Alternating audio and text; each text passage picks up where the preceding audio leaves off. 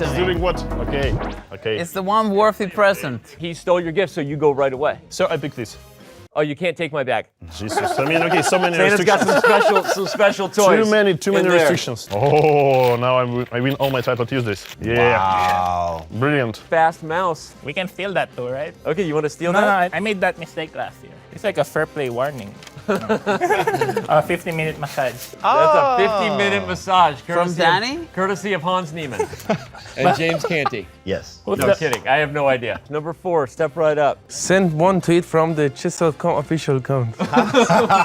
It's not bad actually. Oh my God, we're letting him do this? He's actually good. That is actually worth a lot. Actually, you can sell it to Vladi. I can sell it to Kramnik. Yeah. You want to trade? No. Come on.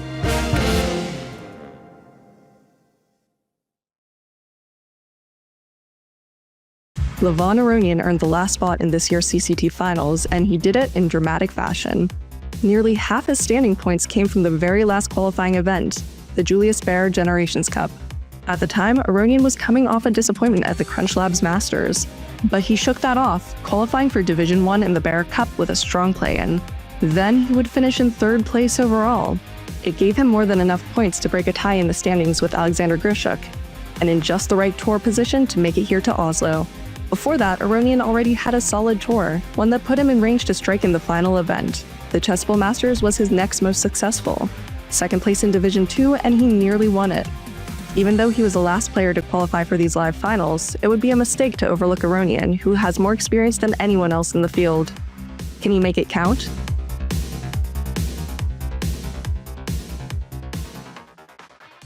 We want to introduce you to some Norwegian delicacies that we often eat during the holiday season. I gotta say that in terms of sweets, I think I've probably tasted them all.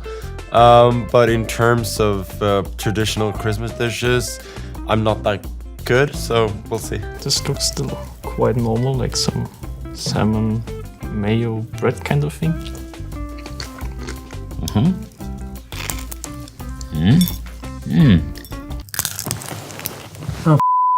It's nice.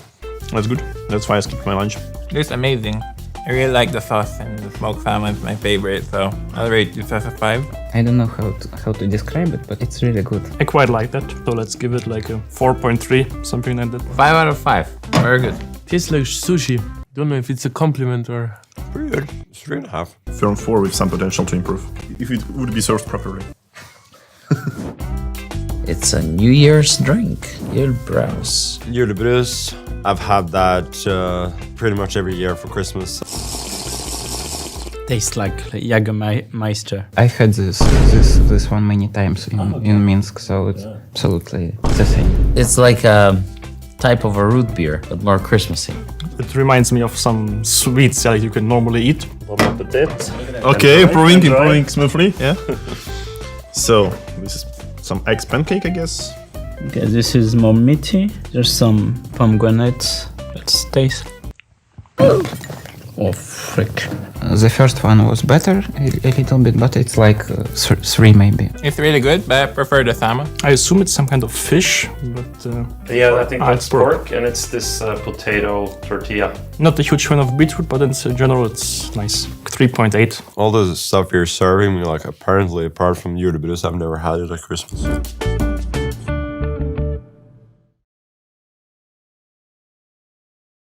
Denis Lazavik only recently turned 18 years old. That makes him the youngest player at these live CCT finals, and the only teenager.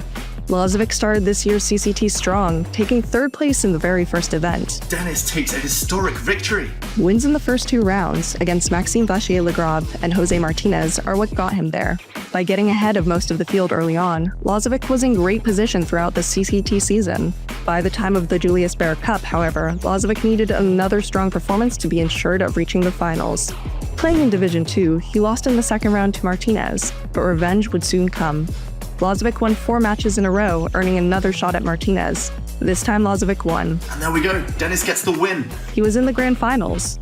Enough points to qualify for Oslo. Now that he's here, what more will the teenager accomplish?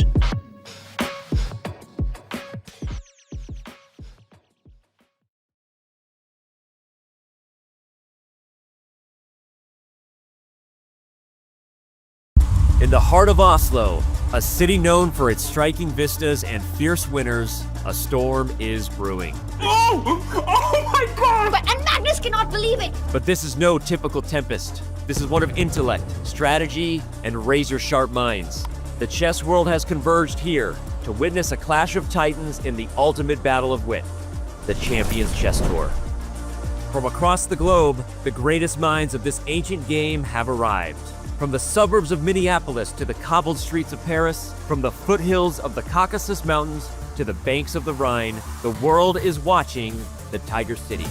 At the helm stands Norway's pride and the tour's undisputed king, Magnus Carlsen. Magnus Magic. How many times do we say that, Tanya? Every single game. A man whose mastery of the chessboard verges on the supernatural. Magnus changed the climate of Norway sports forever when he won his first world championship in 2013. Today, because of Carlsen's popularity, chess is on TV, in the streets, and in the bars. But the hometown hero can't rest easy. A star-studded field is here to take Carlsen's crown. Alireza Firouzja, the young prodigy. Alireza has done the unimaginable. The future of chess. He twice defeated Carlsen to win the Chess.com Classic. Maxime Vachier-Lagrave, the French Grandmaster, whose blazingly fast style toppled Firouzja in the Crunch Lab Masters. There we go, Maxime Vachier-Lagrave is the winner of the Crunch Labs Masters. These two tour event champions are joined by 5 year-long elite performers. Jan Nepomniachtchi, the 2-time World Championship contender. Wesley So, last year's CCT runner-up. The young and hungry Denis Lazavik. The German phenom, Vincent Keymer. And the Armenian-American legend and super grandmaster, Levon Aronian. He chose the wrong square.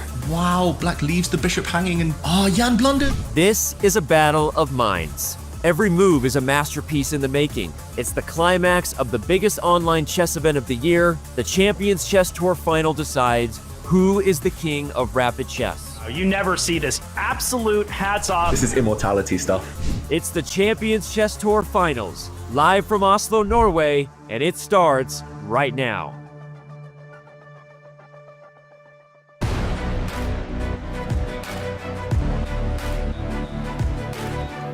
Welcome back to the 2024 Champions Chess Tour Finals, taking place live from Oslo, Norway. The city is beautiful and so has the chess we've been seeing. Day 1 delivered the excitement and we're thrilled to see what Day 2 has to bring. Here to cover all the brilliancies and the blunders, my name is James Canty III and I'm joined by Grandmaster David Howe and International Master Tanya Sachdev. How we doing today? I'm good. I can't wait for more action. Yesterday was pretty spectacular. A great way to start the event and plenty more ahead, I'm sure. Yeah, absolutely. What was your highlight of yesterday? Oh, there was so much that happened, right? We had the big swindles. We had Jan taking down Wesley. We had the big comeback by Magnus Carlsen against Wesley So. And then the huge bounce back of Denis Lazavik against Alireza. Denis is finishing day 1 with a 100% score. A flawless day for him, but I think the highlight for me was having the live audience right here in Oslo. The fan experience was incredible. The atmosphere, absolutely electric. Yesterday was crazy, of course, especially with the live audience being here. Let's take a look at those standings to see actually what happened, especially if you missed it. Hopefully you didn't, but you're here today. Standings say, David, who's at the top up there, bro? Well, it's a familiar name. It is local favorite Magnus Carlsen, having won 3 matches out of 3 yesterday, but he is tied with Denis Lazavik, who was so impressive, the youngest player, the lowest rated player, rising to the top, holding his own and also winning 3 matches. Tanya, what happened with Magnus yesterday? Let's talk a little bit about Magnus. Of course, he's at the top there, but was it an easy show? What are you even talking about? Magnus is doing Magnus things, you know? He's the GOAT. And then yesterday in his match against Wesley, it felt like Magnus could be human sometimes. But no, the GOAT is the GOAT is the GOAT. And that's what he did. He just came back from the dead in that game. I don't know how he does it, but Denis Lazavik also so impressive. We saw the gold standard there, the top 2 places. But David, to me, the surprise was seeing Alireza and Levon at the bottom of the leaderboard. David, did any other matches stick out to you? Oh, I mean, so many yesterday. Actually, Levon Aronian against Vincent Keymer, despite the fact that it might not have been a headliner, it was the 2 players at the bottom. Again, the youngsters coming out on top. Vincent Keymer winning that one, trying to rise up through the ranks there. And I have a feeling Vincent Keymer, Alireza Firouzja will be trying to catch their fellow youngster. There we see him, Denis Lazavik, who was so impressive, the player of the day. Yeah, very strong, of course, as Denis is showing a incredible strength with this feature and also with this field. I mean, it's amazing to see how he's playing. You have lots to do, but at the bottom of the standings, there's Levon Aronian. Today is a very special day. Tanya, what does he have to do today? And this was a very special match, you know, how this one ended. And we had Magnus as well later say that he would have resigned if it wasn't for the fact that he was playing right in his home city. This was the biggest comeback of all times that I've seen in the Champions Chess Tour, David. Yeah, it adds a special twist, that extra flavour of having the fans on the other side of that mirrored wall there. I mean, the fans, we saw them with their headsets on. They can hear us. How cool is that? All right, we had a live audience. Man, let's take a look at that live audience. We got the live audience here in Oslo. It's honestly, it's cool. It's like Speed Chess Championship that was in Paris, which was the same way. Of course, they got the headphones. They got the setup. I mean, look at this setup. Wow. Let's talk about that mirror there. Tanya, I know we were down there yesterday taking pictures. What do you remember about that? This is absolutely stunning. It's a one-way mirror. The audience has got a full view of the players, the action. The players can't see them, but they're cheering. The players have got the headphones on. And this is special, right? Because it's not only a joy and a privilege for fans to be here, rooting for their favorite heroes and their players, but even for the players to feel that energy. It fuels greatness in them. And that's exactly what we saw from Magnus yesterday. That's the magic that we witnessed. It kept him going, knowing that his fans are watching him. That's awesome, of course. Well, before the event, we actually asked everyone in the field how they felt about the fact that they were playing in front of a live audience. Let's see what they had to say about that.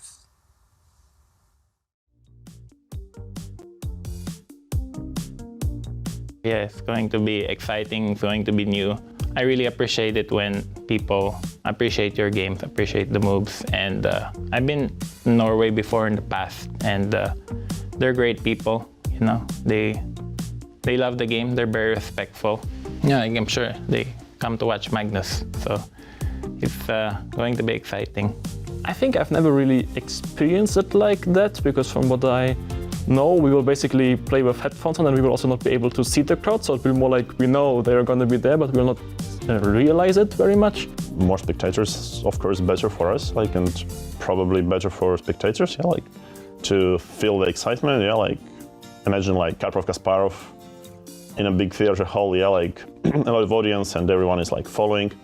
Of course, this is something we really lack, because everyone follows on the internet. It's a difficult game, and to have people actually appreciate it is something that was always missing. And I do understand that it's new and it's complex even for us, but I think we have a chance to introduce people to it. I think chess was always a crowd sport. Unfortunately, COVID took away a lot of this. Yeah, it's a bit complicated because I think we put headphones so we'll not hear them anyway. So for me, it doesn't make so much difference. But yeah, in general, I think it's cool.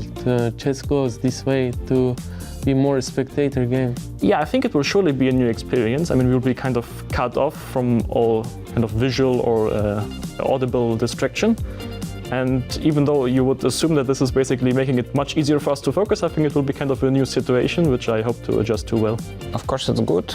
In every sport, probably we have the crowd, and in chess, yeah, if we have the possibility, why not?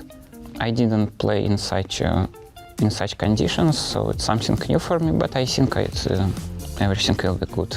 No, I don't mind. It's gonna be fun. So, you know, I'm looking forward. We'll have to see, of course, with the headphones if we feel comfortable, if there's not too much noise. But at some point, if we want to progress with chess as a spectator sport, we need to be able to handle this and to welcome, you know, spectators from stage. That's, I think that's the way to go.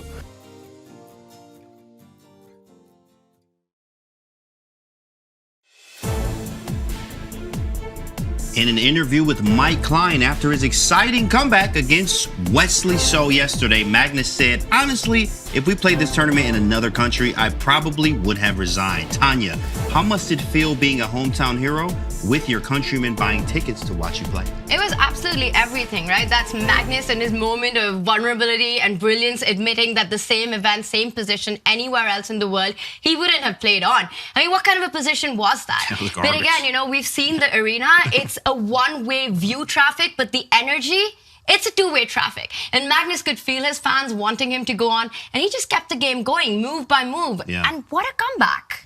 It was amazing. And in other sports, you would see players, you know, they're struggling for energy, but it's the last few minutes and the fans give them that extra motivation to keep going to the final whistle. For Magnus, he didn't want to let anyone down. He knew people have literally bought tickets. He was like, okay, they want action. And he gave them action. It was really impressive, really nice to see. That was good. In fact, I mean, you're at home. It always gives you that home field advantage in every sport. You're like, oh, we played with at home. When you're playing at home, you just kind of get a little bit better. You know, I think that's what it is. That's what we see here, right? So now a little bit about the audience. You know about the headphones? What you guys know about the headphones? What do you know?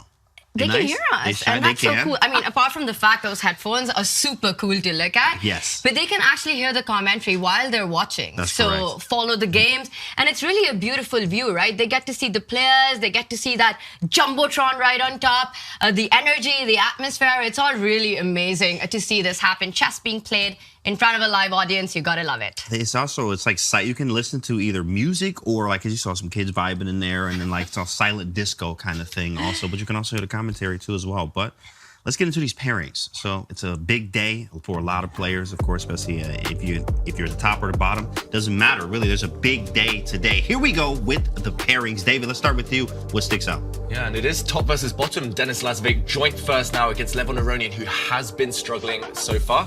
Only one day done, but Levon really needs to rack up the wins now. As Wesley So against Vincent Keymer, Alireza Firouzja against Nepomniachtchi, and Magnus Carlsen. I think all home eyes, at least all the local fans, on him. It's a big one, Tanya. What do you think? Yeah, Magnus versus Maxime, it promises to be a feisty fight. We've seen Maxime beat Magnus not once but twice in the grand final of one of the Champions Chess Tour event, which he went on to win at the end. So he's done it against Magnus, you know, so he knows that he has what it takes. He also plays that brand of chess that forces Magnus into these complicated positions, which means we're going to get a fight. It's also a really crucial day because today we've got 3 rapid games, and it's the round robin portion for the players to get up on the standing. Remember, tomorrow for 2, it's elimination. They're going to be out. So get as many points as you can today. Well, I'm super excited. I know you guys are too. I'm excited about these matchups. But before we dive in, let's actually get a quick refresher on the format so we know what's going on.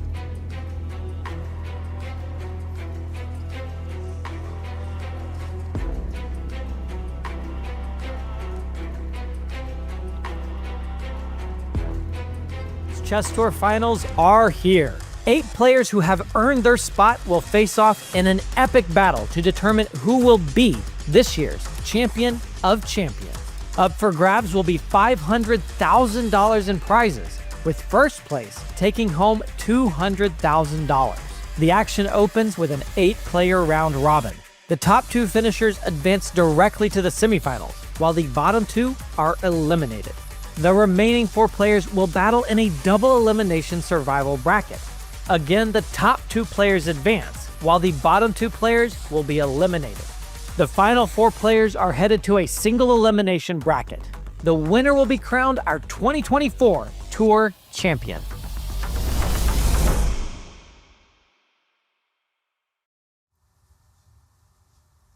Here we are at the playing hall. But look at that, Firouzja ready to go. Is that Firouzja there? Yeah. Kind of like, yeah, I'm not gonna lie. But okay, there it is, Firouzja. Yeah, he's ready to go, locked in, of course. I always like to see what he had. He had a Prada jacket on the other day. You know, he's always stylish, so I wonder where the sweatshirt's from. But he's ready to go. What do you think? Yeah, Gucci Reza, he's bringing on the style. He also brings on the style on the board with his brand of chess. Now, it's such a big day for him because he is at the bottom of the leaderboard right now. He needs to start strong today, and I think this first matchup for him, very, very important. He's the first to arrive. You know who had the most swag yesterday? Who? It's got to be Nepomniachtchi, right? Oh, he was vibing. Oh, man. David, did you see him bopping his head yesterday? David, he had some moves, huh? Yeah, and I hear rumors that we might be able to get a glimpse into the players' playlists today. So the head bobbing will at least understand what they're getting pumped up by. Wow. Well, you know what? Mike Klein is in the audience right now. Let's see what the vibe is like in there. We are here inside the spectator area for the beginning of day 2 and round 4. We've got 2 players on 3-0, Magnus Carlsen and the surprise Denis Lazavik. We've also got some players trying to avoid relegation. The fans are getting settled. Are you excited? Okay, now the hard part is training some very seasoned, very well-behaved Norwegian fans that they are allowed to yell and scream. This is a hard thing to train you to do. Are you going to yell today? Okay, they are actually listening to the broadcast, so they're going to have some information that the players out there are not. I'm going to be watching a little bit from here to get their experience, but that's the scene from the spectator area. We are ready for day 2. Oh man, they were so hype, huh? Wow, they were screaming at the top of their lungs. No, of course we need them to do that, but that's what chess players don't really do that. So it was good, that was loud there. But hey, we got a featured matchup here. Let's start with this one right here, MVL and Magnus. Tanya, let's start with you. Yeah, we saw a packed house there, right? And they've got to be rooting for the home hero, Magnus. But look at that stat. It's actually Maxime Vachier-Lagrave who leads with 3 wins to Magnus's 2. Again, he's done it before. Can he have a repeat? Will he stop Magnus on his streak today? I think, David, the key will be the kind of positions that the players get right out of the opening, who that suits more. That's right. Maxime, fantastic when it comes to calculation. Great, intuitive, quick player. If he can stay ahead of Magnus on the clock, there'll be chances later on. And the fact that they've played 5 games, 1 match against each other earlier this season and 0 draws, bodes well for us. Promises entertainment. Magnus, meanwhile, might aim to target Maxime in the opening. He is known to be a bit predictable there. So when Magnus arrives, we'll learn a lot about his strategy. Maxime trying to get in the zone, though. Already trying to be locked in. Of course, as MVL, is the only player in the field that has an edge on Magnus. That's huge. Even the psych part, of course, Gary Kasparov, as he said before, the psychology part is sometimes even bigger than the moves. Now, of course, Magnus winning 5-time world championships, obviously he's going to have his psych in check here, but this is rapid. MVL does have that little bit, maybe a bit of confidence, he should say or feel, but he still is playing Magnus. He's going to have to show up today. Maxime is the 2021 World Blitz champion, but guess who's he facing? It is a 5-time World Rapid champion, Magnus Carlsen. So absolute speed monsters with the face-off. This is going to be a fun one. I also see Denis Lazavik there, ready with the white pieces. How impressive was the 18-year-old yesterday? Just keeping his calm, keeping his nerves, keeping it all together in those critical time scrambles. His big bounce back against Alireza in match 3 as well. Incredible stuff. And the stage is all set.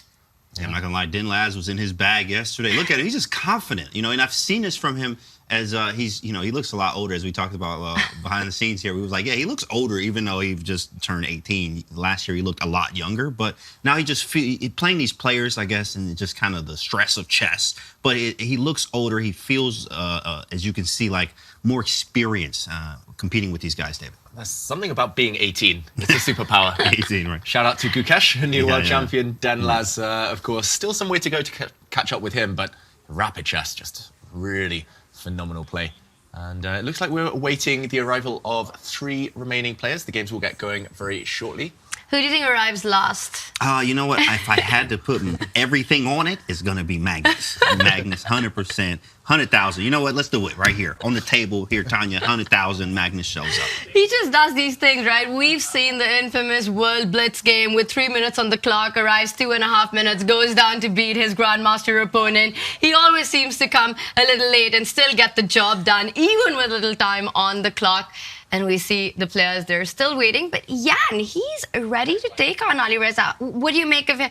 Is he enjoying the music right now? Oh, we're going to check. We heard from the back end. We can check to see what they're listening to. Oh, I'm excited to see what they're vibing to. That's going to be amazing, especially Jan. Jan was in the zone yesterday. He was just a whole vibe. So we want to see what he was listening to. And I want to talk about Wesley, because the day 1 could have been completely different from him. He was winning against Jan in that round 1, had Jan completely entrapped, and then it turned around. He lost that match against Magnus, who has come this close to beating the world #1 in the Champions Chess Tour the way Wesley did yesterday, and then it slipped out of his hands.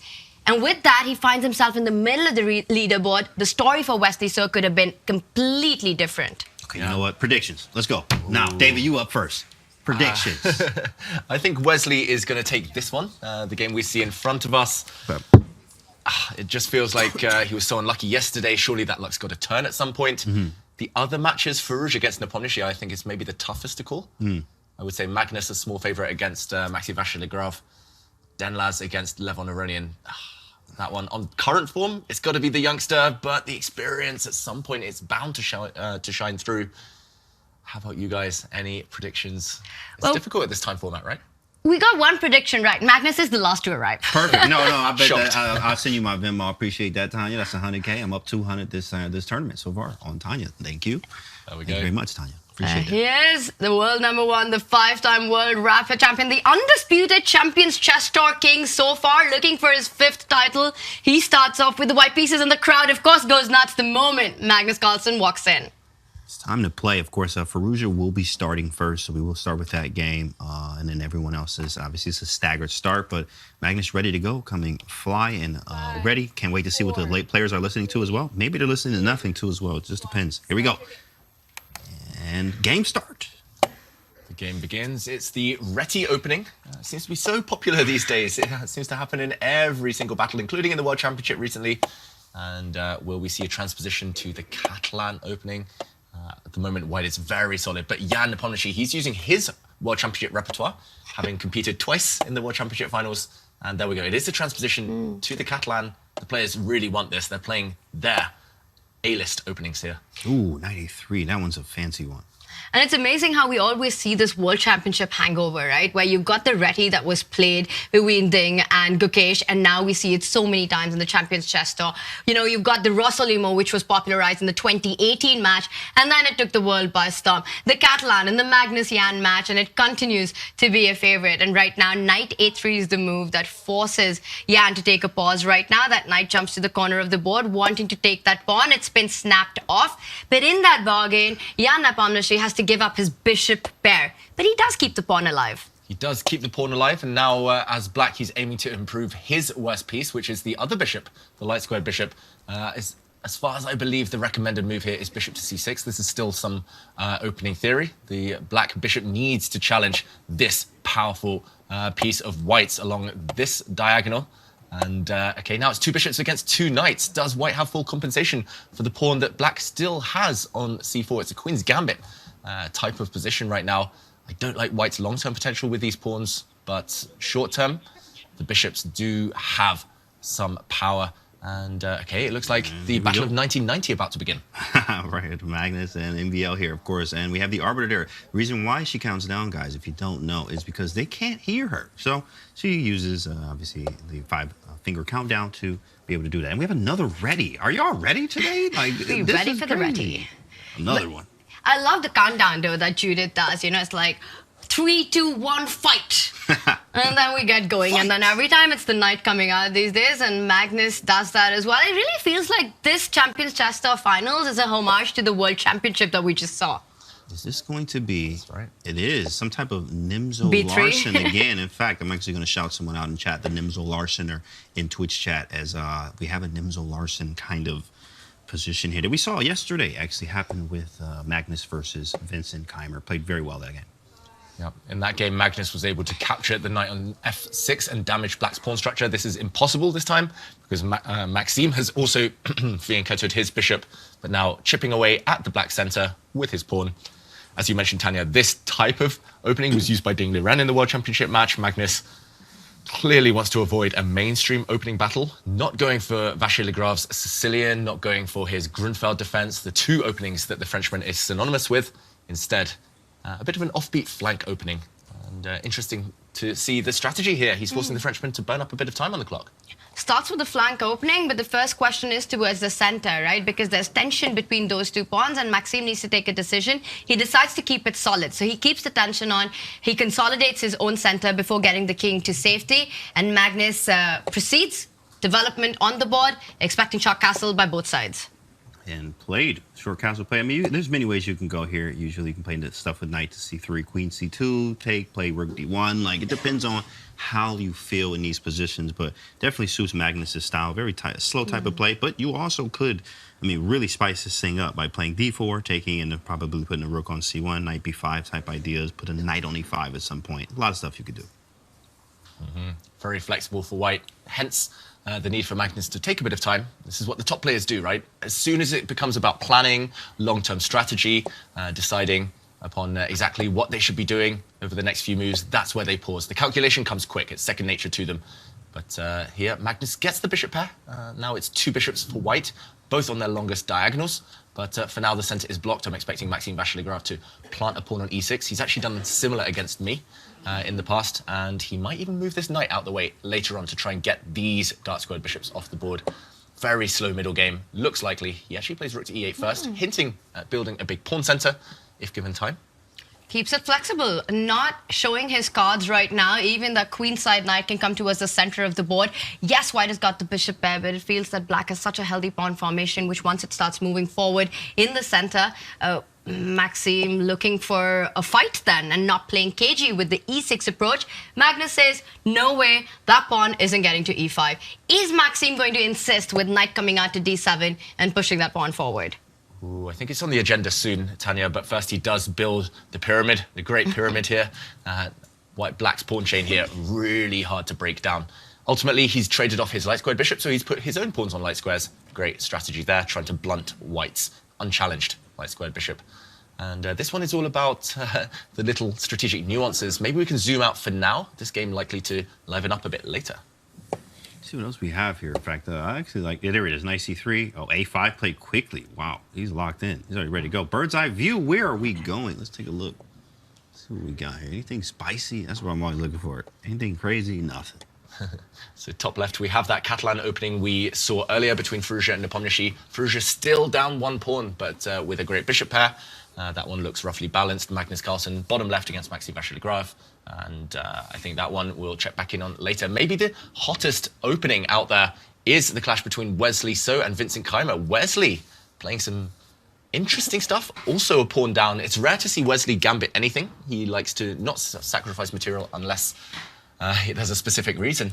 Yeah, let's head over there. Some type of Catalan, I think. It seems like, I mean, seems like this was d4, c4, and then obviously Catalan type setup. Early bishop d2, he stole the pawn, played b5, keeping it, and maybe giving it back at some point. But yeah, we have to definitely head over there to see what's going on. That's the top right board, and a knight has just jumped into that center. The rook was attacked on the corner. Look at those 2 bishops. Yes, you're down a pawn, but that last move by Wesley takes away Vincent's chances to get his own king to safety. I think, David, it's a great call. That's the position that we need to jump to right now. Vincent against Wesley, completely imbalanced right out of the opening. I like that. In fact, you know, I actually learned, in fact, David really helped me a lot with this, but I was like, you know, the Catalan is so boring. And then I actually started studying it, and I was like, there are so many tactics in this opening. Now, of course, there are times where it's super boring, but you know, there's lots of tactics in the Catalan here, especially when they capture the pawn and black's trying to get it back. So in this game with Wesley, it's definitely something spicy with the king being in the center, black's king that is, and knight d5 happened, bishop came over to c5. So black is still not castling, and it's going to be a while there. So there's also pawn e4 coming, and this is going to get crazy. Pawn e4, you got queen g4, you could go e4, f4, everything 4, and f5. Like, this is very spicy, in fact, from a Catalan. Everything for the score, right? Ooh, you don't even care about that extra pawn right now. Wow. Yes, black has got 4 versus 2 on the left side of the board, but how does that even help you right now? There's no passer, the queens are on the board, the king is in the center. I see the evaluation bar seems to like black, but we all know that our silicon friend, it loves material, very materialistic. But look at the position. From a human perspective, I'm picking white here, David. Yeah, black's pawns will not help until the endgame, where they might decide things. But before the endgame, God placed the middle game. So, yeah, Vincent Keymer here has to survive what might likely become a ferocious attack. James, I liked your ideas, just pushing the pawn. Black at the moment, the glue to his position is that knight in the center. There we go. Wesley kicks it away. He kicked that boy back so fast. Now knight goes back to probably f6 because we do want to probably go knight d7. I was trying to figure out how is my king going to get castled, and you could probably go knight f6, knight b to d7, but then I go bishop b4 and say you're not castling. And to make sure that you never ever castle, once that knight goes out of there, always watch out for that d5 break coming in, because you want to open up the lines. You want to open up those central files, get your rook lined up against the black king. I think Vincent will be going into a bit of a think. I would be terrified facing this position, knowing that d-pawn is coming one step ahead the moment I move my knight away. That's scary. I mean, f4, you can even go g4. I mean, hey, listen, that's spicy, but f4, g4, again, everything 4, but f4, f5, I'm castled, I have my pieces developed. These are things to pay attention to. Of course, first to develop is generally the first to, initiate attack and do other things, look for tactics and etc. As we see here, white is one move away from completing development. What we mean by that is connecting the rooks. Maybe the rook on a1 could slide over 2, but white is quick to do everything else. White is definitely a favorite here, despite the engine saying, okay, yeah, slightly better for white. From a human standpoint, could be even more. Yeah, the key piece is this white dark squared bishop. It had that X-ray vision towards the black king, cutting off the king, cannot castle through check, hence the need for Vincent Keymer to find this move, knight to e7. I think that was the only way to keep fighting. Next move, he can finally get the black king to safety. And for example, if white tries to blow open the center, pawn to d5, open lines, open diagonals, I think black will just ignore that, castle his king. It does get a bit feisty after that, but at least he's surviving this phase of the game. Queen to d2, hinting that the white queen might go. Hated that move. f6? That's the best move. Wow. But if this move stops is crazy. Vincent from going short castle, even if it's just for one move, I think from a human perspective, it's a great find by Wesley, because it poses problems. f6 is not an easy move to play right now, and he doesn't. He goes for short castle, and it's a big mistake. Dang, engines say you have lost your absolute. Wow. Oh, queen b4. Oh my god. But in rook e8. Huh? Oh, b5's hanging. That's the idea. Yeah. Oh. I think he was focused on one flank of the board there, Vincent Keymer, but not looking the other side. Queens are so versatile, these pieces. It looked like the white queen was jumping to the right. Nope, she jumps to the left. And yeah, this is just a simple double attack. And check any reaction from Vincent. Nothing. I think he missed it. Yeah. Again, I think that was a moment which actually shows that human evaluation and human moves can in a practical way be stronger than what the engine suggests, because Vincent was dying to get his king to safety. But it's a bad move in the position and such an easy miss, queen to b4. So I think it comes down to this find by Wesley, the small move that he made on the previous move, and right now a double attack. The b5 pawn and the knight on e7. And it's not just the b5 pawn, right? That one drops, the whole house drops on the left side of the board. That's crazy. c4 hanging, b7 bishops hanging. Like, this is already bad here. The rook was misplaced on a6, and you can see is immediately, especially from body language here, Vincent Keymer puts the fingers on the head here. He looks down. He realizes this is a problem. First things first is you have to deal with the knight. You have to. You're going to lose material. So the only move where you have a few knight c6 or knight b to c, but that loses material too. So the only move is really rook e8 here, it seems. And then queen b5, and then what after that? That's just kind of busted. Wesley looking very comfortable, as you can see. Yeah, it looks like a decisive advantage already for Wesley. So Vincent reeling from the shock. We can see that on his face. And that's the problem in rapid chess. It's so much harder to defend these types of positions than it is to attack. Attacking moves you can see in 2 seconds. Defensive moves, especially a position like this, they're so difficult to find. And yeah, Vincent suffering here. And Wesley's going to be completely locked in for the next few moves. I think the big takeaway from yesterday is that you can get a winning position against these players, but it's job half done. You still have to convert. What happened against Jan? What happened against Magnus? Right. So for Wesley, he's done everything right out of the opening, getting close to an absolutely busted position for his opponent right now. But he's got to continue being precise. In this time format, one in accuracy, allowing your opponent a little bit of a counterplay, and you're looking at a comeback. Yeah, I mean, Wesley is in great form. He was hitting Magnus yesterday. He was swinging on Magnus with gloves on, in fact, gloves off. He was hitting Magnus, but Magnus was swinging back and actually won. So Wesley playing great chess here. It's just kind of a reminiscent of yesterday, as David said, too, as well. It didn't go in his favor yesterday. Maybe some luck today. And, I mean, sheesh, like, this position is already, practically busted, as we are going to take on b5. c4 is going to fall. I mean, Vincent is down to 3 minutes here now. Also, black is rook e8 only move here. Oh, he plays it, but not willingly, not with a great deal of enthusiasm there, Vincent Keymer. And Wesley does cash in. He restores the material balance, grabs a pawn. He's about to go ahead. And I think it might be time to shift over to allow Vincent to stew in this position. He needs a bit of a miracle to save it, but miracles have happened so far in the Champions Chess Tour Finals. Let's jump to Magnus Carlsen against Vachier-Lagrave, because that game let's go over there. up. Yeah. And here we see the overview. Wow, also what looks like a big blunder by Levon Aronian against Denis Lazavik. Maybe before we go to Magnus, actually. Shoot. Game-changing blunder on the bottom right of our screens there. That's crazy. Denis about to get his 4th match victory right now. At least a round victory if he takes a lead with this one. G6, a blunder given by our computer, and knight takes pawn is being pointed at. It's all that knight on e4, which perhaps loses its key defender. Tactics in the air. Will Denis Lazavik find it? There's so much going on. Like after knight d5, from a human standpoint, practically, right? Knight d5, you got to always keep calculating. COE, baby, you already know from at home, right? COE calculation. Now, knight takes d5, knight takes c3. So d5's hanging. So what is the idea? Knight Probably f6? correct. Knight f6, maybe king h8. So there's no check. Then you take on b7 because the queen's hanging. So like, but then there's a take on d1. Like, then you maybe take on a8, or do you take the rook on e8? Let's jump in. We're going to show all of What this. is this? James, knight takes pawn. Okay, first of all, this black knight undermined. If you take this knight, white can actually take either piece, but this black knight will lose its defenders. For example, in this position, I think you can simply pin and win, because this black knight now cannot be defended. Pawn to f5. This is actually maybe tricky to see from afar, but now you catch the black queen embarrassed in the center, and the other variation you mentioned there. That is the tricky one. After pawn to g6, the blunder. Knight takes pawn, knight takes c3. There is a pin. This is crazy. You have to jump out the way with the check. This is as far as some players would get to and stop. King to h8 now. Queen takes bishop, and I mean, what's the count? Level material?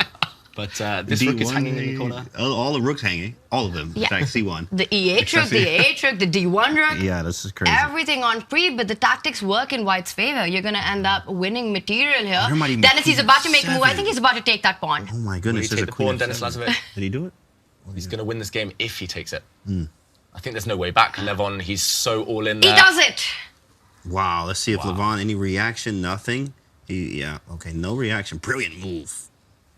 Wow, fantastic spot. Denis Lazavik, he's known as a positional player, and I think that's one thing we've just used to characterize him. He likes his long grinds, he likes not taking too much risk, but give him a tactical opportunity, he'll spot it more often than not. And this was a direct shot, right? And he sat down, he calculated it through. Very impressive by Denis. And it comes down to that little pawn move that Levon made on the previous move. Every pawn move has its own set of consequences, and it left behind a key square next to the black king, the f6 square, where the knight can then jump to. I'm surprised by this miss by Levon, because, David, you know, we've got you here, and we're all going through the lines, but knight takes pawn wasn't that hard to spot. No, and it's a typical kind of motif in this type of position. If you play it as black, which Levon does quite regularly, you always look for tactics. Right. And after all, calculation, James. Over everything. Checks, captures, and threats. And this is a capture, and everything else kind of rolls quite simply. Yes, it's kind of a long variation, but it's quite linear. It's not too many branches to think about there. And Levon, it's just a form issue, surely, here. He's just struggling for form. Yeah, he's got the headphones on, but the rhythm is still missing on the board right now for Lev. It's been a tough start for him on day one and day two as well. This looks like it's going to be very tough to come back from this, right? Because like you said, it's a straight out variation. The e4 knight is hanging. There's a check on f6, and Levon head in hands, but it might be too late. Yeah, it's tough. I mean, it's consistency and like having. It's hard because if you lose one game and you lose one match, then you lose another match, and then you just started getting not defeated, but it just hurts, right? It doesn't feel good. You're not playing the best. You know that you're not playing the best here, and then this happens too as well. It's very tough, but you have to take it one game at a time here and just hope for the best. Maybe you got to stop the bleeding, as they say, by either drawing, win a game, or one match could really change things around. But Levon is under fire here for sure. And can we just talk about Denis, right? He makes it through to the Champions Chess.com Finals in 23. He comes back for the finals in 24, earns his spot, wins all his 3 matches on day one. And here he is with a winning position in round one, right out of the opening against one of the greats. And this is a bold statement against his critics as well. Denis belongs here. Yeah. I mean, he's at the top of the leaderboard right now, and the only other person up there is Magnus himself. And also a cautionary tale for those of you just starting out the game or trying to think about chess strategy. Look at how Denis's pieces, the white pieces, they're all perfectly centralized. They're all poised for action, so it's no surprise the tactics work in white's favor. Black's pieces are mostly still at home. The black knight in the center looks impressive, but has been undermined. The other black piece is not making a great impression, still napping, despite the fact the games have started. So, 1 minute for Levon Aronian. I think we might wait to see this move. But we'll jump away very shortly there's action happening elsewhere. Magnus taking control, not winning yet, but with an advantage over against Maxime Vachier-Lagrave. Ooh, Levon. Yeah, let's move over. Levon in trouble here. I think Denis can pick his poison here. He can choose which piece to capture with a big advantage. It's time to jump to the home favorite, Magnus. And, pawn to h4, the last move. He's H4 coming. for the score, baby. I like this. H4, 2 bishops. What is your knight on h6 doing over there, big fella? Even if you go to c7, it's going to take a while. e8, d6, it's going to take a while. So, yeah, h5 instantly looking nice for Magnus. This is a Magnus Carlsen show, the position, right? Material is completely balanced, but white is dominating. You have full control over the C line, playing on the H file. Anytime the long diagonal, the A1, H8 diagonal opens up, that's great news for white as well. All the pawn breaks, E4 at... Oh, wow! I wasn't expecting it to happen right now, David. Dang. Great call, Tanya. The white queen is about to float into the black position. I don't know where yet. I don't exactly see the idea, but I think it's just to do with these two diagonals, right? The dark squares. Black is vulnerable. There's so many holes. It's like the cheese that I can never remember the name of. Swiss with all cheese? The holes. Swiss cheese. Come on, David. Swiss cheese. It just looks fantastic here. Attacking Spidey senses tingling for Magnus. Okay, well, you know, in fact, chat, what do you think is going to happen here? We want you to actually make a move. Download Take, and experience chess fandom like never before. Visit go.chess.com/takex3 or use command take in chat. What are moves? What's going to happen? So he takes the knight. Okay, he's at least blocked white's dark squared bishop, which will struggle to get outside of its pawn right now, but the white queen is coming.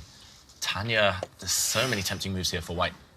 It's that black knight on e8 holding fort next to the king, taking control of the dark squares, but every single piece of Maxime Vachier-Lagrave is in such a passive position right now. The queen on b7 tied to defend that white rook. Love that emoji, David.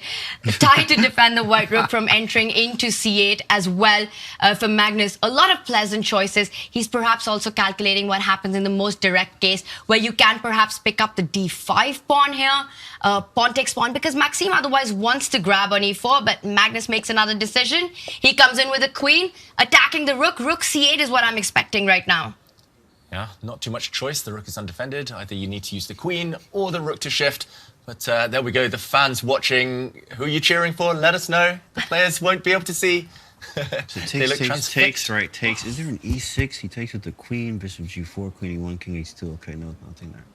Well, James, you're looking at pawn takes pawn right now, and ideas of white's pawn shifting up, just opening up this diagonal, e6. right? Maybe bishop g4 immediately. Oof, bishop g4 is coming, pawn is coming. This looks fantastic. And then e6. Queen c2, though? Go Maybe back to the e6 game. anyway? Oh, my God. This is crazy. I He love this does type of chess. take, and will he go e6? There's also an idea of putting the bishop on the left side of the board. That knight on e8 is a key defender in black's position, David. I love the move that you've got on bishop b5. Pick up that knight, put your pawn on h6, put your queen on f6, and say hello to g7. Ooh, look at this type of thing. Maybe white has even better here, but the queen coming in, and yeah, this just looks so scary. I don't think you ever hold this in practical terms. Look at the clock as well. 1 minute, and you're defending this?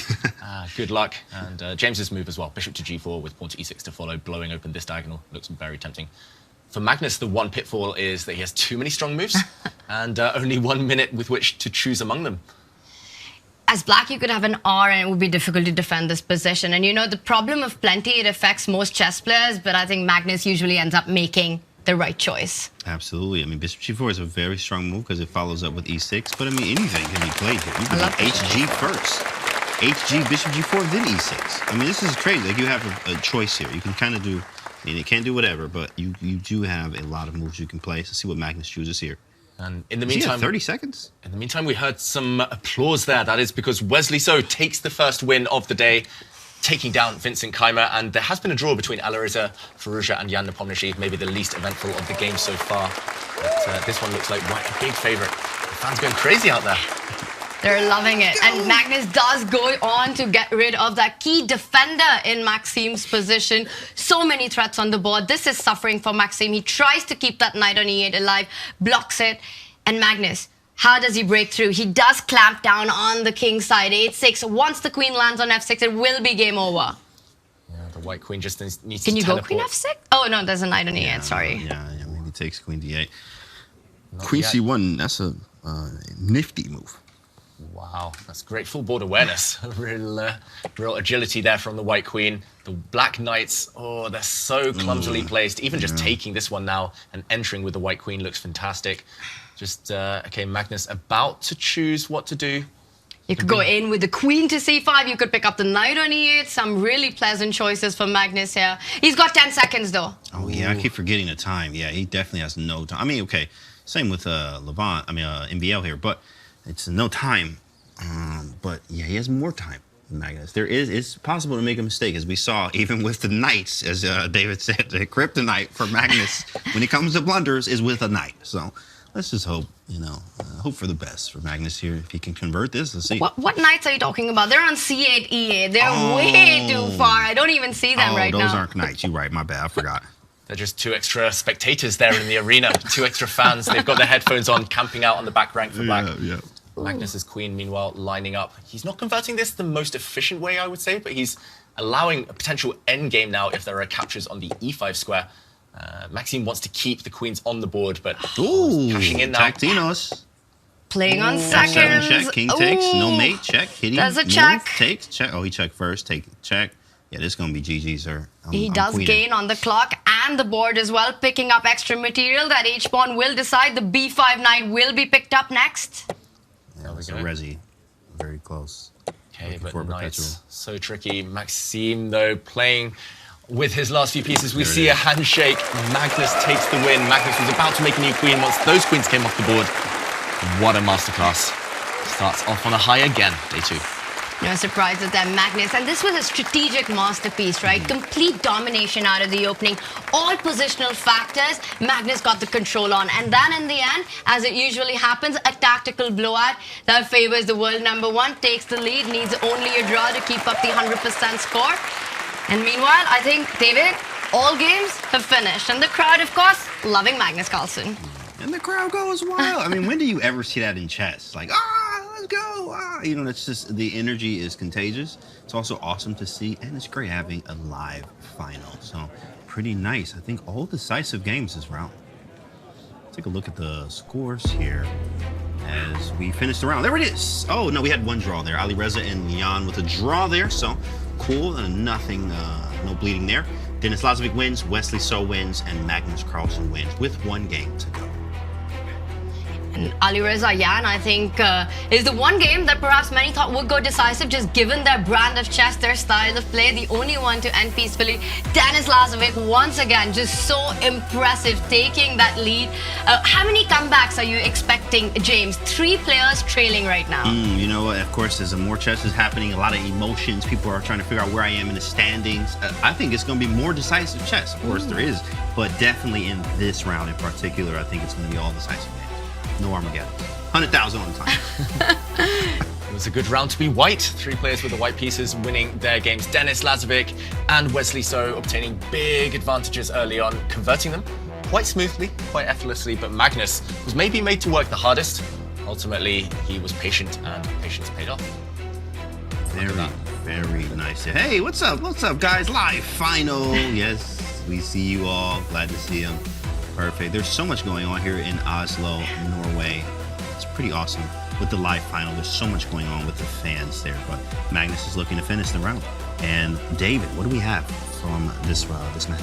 Yeah, and we saw Magnus trying to eke out some advantage. We saw Magnus gain the bishop pair in the middle game and close a mating net around the king. But let's examine how he put the finishing touches on that victory. The black king here caged by this fantastic white pawn, the alpha 0 pawn, locking in the mating net. So any tactics will always work in white's favor. Here, though, we left it with Magnus bringing his queen in, hitting the black knight, the sideline piece. The knight dropped back. These knights are real bystanders right now, but it took a bit more hard work. Magnus now with a typical blitz move, a great move for anyone learning the game. Just give your king some air.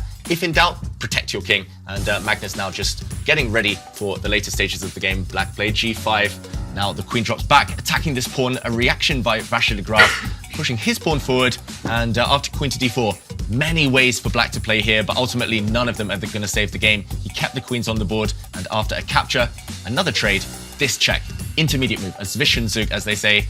forcing the black king forward, allowing the white queen to give a series of checks. And again, it was all about Harry the h-pawn, as that pawn won the game. A few moves later, after the queens were about to be exchanged, we saw Maxime Vachier-Lagrave resign here, because after a trade, it's all about Harry. Pawn steps forward and crowns itself a queen.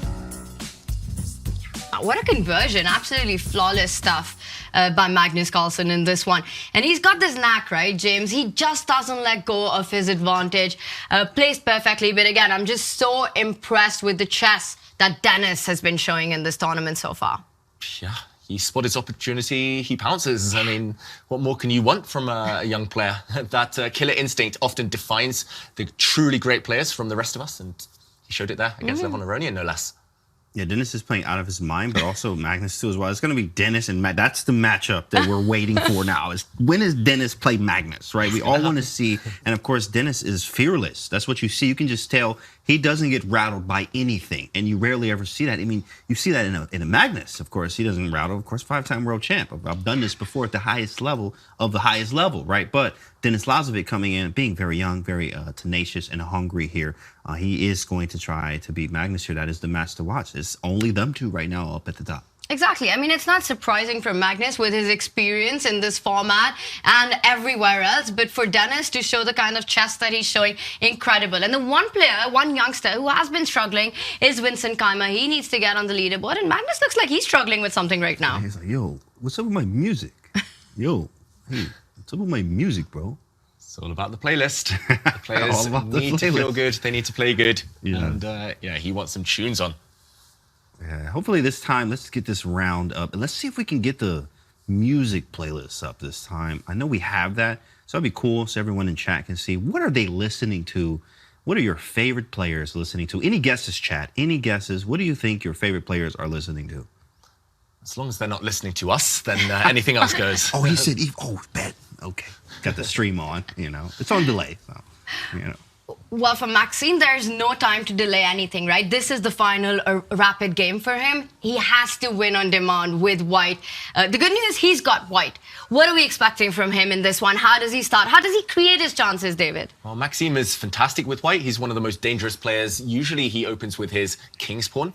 He's an expert in the Roy Lopez, the Spanish opening, even in the Italian occasionally. But yeah, e4, I would say. I don't think you can take on Magnus in any queen's pawn openings when Magnus is maybe the more versatile of the two. Maxime has spent his whole career, spent 25 years just carving out this fantastic repertoire. He needs to use it.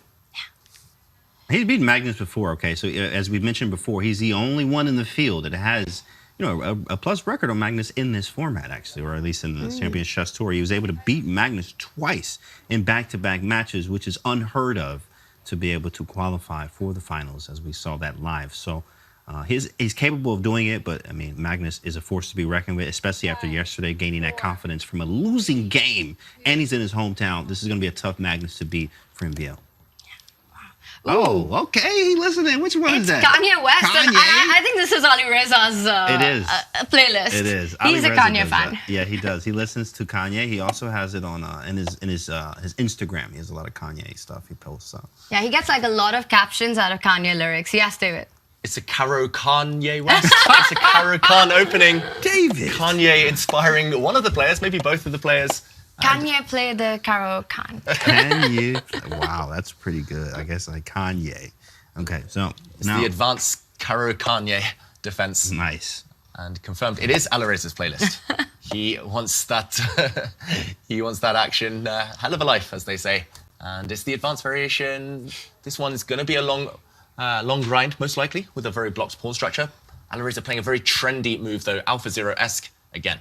Pushing the A-pawn down the board, gaining space. Black very flexible with his pieces later on. Watch out for Black to play the move F6, which is what the top players have been doing recently if White ends up blocking any advances on the queen side. Jan Nepomniachtchi, look at that. He's listening to music. He's not even looking at the chessboard right now. He's maybe checking himself out in the mirrored wall, but also more likely just trying to remember his opening theory.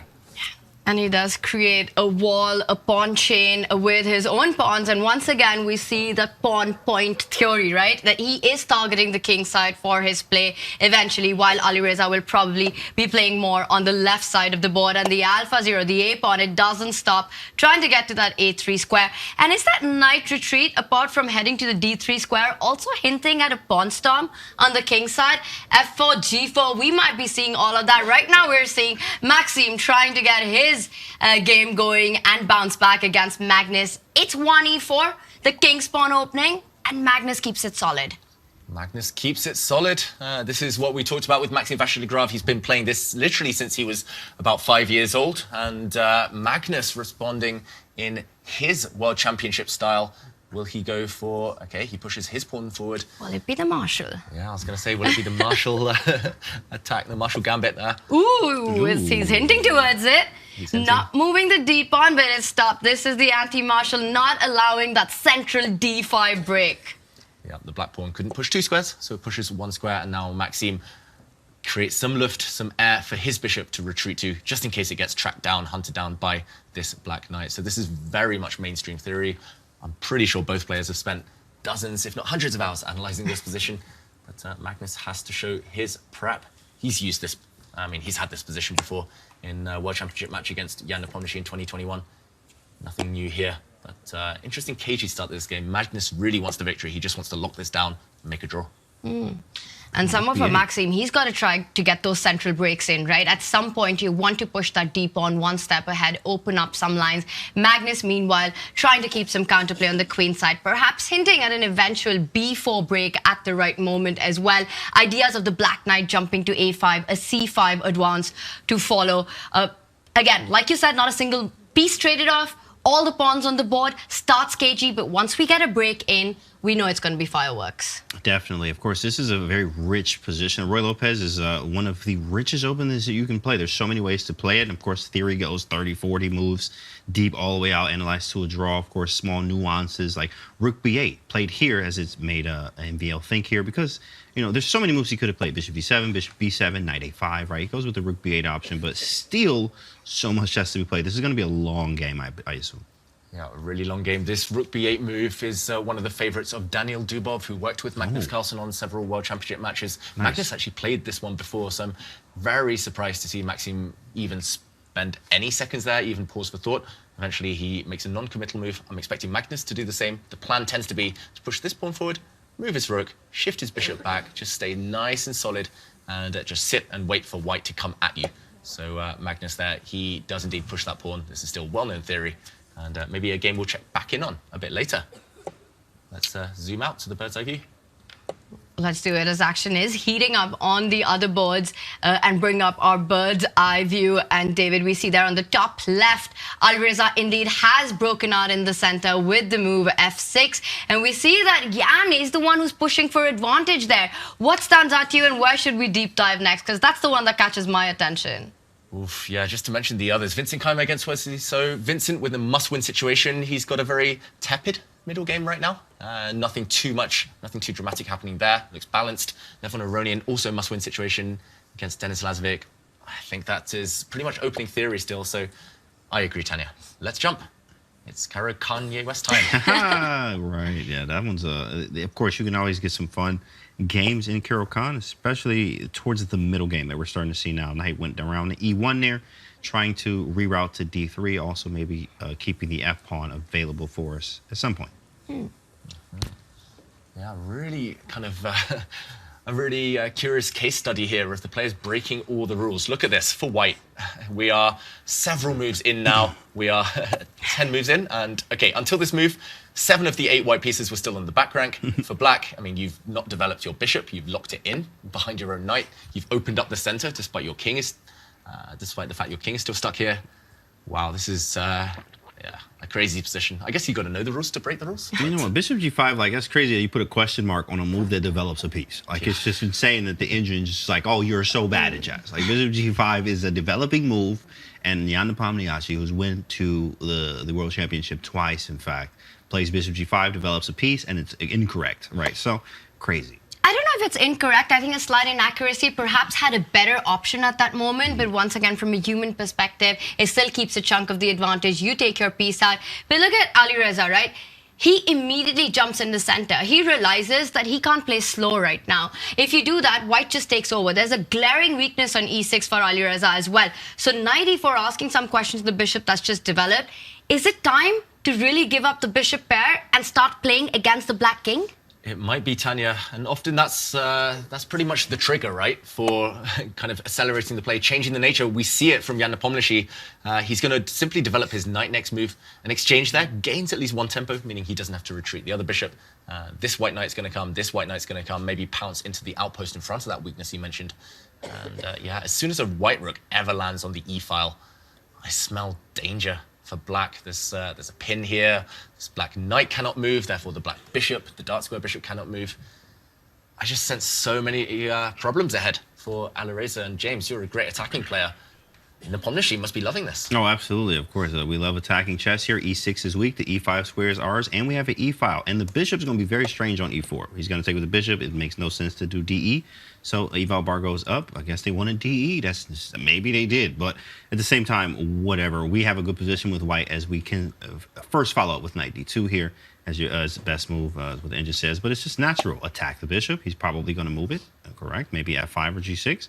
Then we move the other knight. Maybe to F3. Knight E to F3 to put the rook on E1. Very easy moves to make here for white. Yeah, it just looks like a dream opening. It looks like a nightmare for Firouzja. He wasn't in a must-win situation with black, so it's slightly odd to see him take this much risk. And this would be an absolute disaster, right? Because right now on the leaderboard, Alireza started the day being 7th. And if he loses this match, that's going to be a big roadblock to try to come at least in the top 6 and make it to the survival stage of the Champions Chess.com Finals. Big trouble for Alireza, but we know how tricky he can be, how resourceful he can be. So still too soon to write it off. He does come back with the bishop. And as Jan takes a think, should we just zoom out of this one and take a look at some of the other action? Because I've got my eyes on all the boards. And there's a lot happening, David. I'm going to let you decide where we go next. Ooh, pressure. The power in my hands. Tanya, you're choosing the most indecisive man in the world to make this decision. But like you say, there is action. Levon Aronian is making his move now. He's trying to go for it. Very committal stuff against Denis Lazavik. I would say Maxime Vachier-Lagrave against Magnus Carlsen, the quietest of them all. Magnus looks in very healthy shape there. But yeah, it's either bottom right or top right. I'm going to go to Levon Aronian to see whether the most experienced player can bounce back. Definitely. There's also a knight on H4. He's a very creative player. We know this Levon. I also like to call him LeBron Aronian, but this tournament, he's not LeBron. But he still is LeBron in my eyes here, of course. LeBron Aronian here. He's going to fight, and he's very creative, as we know. One of the most creative players, and one of the very few players to ever reach 2,800 in classical chess. So he can fight back here. He has a position that he likes. Knight on H4. You could go F4. There's lots of possibility. I have the bishop pair, right? I can even snatch off the bishop on G6 when I'm ready. But I need to figure out what how. It's always about the how. Let's see what he does. F5. Whoa, big fella. Through. Here we go. It's about to get spicy. Whoa. F4. Okay, that's a crazy move. I'm not gonna lie. F4 is insane. F4 is insane. Yeah. What if you take? Yeah, that's a tough one to spot as well, right? Because your rook is lined up against the white queen, and Levon, he wants to just play fast. He misses that opportunity, but you can't really fault him, David, because with the rook on E8, do you really want to push that F-pawn, opening up that line? What was the idea? That was bizarre. The blue arrow did represent by far the strongest move, according to the computer. Let's just quickly show that missed opportunity for Levon Aronian. It was reliant on some tricky tactics. Of course, there's a fine line between spending time finding the best moves or just playing quickly instinctively. F5 here. Of course, you could take, but then the position opens up towards the white king, hence the decision to shuffle into the corner. F4. If black had taken, then this white queen is attacked. I think, however, you can play this move. Bishop takes F4. What? The idea being that it looks like you're losing a piece. The white queen drops, the black queen drops, but now both of the black rooks are attacked on previous, as we would say, and after you take this rook, then I think you can safely take the other rook. And at the end, you have a slightly better endgame. So 2 bishops on an open board. Levon Aronian, this is far from winning still, so we can forgive him for missing this. Yeah, you can't blame him for that. He puts his king on the corner, and now the ball is in Denis's court, right? Because suddenly F5 makes a lot of sense. You've sort of broken free. You can push that F-pawn even one step ahead, stopping any chance of white actually getting that F4 break in. And it feels like the worst is behind Denis already. Because once you get that f4 move, how is Levon opening up the position for his bishop pair? That's a great question there. Yeah, f4 is really annoying, I'm not going to lie. Because my idea here is like, you know, you have the mating ideas with like rook g1, gf, queen h5, and knight g6, which is a very nasty type of idea, but f4 stops all of that. So f4 is really kind of annoying, I'm not going to lie. Maybe I have to take on g6. He plays f4. Yeah, dang it. Darn it, Tanya. He played f4. This is such a Denis move, right? Just keep everything under control. Don't open any lines. And I think, again, from a practical perspective, f5 was a great choice in a difficult position. Yeah, it's better to suffer, but at least with some activity and some hope of a counterattack rather than sit passively and wait and wait and wait. Let your opponent do everything they want. I'm expecting now Levon Aronian to snap off this bishop because it controls the outpost in front of a backward pawn. This e4 square is a nice landing spot for the white queen, potentially. Once that bishop disappears, the backward pawn on e5 could be a hindrance long-term in the endgame. If we make it that far, Levon Aronian is still with a small advantage, I would say. But, okay, the worst may be past for Denis. I've noticed the one strength that Denis has, any game you study of his, he always plays with all his pieces. You know, get all your toys to the nursery. You'll see every single resource of his playing, and the g6 bishop has been snapped off. That knight on b6, I feel, is the one problem piece. Yes, it's developed, but you probably want to reroute it at some point and get it more towards the center of the board. Definitely, that knight needs to hurry up and move. But in the meantime, okay, Levon plays the move I wanted, and the bar slides down. I like queen f3, to be honest, because I just want, you know, I like keeping queens on. But queen f3, h4, h5 was the whole thing to lock it down. And of course, as Tanya mentioned with the knight on b6, one thing I remember is like using drag and drop method is what I like to teach. It's kind of like picking up a piece and putting it somewhere you would want the piece to be. Basically, the knight would be great on g5, but it takes forever to get there, right? So, you know, okay, I could go queen f3, h4, h5, actually king g2, swing the rook over, hide the king on f1. Creative, and actually just play for something, because he has to. In fact, queen e4. Now, maybe he still could try this idea with king g2. James, I actually think this is a very tough position to pick whether we prefer white or black here. I want to hear your thoughts. Would you rather be white or black? Well, I love the bishops, and I love opportunities. So you're taking white? I'm taking white. White. David? White. Ooh. Bishops. You know, I'm from Vishy's school. Love the knights. Okay. I would want them to be placed more active, and I like that the queen on h6, white's king feels a little more unsafe. I'm picking Denis here. The knight does reroute itself. Queen of predictions, spot on again. The knight is coming. And James mentioned the g5 square. Knight d6 is the launch pad. You hit the white queen. Maybe later, with a bit of luck, you journey over. And, whoops, my arrow's going awry again, but you journey over to g5. Oof, slow but steady. He's kind of weird over there. Can I? Yeah, he went king h2. That's going to be too many tempi now. I wanted king g2, believe it or not, and go rook h1. The king is safe on f1. So king g2, rook h1, and like even rook... This is ridiculous, but you know, I like this type of chess. Like even rook e to g1, and then bring the king to f1, and then push h and g. And you have a nice plan of doing this. Maybe he could still do it. He played f3. I like that move. Queen e2, possible. Long plan there, maybe. There's time for that. You know what they say, long plan, wrong plan. Wrong plan. But James, I think you've been calling the action. We might be seeing that. We'll see how, because Lev is in a must-win situation, right? Yeah. He has to take this, he has to take the point to take it to Armageddon. Do you think this is a good moment, David, to perhaps zoom out? Because some of the other players also must win on demand. That's right. Long plan. Will it be a Levon plan? We will see. David out here today. David out here, bro. Okay, I think we briefly check in now on Vincent Keymer and Wesley So. Still not the most exciting game, but Vincent with the foundations of a potential comeback. And then it might be time to jump over to Maxime Vachier-Lagrave against Magnus Carlsen or Jan Nepomniachtchi. Turning the screw there against Alireza Firouzja on the top left of your screens, but we're not quite at the time trouble stage yet. Let's see if Vincent Keymer can strike back. He's under 3 minutes against Wesley So. Wesley, will he get that win that his play has deserved so far? But luck not on his side in many of the battles. Knight in f5 will thrive, they say. What do you guys think? Vincent looking good in this game, I think. I think he's looking... He has potential, a lot of potential here. Yeah, d4 break. I think he has some good space. A knight on f5 is that's what Gary Kasparov says. A knight on f5 like wins games or something about a knight on f5. But it's nice. And if bishop takes, we could take with the g pawn, you know, and see it's reminiscent of basically the Levon game, moving the king, putting a rook on g1. You got to be careful of a queen h5 at some point, but our bishop covers that. So I think white has a lot of choices here. Vincent could create something. Yeah, Tanya. I agree. It looks really good for white. I mean, that knight you pointed out, the central pawns, the queen nicely placed, also eyeing the c file. The black pawns, the 3 versus 1 that we see on the left side is really not getting anything for Wesley.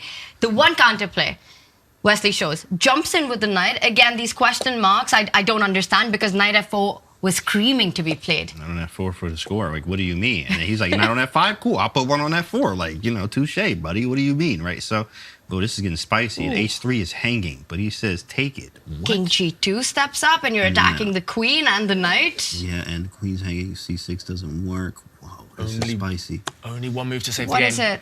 He has to find that move that he just played. Of course he did. He had to defend his bishop, actually, there, Wesley, with his queen, because the bishop defends the knight. Now the queen defends the bishop. Everything just hanging together by a thread. But still looking very nice for Vincent Keymer. He might have to part with his bishop pair, however. Yeah. Get this knight off the board. It's too strong. h3 is like, yeah, he's going to take it if you let him. Okay, just a brief check-in on this game. It does look like Vincent with a small advantage, but nothing too significant. Let's actually jump over to Jan Nepomniachtchi against Alireza Firouzja, where... Super spicy. Oof, stuff is happening. A lot is happening, and our blue arrow to the rescue. I mean, there's an e6 pawn that is on pre that looks extremely weak, and Alireza's king still in the center. David, break this position down to us because everything on the board is hanging. Everything on the board is hanging. It's taking me a bit of time here to work out why you can actually, or whether you can start grabbing pawns, because the white bishop is also attacked. The blue arrow helps us, though. This is the right direction for Jan Nepomniachtchi. He plays it. It's also the most natural move, I would say. Here we go. But this is the dilemma, right? Bishop attacked, h2 attacked. Be careful there. But on the bright side, you might be able to snap off a pawn here and now. Yeah, because the g6 pawn will be hanging after the flurry of checks that we'll have on e6. Once the king moves, the rook will grab that pawn and also defend the bishop on g5. So can Jan get greedy here, James? Yeah, definitely. You always have to calculate. They always say, how far do you calculate? Always one more move. But then I was like, well, you'll never stop calculating at that point. But also, you want that kind of thing. He didn't go for it. Jan actually did thought stop queen e6 calculating that. Yeah, queen e6 takes, king e7, rook g6, bishop h2, king g2, and then move the bishop because rook h1 was coming. So, you know, and g7's hanging. I mean, it definitely seemed very, very nice. But, you know, Jan probably saw something and didn't like it. Is there e5 here? Because that knight from f3, it blocks the queen from defending g4. Ooh, that's spicy. e5, Tanya. That's a spicy move.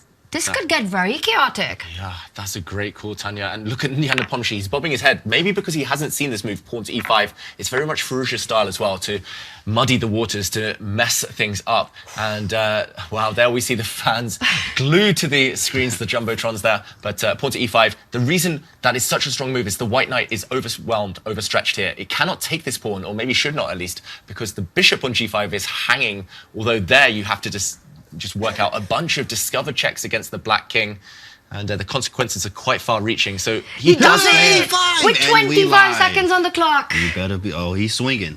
You look at Jan. Immediately stopped bopping. Immediately, he was jamming. Not no more. Wow. He's like, oh, that was a good move. No, I'm good. Never mind. Psych. Missed that one. No, that was a good move though. That's a very good move. Look at the sleeves roll up. Oh, and he's he doesn't locked like in. it anymore. Yeah. The question is, what do you play? I mean, that's a very good question here. I mean, you might be able to do DE and run the king, but he took with the knight. Takes with the knight. Apparently, that's a big mistake.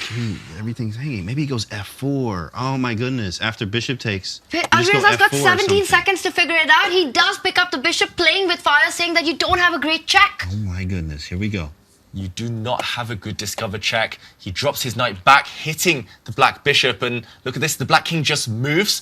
And the black bishop now is the one attacked. It drops off the board, but Alireza simply moves his queen. Look at the white knight. It is trapped. Oh, wow. That knight is trapped. Unbelievable. I mean, what a stunning square for the knight, but there's no way home. It's far behind enemy lines. Every single retreating square is covered by black, either the pawn or the knight. And now Alireza's just winning this. I think he is. I mean, you could try f4, knight h3, king g2, queen d6, Just pick f5. up the knight. You just pick It's up a the free knight. piece. Exactly. Your king's hiding on g8. Exactly. Your pawn goes to g5. You block all files. Wow. This is turned around completely. Crazy. And Jan Nepomniachtchi's not vibing anymore. He's not vibing. Can we get a vibe check, though? We do want to know, what is he listening to? What is he listening to? Yeah, he's going for this f4 idea, which I thought, I mean, it's tactical. King g2, he takes the knight, you go f5, and he just runs for the hills and stares at you weirdly. There's knight f4 check in the air. Yep, absolutely. Yeah, the one positive for Jan here is that the Black Knight is now kind of trapped, so if you can lock that out for as long as possible, maybe some counter chances, even some endgames might be holdable, despite the fact you're a whole knight down, because the Black Knight's so poorly placed. Also the clock. Ooh, now 10 seconds for you, Nepomniachtchi. Yeah, it was a head shake. Immediate. That's it. Ooh, he moves That's his it, queen. boys. Wow. Watch out, the Black King is not well placed, so tactics will not work in Black's favor yet. The Black King can just move. There we go. Does it? And now knight takes pawn is a big threat. He stops it by blocking the queen's attack. And Alireza gets the rook to join forces with the Black Knight. The f-pawn defended. Tripling down now on the f4 pawn. He's going queen h4 too as well. Yeah, f4 is hanging. He went for g5. You gotta be careful because rook f3, I'm getting some material back. He takes, he can step out the way. Ooh, the Black Knight now pinned though. Things are turning, things are changing. Jan made that move with just a couple of seconds left. Firouzja still winning. He's got the extra knight, but can he close this game out? He's trying to trade rooks. Great move there for Firouzja. That's it. Great move. Great move. Rook h3 was stellar. And resignation. Oh, when Jan reacts. He's so furious right now. Carol Kanye! Nice job. Jan was so close to getting this one. He had trapped Firouzja's king in the center of the board. But just how tricky is Alireza? And we saw Jan there with the frustration at the end. Alireza takes the win, but there's drama happening elsewhere. We see Vincent Keymer fighting against Wesley So. Meanwhile, Maxime Vachier-Lagrave with a big advantage a couple of moves ago against Magnus Carlsen. That advantage slipping away, but look at that. Two minutes against 6 seconds for Magnus. White has an extra bishop. Ooh. Oh, shoot. That's He got an extra piece? bishop. Okay, well, listen, you know. B5 is hanging? We saw this yesterday, though, so let's just not get excited, okay? We saw this same thing happen yesterday with Wesley. I'm getting excited. Armageddon incoming right now, James. Armageddon incoming. I think we should get excited because the fans are clearly excited out there. Okay, it's all about the white b-pawn. If he can keep this alive, Maxime Vachier-Lagrave, he's going to win. The white bishop keeps everything covered on the c-file. Great vision over on the queen side too. And the white pawn needs to start moving. So don't trade the c-pawn for the b-pawn. You need as many pawns on the board to win this one. Magnus wants to push the c2 pawn, and now that has been stopped by the white rook. Bring that rook back. Defend b4, also stop c2. Beautiful square for the white rook. I mean, Magnus making this difficult, bro. This is what he does. He did the same thing yesterday, and that bar is like, you know, this is good play. It's very playable. And it is. How does he do it with 8 seconds on the clock? And suddenly the bar says this is fine for black. You know, I think when you play at home, you know, no matter where you are, you get an extra 100, 200 elo. That's what it says. That's in the books. That's what it says. So he's playing at the home field advantage here. So Magnus is Magnus plus the extra 100 elo. So that's what's happening right now. Ooh, trading off pawns, Maxime Vachier-Lagrave. You're not supposed to do that when there are so few pawns remaining. We might see a long grind, rook and bishop versus rook. Ooh. There we go. The bar shoots up, though. Can Maxime improve the position? It's all about the white king. The white king and pushing that b pawn as well. How do you combine these ideas? Do you get your king closer to the c pawn? He first falls back with the bishop. He's threatening b5. It's on the board. Don't take that pawn. There's a discovered check. Uh-oh. Oh my goodness. Jarosky. Magnus with the turnaround. No, Magnus is not going to save this game. The white rook can step back now and guard the black pawn that's about to become a new queen. Why is Maxime hesitating? Well, he gives a check first. He has to come back with the rook or go to the h-file. Get yourself behind the pawn. That is the best defense and offense for any passed pawn is behind the pawn. And Maxime has enough time to work it out. He's close to a minute. We're going to see Armageddon. I think it's almost guaranteed. The white rook is doing a fantastic job. White's extra bishop, it's just a free piece essentially here. No real compensation at all for black. The white king's going to journey over to the other side of the board. The white b-pawn is going to cost black his rook. Magnus, he's in trouble. He looked so comfortable earlier when we left it. This endgame, Maxime is so strong in this phase. Ooh, he's playing it to perfection as well, David. Just gets the king closer, slow and steady towards the b-pawn. But Magnus, he just keeps the game alive, one move at a time. And it's not over till it's over, till you haven't made your last move against the world number one. Oh, that was a great move, by the way. Zugmaster, aka And you get in with the king now, closer to the white pawn. He first brings the bishop. Get the king to c5. Yeah, king c5 looks... I mean, he has a king e5 after... king e5, bishop d5, check, bishop c4. I don't know. This is difficult. Yeah, he goes for it. Maybe bishop d5, rook c2, bishop c4.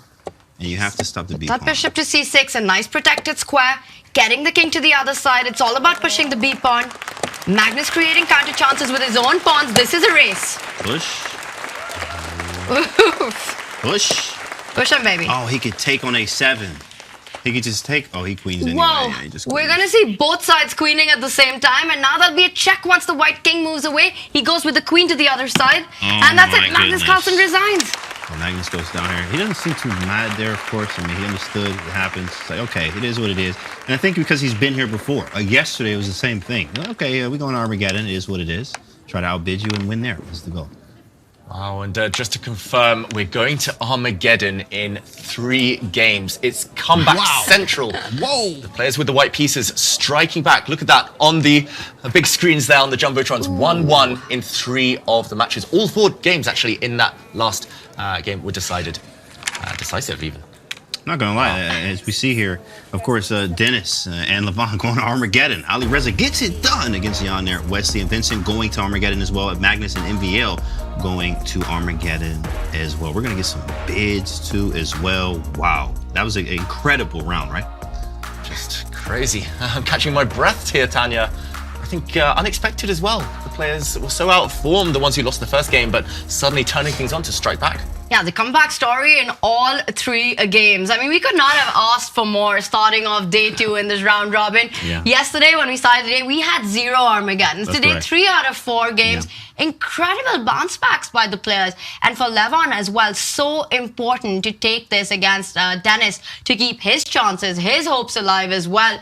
But Maxime, he's got to be the star of this round. Yeah. To make a comeback against Magnus, Man. not something many can claim to have done. Only him. Only him. In fact, before we even said this, MVL was the only one be able to beat Magnus in 2 matches, actually. He had to win to reset. Then he beat him in the reset. It was insane. I remember I was driving, watching, and I was like, oh, do not crash, because I had to see this game. And he ended up making it happen. And, of course, he's going to try to do the same thing today as well. And then, I mean, even Levon bouncing back there is huge for him. I mean, that gives you a huge, like, confidence. You know what I mean? So, feels good. But it's pretty good. Now, guys, who knows about Chess Up? You know, you heard about that? As seen on Shark Tank, the Chess Up team returns with a brand new Chess Up 2, an electronic chessboard that combines the best of online and over-the-board chess.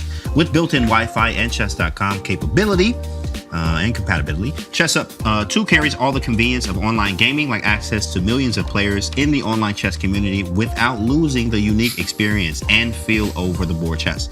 And when you're finished at match on the board, you can save your games directly on Chess.com and analyze them online. For a limited time, you can save 10% on your Chess Up 2 with the code CCT10 at the checkout. Head over to go.chess.com/chessup2 or use !chessup in the chat to unlock this offer and take your game to the next level. Coming up, Magnus, Keymer, Aronian, all playing different Armageddons in the break. Learn even more about Chess Up, and when we return, we'll have the bids for all 3 matches. Don't go anywhere. We'll be right back.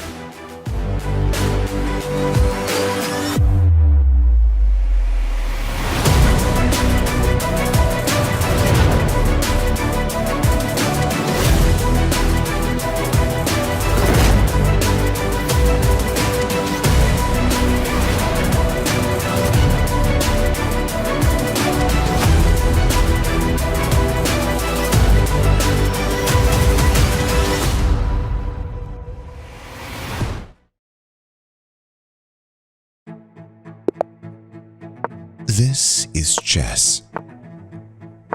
Chess is an experience. The excitement, the joy, the devastation, the undeniable drive to play again and again. Chess is an experience that's meant to be shared.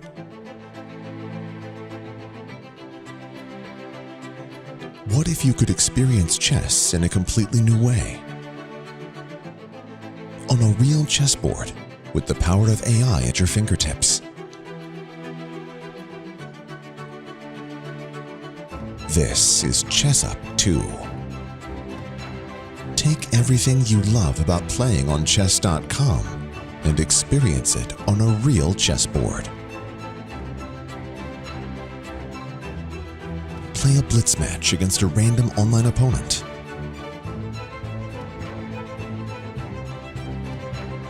conquer the bot you've been stuck on for months. Or challenge a friend halfway across the world. ChessUp 2 is always ready and always connected with built-in Wi-Fi. Never miss a move with full piece recognition. And review all your games right on Chess.com. ChessUp 2 is more than a chessboard. It's a chess trainer. If you're new to chess, ChessUp will teach you. If you already know how to play, ChessUp will teach you how to really play.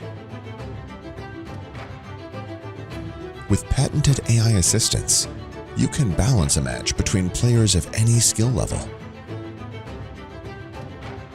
or hone your skills against one of the built-in AI coaches.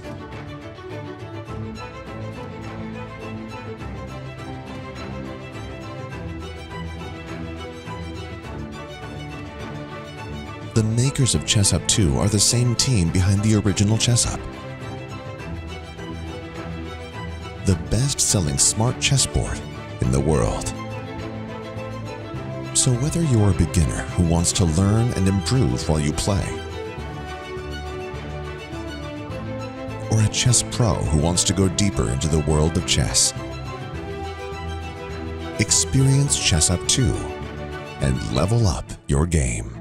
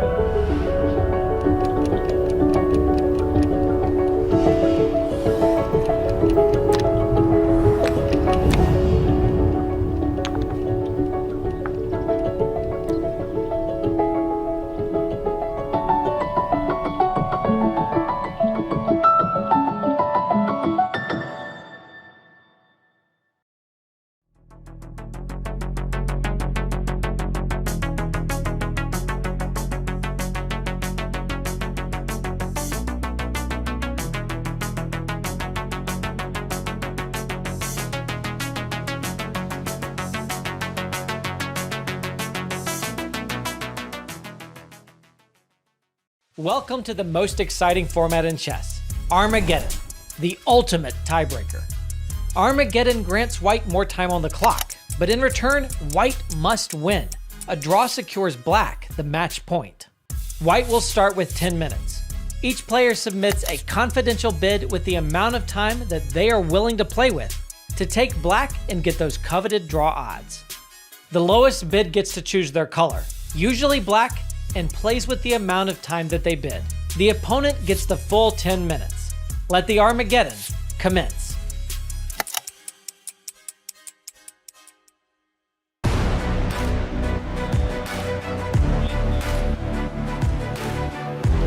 Here we go. Are you ready? There are the bids. There they go. Looks like Vincent Keymer bidding 658. Wesley just over. Vincent Keymer wins the bid. He gets the black pieces there. We also have Carlsen and MVL coming up as well with that bid, and Lazavik versus Aronian. Now, next bids are Carlsen winning the bid. Who else wins the bid there? Right, of course. And MVL with 734. Looks like Magnus is going to take the black pieces there as he gets the draw odds. Makes total sense. I get two results there, playing for two. And looks like Aronian wins as well, trying to take down the man himself, Denis Lazavik, who was on a tear, who bid 710. Aronian wins the bid, and he goes with the black pieces. What do you think about the bids? Wow, they're risky. They're quite low, Tanya. But I've been seeing this narrative, right? The player who wants black is bidding around that 645 to 7 mark when they really want the result odds, putting the pressure on their opponent. Sure, you start with 10 minutes, but you've got to win on demand. And it's Magnus, Vincent, and Levon who will have black in this one. We speak so much about momentum, guys. You know, the player to bounce back in that second round gets that momentum. Does that favor? Do you think that's going to favor Maxime? How is he feeling about his chances with White? Well, he just beat Magnus with white. He's got the white pieces again, and this time he has the bonus of more than 3 extra minutes. What more to love there? I'm really surprised Magnus has bid that low. Also, Levon Aronian, does he not know he's facing a speed demon in Denis Lazavik, bidding under 7 minutes there? That sounds crazy. That is funny. There's also a thing of Denis winning multiple title Tuesdays, which is very important to understand. As David says, he is a speed demon. The kid is fast. Now, of course, over the board is different here, but he still thinks the same. You know, on the board, off the board, online, offline, right?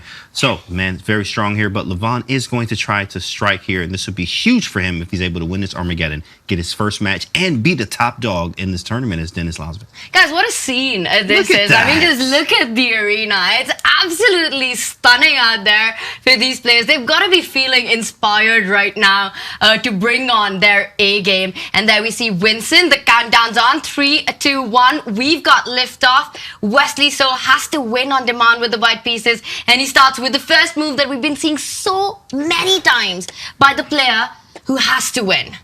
1c4, the English. And I know it's your favorite, David. It is, not just because I'm very patriotic, but because I genuinely believe it leads to these imbalanced type of positions that we saw in the World Championship match. We all know that World Championships tend to be trend setters. The top players in the world were all watching that. Vincent Keymer was part of the Gukesh team, and Gukesh was actually playing this setup, this exact setup, as black in the World Championship. Yeah, he did, and it didn't go that well. This was the game. The ding bounced back in. So Vincent's idea, he does change it up though. In Gukesh's game, that square where the bishop has just landed was kept vacant for the black knight to reroute itself to. So a new move right here. A new move, but it shows that maybe there weren't any contracts taken out, you know, on these openings. There were no confidentiality clauses. Vincent allowed to play these moves. Have you ever been on a team for a World Championship match, That's a great question, David. Oh, not a World Championship, but the candidates. Ooh. Nice. Very close. I may or may not have signed a contract. I may or may not have been allowed to use certain opening ideas. No comment. No comment. Nice. In the meantime, the centre clarifying itself there. The first pawn's coming off that board, but another board about to begin. Denis Lazavik against Levon Aronian. Countdown. Handshakes. Here we go. It's the night coming out. Are we ready for the ready? I'm ready. I'm ready for the ready. Ooh, Nimzo Larsson. Listen, okay, so the English and the Nimzo Larsons have been the story of kind of this tournament. It's been a lot of those. What about Fischer fans? What about 1e4 best by test? We haven't been seeing so much of that. Apparently, it's just not working. Okay, now you did beat Magnus actually with that in that game. So I mean, we did see one good e4. Ooh, and there is 1e4 by Maxime against Magnus. Yeah, and another debate between Maxime Vachier-Lagrave and Magnus Carlsen in the Spanish opening. And at least it looks like a Spanish. It also looks like an Italian game. A bit of a hybrid there. Queen's coming off very early. Magnus trying to seek safety in an endgame. Remember, the players with black here, all they need is a draw to take the match. So Magnus going solid. But one of the players, one of the few who can compete in the endgame is Maxime Vachier-Lagrave. So interesting strategy. And that's the center board. Yes, the queens are off, but it feels like a queenless middle game because everything else is still on. And as long as one pair of majors comes off as well, then Maxime has to keep the game going. He has to keep the pressure on the clock. It's going to be a lot about flagging. I love that last move, James. Maxime, he strikes on the left side of the board, building on the pressure, asking questions, forcing Magnus to burn the clock right now because that B pawn is about to get weak. There's a lot of things about being practical, especially in Armageddon, I mean, chess period, but definitely in Armageddon is trying to pose problems to the person that has less time. A4 was a very nice way to do that because it makes Magnus think here. There's no increment until move 60. So it makes a lot of sense to make a move like this, make Magnus think a little bit, and then, okay, maybe we take on B5 and have the open A file, and etc. from there. But nice move from Magnus here. Very, very positional awareness here. I mean, of course, it's Magnus himself, but understanding the knight is not great on F6, has no squares. We're going to reroute it. Yeah, and normally I'm used to seeing Magnus on the front side of this, the white side of this type of pawn structure. Another imbalance. James, you mentioned one bad knight there. Black has a really bad knight as well, stuck on C6, tied down defending this central pawn. And often a knight on the 6th rank, stared down by a pawn on the 3rd rank, isn't too happy. This pawn covers everything, and this knight really doesn't have a purpose. It's a two-square theorem, right? You see a knight, you put a pawn 2 squares away from it and take away all the key squares. So the c3 pawn, a beautiful piece, and now we see white's rook dashing up the board to an active square. Maxime returns the favor, rerouting his own knights, because once that knight lands on e3, you've got jumps further on the board. d5, a juicy square for the white knight to land on. Maxime Vachier-Lagrave is putting the pressure. And I can't stop thinking about what you said earlier, David. Is it public knowledge who you were seconding in the candidates? That's correct. We need to know that, David. They all asking in chat. And like, who was it, David? Who was it? And when was it? Who, David? Want to know everything. Let's do a lie detector sometime, Tanya, and I will reveal all. Let's keep this about the players. And of course, I mean, Maxime actually helped Magnus with a World Championship match, so they know how these things work. They've studied together. They're from the same generation. They've known each other for years. And actually, Maxime, I would say, is one of the few players who doesn't fear Magnus that much, especially in this type of position. Most people would be like, okay, queen's off, it's Magnus. Resign. But not this time, and I really love what Maxime is doing this time. And most players, nice one by the way, David. Most players would be like, if Magnus is playing with the white pieces, you see a rook on a6, you see a knight landing on d5, you see the beautiful bishop coming to b3 on the nice diagonal, and you're already thinking that Magnus, if he was white, he's taking this one. But he can be so tricky with black here. For Maxime, a beautiful position. He's also got twice the amount of time on the clock. I think so far in the Armageddon, James, he's done everything right. That's correct. I mean, he is, he's not a kryptonite to Magnus, but in the Champions Chess Tour, he has beaten him twice in back-to-back matches, something we've only seen once from the one and only MVL here. So he's trying to do that once again here in an Armageddon. I think for some reason, MVL just steps his game up against Magnus. It's just different. You always see that here, of course. He has the time, he has a good position, but there is still a lot of chess to be played in this game. And I gotta say, David, that Maxime in this entire event so far, yesterday and today, he just looks so determined. The grit on his face is so easy to see, you know, completely focused, as you like to say, locked in, James. Locked in! The moment he gets in on the board. And look at the maneuvering, the dance of the knights that he's been putting on. You know, that knight from the edge of the board has now directed itself to the c5 or maybe even the a5 square. Yeah, it's a battle of squares, essentially. Everything looks very symmetrical, very samey, until you spot that white has access to squares. But Magnus here trading off white's most active piece, the rook. And once the rooks leave... Oh, shoot. Okay, the bar was like, psych. Wait, hold on. Wait, a bit of a bar dance there. Not good for my heart. Yes. What's going on here? The rook can be traded off, but actually there's no threat. Okay, here Maxime, wow, gives a check and Magnus reacts. He did, he reacted. What is the problem? Has there been a blunder? Okay, can you say? Is there? I don't see it. I think he might just trade rooks and jump in with his knight. Actually, this is a pawn. This is a clear pawn, double attack. Maxime Vachier-Lagrave, this was a hidden trick. He's 96, you mean, David? You attack the bishop and you attack the pawn. Oh, he finds it. Yeah. Oh, my goodness. The black dot squared bishop had no squares. It was trapped.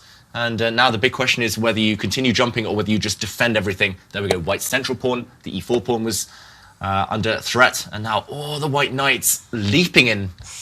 These knights. This is insane, bro. Yeah, it's just...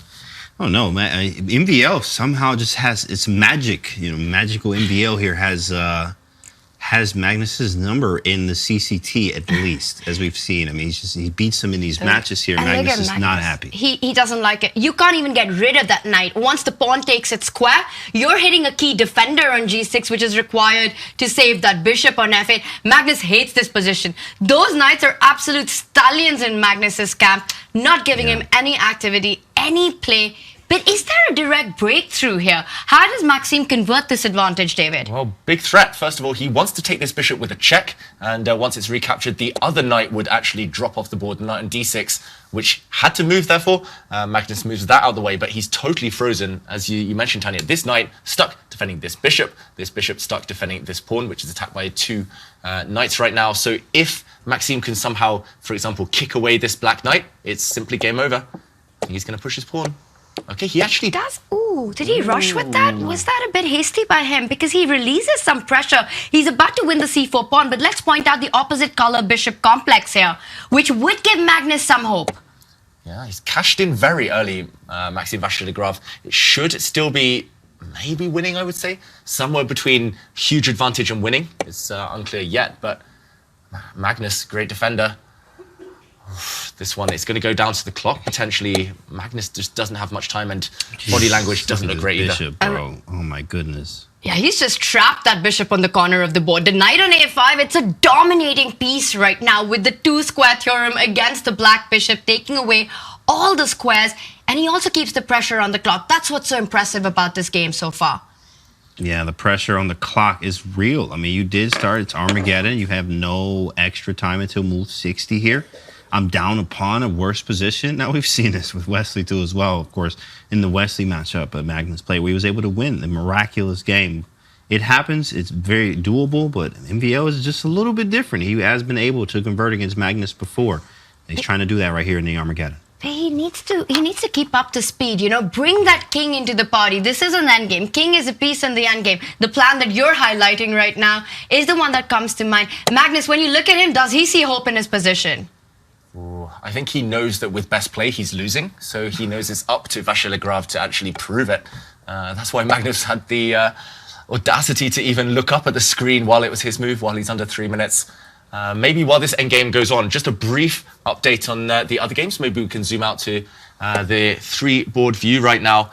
The other games look very level. They might be decided on the clock. On the far right, we see Denis Lazavik with a locked pawn structure there against Levon Aronian. I say Levon Aronian might be the favorite there, just in terms of the position. The clock slightly down, whereas Wesley So against Vincent Keymer just totally level in a very tense middle game. I say we jump back to the Magnus Maxime board because, and right now, Maxime has just captured a pawn. He's got that extra pawn. He's created a passer. The C pawn coming up the board. That's our center board. David, Maxime could be the first player to beat Magnus in this final.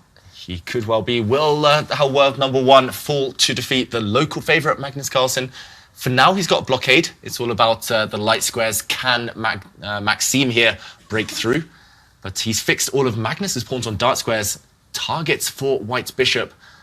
Oh, I don't know. Predictions, James? What do you think? You know, it is difficult. I think that MVL has done everything he was supposed to do. He created the passed pawn here, which it does open up the bishop. And now we have to Devoretsky him, to say the least, where King b6, push the pawn up, and obviously try to get the bishop behind these pawns because they're all on dark squares as well.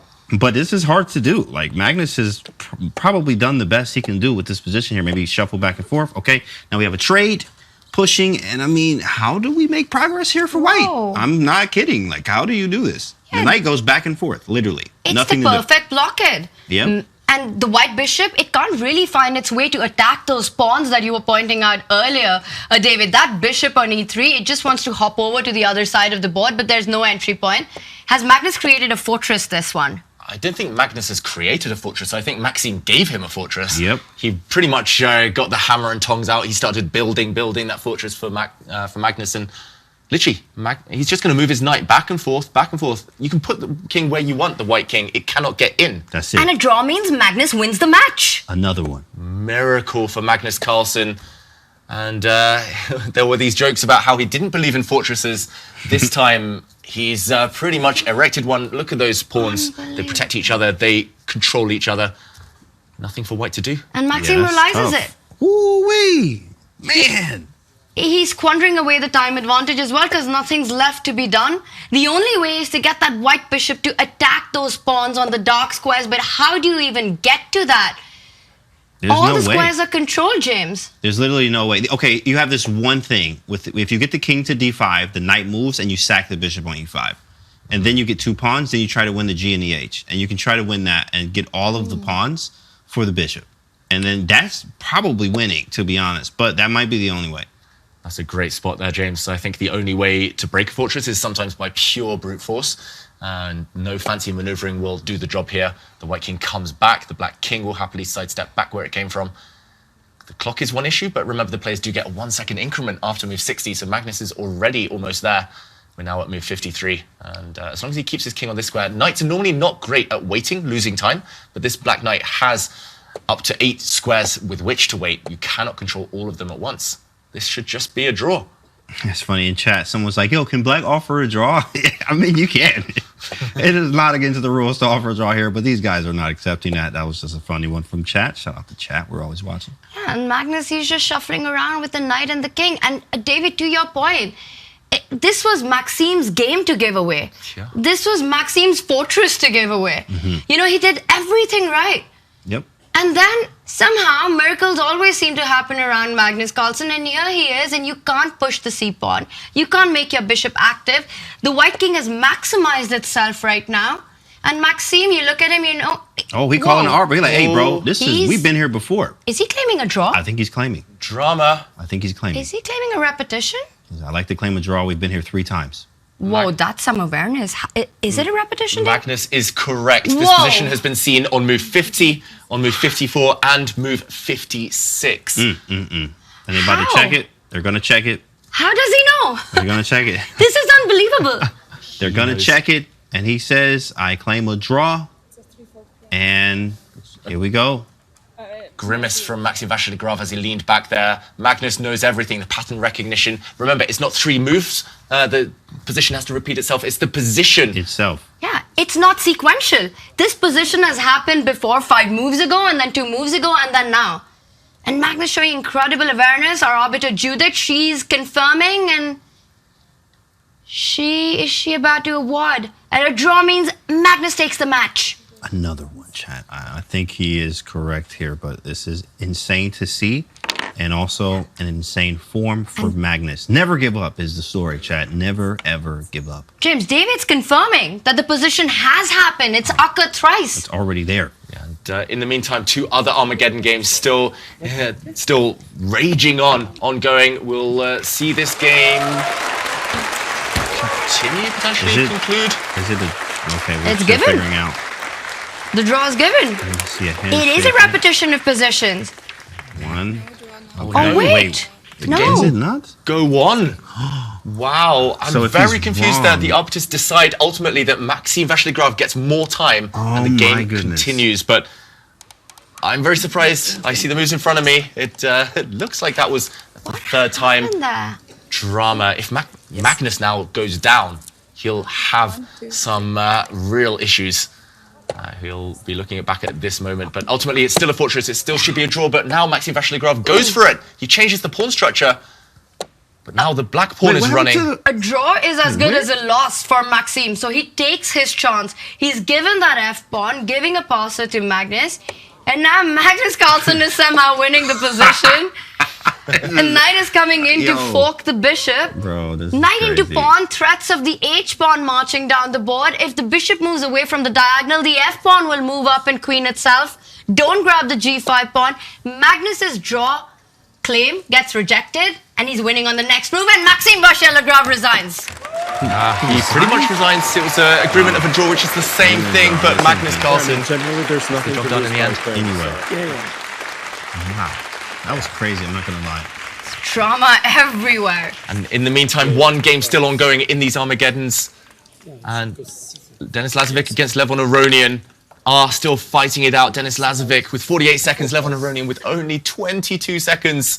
But this position is totally fine for black. Wow. Past move 60 as well. Increment has been added, the bonus time of 1 second per move. You've got an extra pawn as black. You need only a draw to win the match here. Rook h4, the last move stops that h-pawn from getting too far ahead. If anyone, it is Levon who's pushing here. Gets the king back to safety. He's happy with the draw. Aronian trying to make it happen here. This is going to be huge for his confidence if he's able to take down Denis Lazavik, who's been on a hot streak.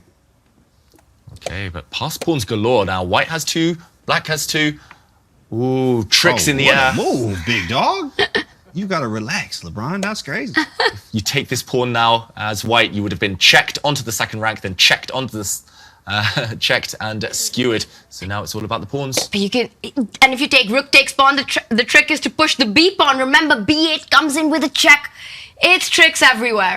Yeah, this is one of the most tactical rook endgames you will ever see, but Levon Aronian finding the time to move his king back to block the b pawn. The rook has the h pawn under lock and key, and white will not pass. 10 seconds for Lazavik. And it was Levon who lost the first game in this round, right? So a huge bounce back. He finds it. And Denis reacts. A 1-move blunder. There it is. Levon gets a win, James. He gets a win to the match, a much-needed win. I know he can breathe. Look at the smile there. He feels great, as he should. For all the Levon fans at home, Levon Aronian is still in this thing. He was able to beat even one of the stars. Now, there's only one that's won every single match. Wow, and it was the players with the black pieces that were triumphant in this Armageddon round. So much drama, so many twists and turns. I think up until the last moments, we weren't sure that Magnus Carlsen was going to save that game. There was a call of the arbiter for the first time. Yeah. Fascinating stuff. And then the draw claim was denied. That was shocking because we had the moves in front of us. I'm not really sure what happened there, but it all worked out because on the very next move, you know, Maxime had to kind of throw the kitchen sink, but it bounced right back at him because he ended up in a lost position. Anyway, yeah, it didn't matter, of course. I mean, a win or draw doesn't matter. Magnus would win that. And Magnus was able to take it. He's still undefeated. It doesn't matter how you get it. It matters if you got it done. And Magnus is still getting it done. And then we also see Levon getting on the board there. Man, it's just, everyone knows that feeling when you lose a bunch of matches or games in a row. You get that first win. You know, I can do anything, right? And that's amazing. So, of course, he was able to win and get on the board there. Now we have more games, you know, in another round. Let's take a look at these pairings. See who is getting who in this matchup now. So, take a look at that. Wesley So versus Levon. Nepomniachtchi versus Denis Lazavik. MVL versus Vincent Keymer. Alireza versus Magnus. That's a huge matchup there. What are we looking forward to, David and Tanya? Magnus Carlsen against Alireza Firouzja. I'm going to jump in, Tanya, just before you and grab that one. You knew I was going to take that as my pick, but that's going to be definitely, it's all eyes on Magnus versus Alireza. Magnus right now just looks unstoppable, whether he gets the winning position, whether he's on the advantage, the front foot, or even when he's worse, he finds a way to turn it around. And he's on a full streak. Can anyone stop him? Well, we've seen one man do it before. Alireza, he's also won one of the events in the Champions Chess Tour. Magnus has won twice this season, so I think that's the one that we've all got our eyes on. I mean, this is very exciting to see. Of course, we have another round, and we're all excited for the round. But before we actually go, we have to introduce, of course, you already know, Take. Go get the app right now, right? It's the ultimate app for experiencing chess like never before, co-founded by Magnus Carlsen. Follow your favorite players to tailor your in-app experience, stay in the loop with live events, and even play along with game features like Guess the Move and soon Fantasy Chess. To download Take and experience chess fandom like never before, visit go.chess.com/takex3 or use !takex3 in chat. Coming up, Magnus takes on Alireza Firouzja and 3 other mouth-watering matchups. In the break, Danny Rich and I will be bringing the Christmas spirit to the Top Chess Grandmasters. And when we return, day 2 of the 2024 CCT Finals, live from Oslo, Norway, continues. Stay tuned.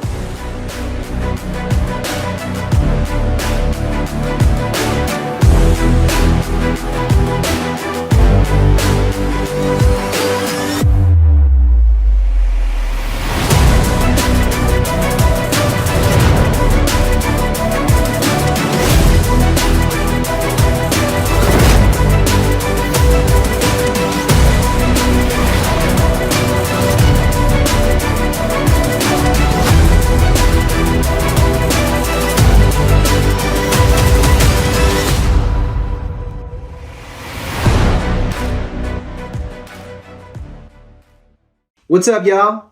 It's Logic here. Can Magnus take his 5th CCT crown? Stay tuned for more after this.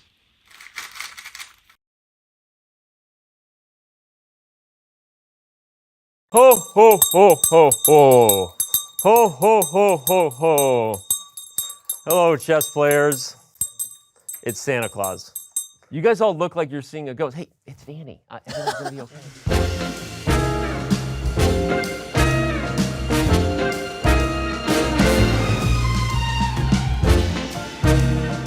Are you ready to play? Okay, who has number 1? The biggest one. There you go. Okay. That's a chessboard. A chess up. Those things are a hot item this holiday season. Danny, I was your partner. He sees all my commercials. There you go. What do I do next? It's yours unless someone steals it. Okay, Levon, sorry, bye. Have a beautiful day. Okay. All right, young man, come on. Wait, you're really stealing Yes, it? Okay, I'm Levon stealing it. Aronian gives number 2. Give it to me. Stealing what? Okay. It's the one worthy present. He stole your gift, so you go right away. So I pick this. Oh, you can't take my bag. Jesus, I mean, okay, so many Santa's got restrictions. some special toys. Too many restrictions. Oh, now I win all my Tripod Tuesdays. Yeah. Wow. Brilliant. Fast mouse. We can steal that too, right? Okay, you want to steal No, that? I made that mistake last year. It's like a fair play warning. A 50-minute massage. That's a 50-minute massage. From Danny? Courtesy of Hans Niemann. And James Canty. Yes. No kidding. I have no idea. Number 4, step right up. Send one tweet from the Chess.com official account. It's not bad actually. Oh my God, we're letting him do this? He's actually good. That is actually worth a lot. Actually, you can sell it. I can sell it to Kramnik. Yeah. You want to trade? No. Come on.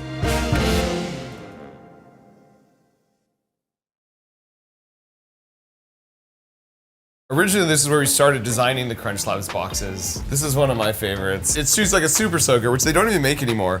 But then when you hand it to your sibling, and when they go to shoot you, it shoots back. The classic double gun switcheroo. Put the coin in the bank, it like disappears. So then you hand it to grandma, it's like, how does it work? And see if you can figure it out. Yeah, there you go. There we go. Classic! So authentic! And what's cool is the kids build this themselves. And then in the process, they learn about, like this one we learned about tension. So each one has an engineering principle that you learn with it, right? Every single one of these toys, and we have a very talented team of like product designers, has at least 20 prototypes. Okay, I think that's super important to hear because I think with chess, people also look at international masters and grandmasters and assume that it's perfect, that there are no mistakes. And I think as people get more into the game, they realize that even at the highest levels, you are losing just as often as you're winning, but you're not losing if you're learning. Even the engineers here at Crunch Labs are messing up with some of the early prototypes. Yeah, and this is one of the reasons we call it Crunch Labs, is things are supposed to crunch and fail. This is part of the process. You learn so much faster that way.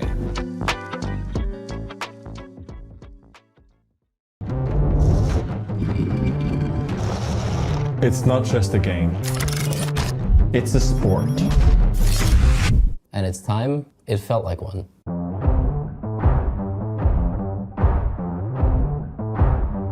The anticipation. The intensity, the fire. Participate. Get closer to the action. Feel every minute. Live every moment. Well, what do I do now? No, not that move. That was so great. The game's not changed. But the experience has. There's no going back.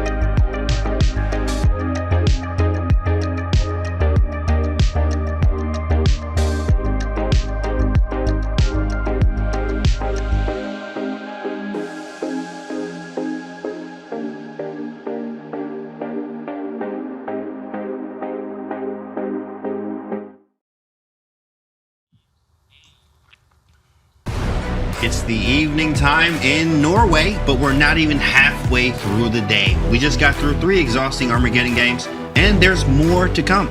Welcome back to the 2024 CCT Finals. Before we dive in, Mike Klein got the chance to check out Magnus Carlsen, actually. Talk to him, Magnus Carlsen. Let's see what he had to say after that match. Thanks, guys. We're here with Grandmaster Magnus Carlsen, who, as of this recording, is now the only player on 4-0. I talked to Maxime before the round today, and he suggested that because you lost him earlier in the Champions Chess Tour final, that this would be like bulletin board material. Do you buy into that sort of thinking? Yeah, I don't know. I mean, he outplayed me twice again, so certainly wasn't easy. Now, of course, you had an Armageddon bid yesterday. You had another one today. Do you tailor your Armageddon bid based on your opponent in any way? Yeah, sometimes, but I mean, today I was just pissed that I was outplayed from a position where I should never be once, and then second game, like the third game was just bad. I don't know. I'm just really annoyed. I know you have very high standards, and you're the highest rated player of all time. But do you think you're the most resourceful player of all time? No, but I am resourceful. And finally, you're the author of one of the most famous quotes in chess history about fortresses. I'm nearly contractually obligated to bring it up, but what do you say about fortresses today? Yeah, I mean, this one was not... I mean, I claimed the draw, which I thought it was, but I thought, like, regardless, with the way the rules are, there's no downside to claiming it, since the minute he has doesn't really help him. But, yeah, I don't know. Once we got this fortress, it's not too hard to hold. Like, he has one idea, then that idea is not dangerous. Okay. Well, I know you have high standards, but you got the W today. Good luck going forward.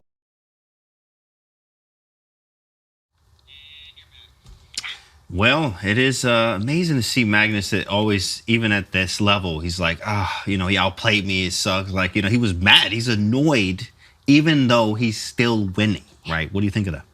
To me, it looked like he was just eager to get the next game started. And we've seen this time and time again from Magnus that despite getting the dub in, even when he wins, he is his own biggest critic. If he's not happy with the quality of play, he's very honest about it. And he knows that he was on the back foot of this one.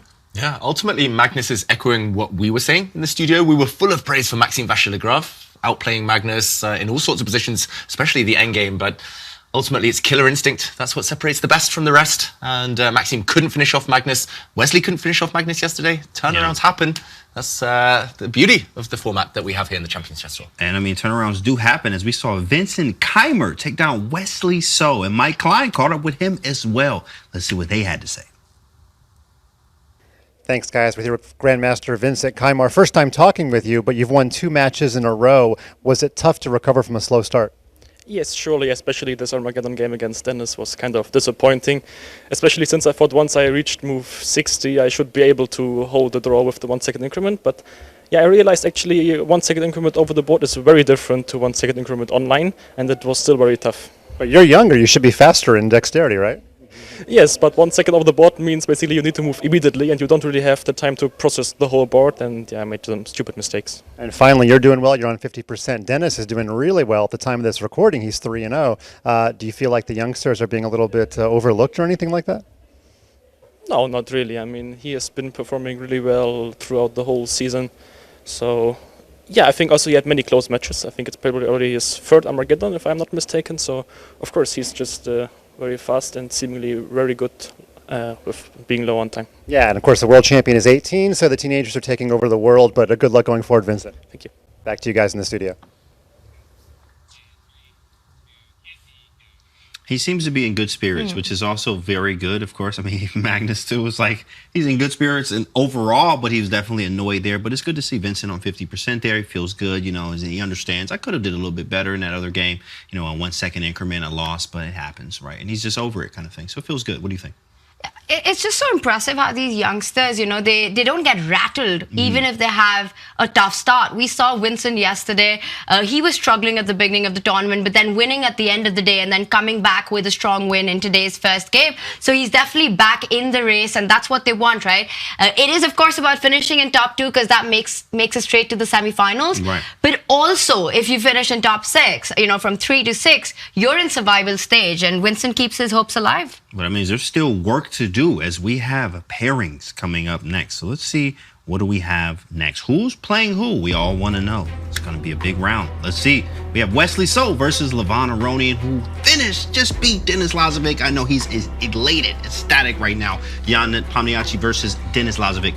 Alireza versus Magnus, big matchup there. And NBL versus Vincent Keymer. What do we think about the matchups here? Ooh, I think there's already a lot on the line. We've reached past the halfway stage now in this round robin, and for Wesley So, for Levon Aronian, they've had a few defeats at this point. They'll both need to go at each other to win.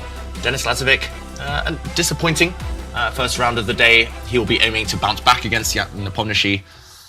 Vachier-Lagrave, Keymer, it's a hard one to call. They both played really well in that first game of the day. A lot of positive takeaways for both Maxime and Vincent in this one. I mean, Maxime had Magnus on the ropes for the entire match, but it's got to be the Magnus versus Alireza matchup that we're also excited about. And I'm going to remind everyone, May of this year, it was Alireza Firouzja in the Chess.com Classic who beat Magnus Carlsen first in the grand final and then the grand final reset to take the championship and then qualify for the finals that we're all witnessing here.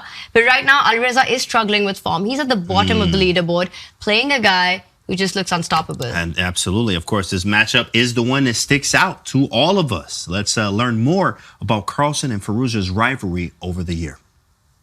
Two players have risen above the rest in this year's Champions Chess Tour. The rivalry between Magnus Carlsen and Alireza Firouzja has a history that goes back to their controversial game in the World's Blitz Championship in 2019, where Firouzja lost on time but filed an official complaint about the game. Carlsen is arguably the greatest player of all time, but he has acknowledged his younger rival as perhaps the greatest in the chess world today. The Norwegian has faced fierce competition from his younger rival in speed chess events. Alireza Firouzja resigns. The Champions Chess Tour has been the perfect arena for their battles, with this season kicking off with fireworks as Carlsen claimed the Chess Bowl Masters title. This younger rival came in hot on his heels with two impressive victories in the grand final. Alireza Firouzja has soared to a 2-0 lead in this match. The Norwegian eventually regrouped and dominated the match reset, winning 2-0 to secure the first trophy of the season. It is Magnus Carlsen. He needed a draw, but he gets a win. Firouzja clearly didn't want to let Carlsen write the story alone. At the Chess.com Classic, the 21-year-old came back with an impressive victory, becoming only the second player to defeat Carlsen 2 times in the grand final. Magnus Carlsen has resigned. Alireza has done the unimaginable. In the Julius Baer Generation Cup, the chess world witnessed the third hard-fought grand final clash between the rivals. This time, it was the Norwegian who triumphed to take his second tournament victory of the tour. Magnus Carlsen wins on time, wins the Julius Baer Generation Cup. It was a king walk. In the CCT Finals, Firouzja will get one last chance to rewrite the narrative and cement his place as Carlsen's fiercest challenger in online speed chess. Will Carlsen's dominance prevail, or is Firouzja ready to take the crown?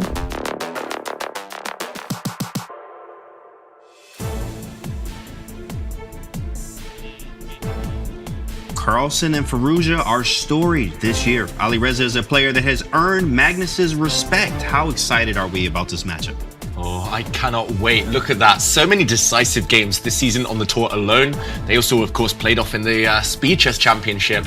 That was one-sided, Magnus taking the win, but he enjoys playing Alireza. Neither side ever back down. Yeah, it's neck to neck, 7-6 right now for Magnus.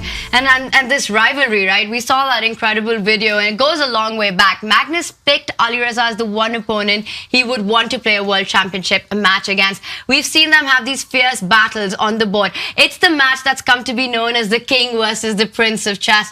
And I think I'm just looking forward, and I'm really hoping this one goes down to the wire and we get an Armageddon in this one. That would be great, of course, to see. We all want more chess here. And Firouzja's like, yo, where are you? Hey, where's Magnus? Oh, yeah, he actually is probably looking for Magnus, though. But no, he's locked in. He's ready to go. And, of course, Magnus is going to...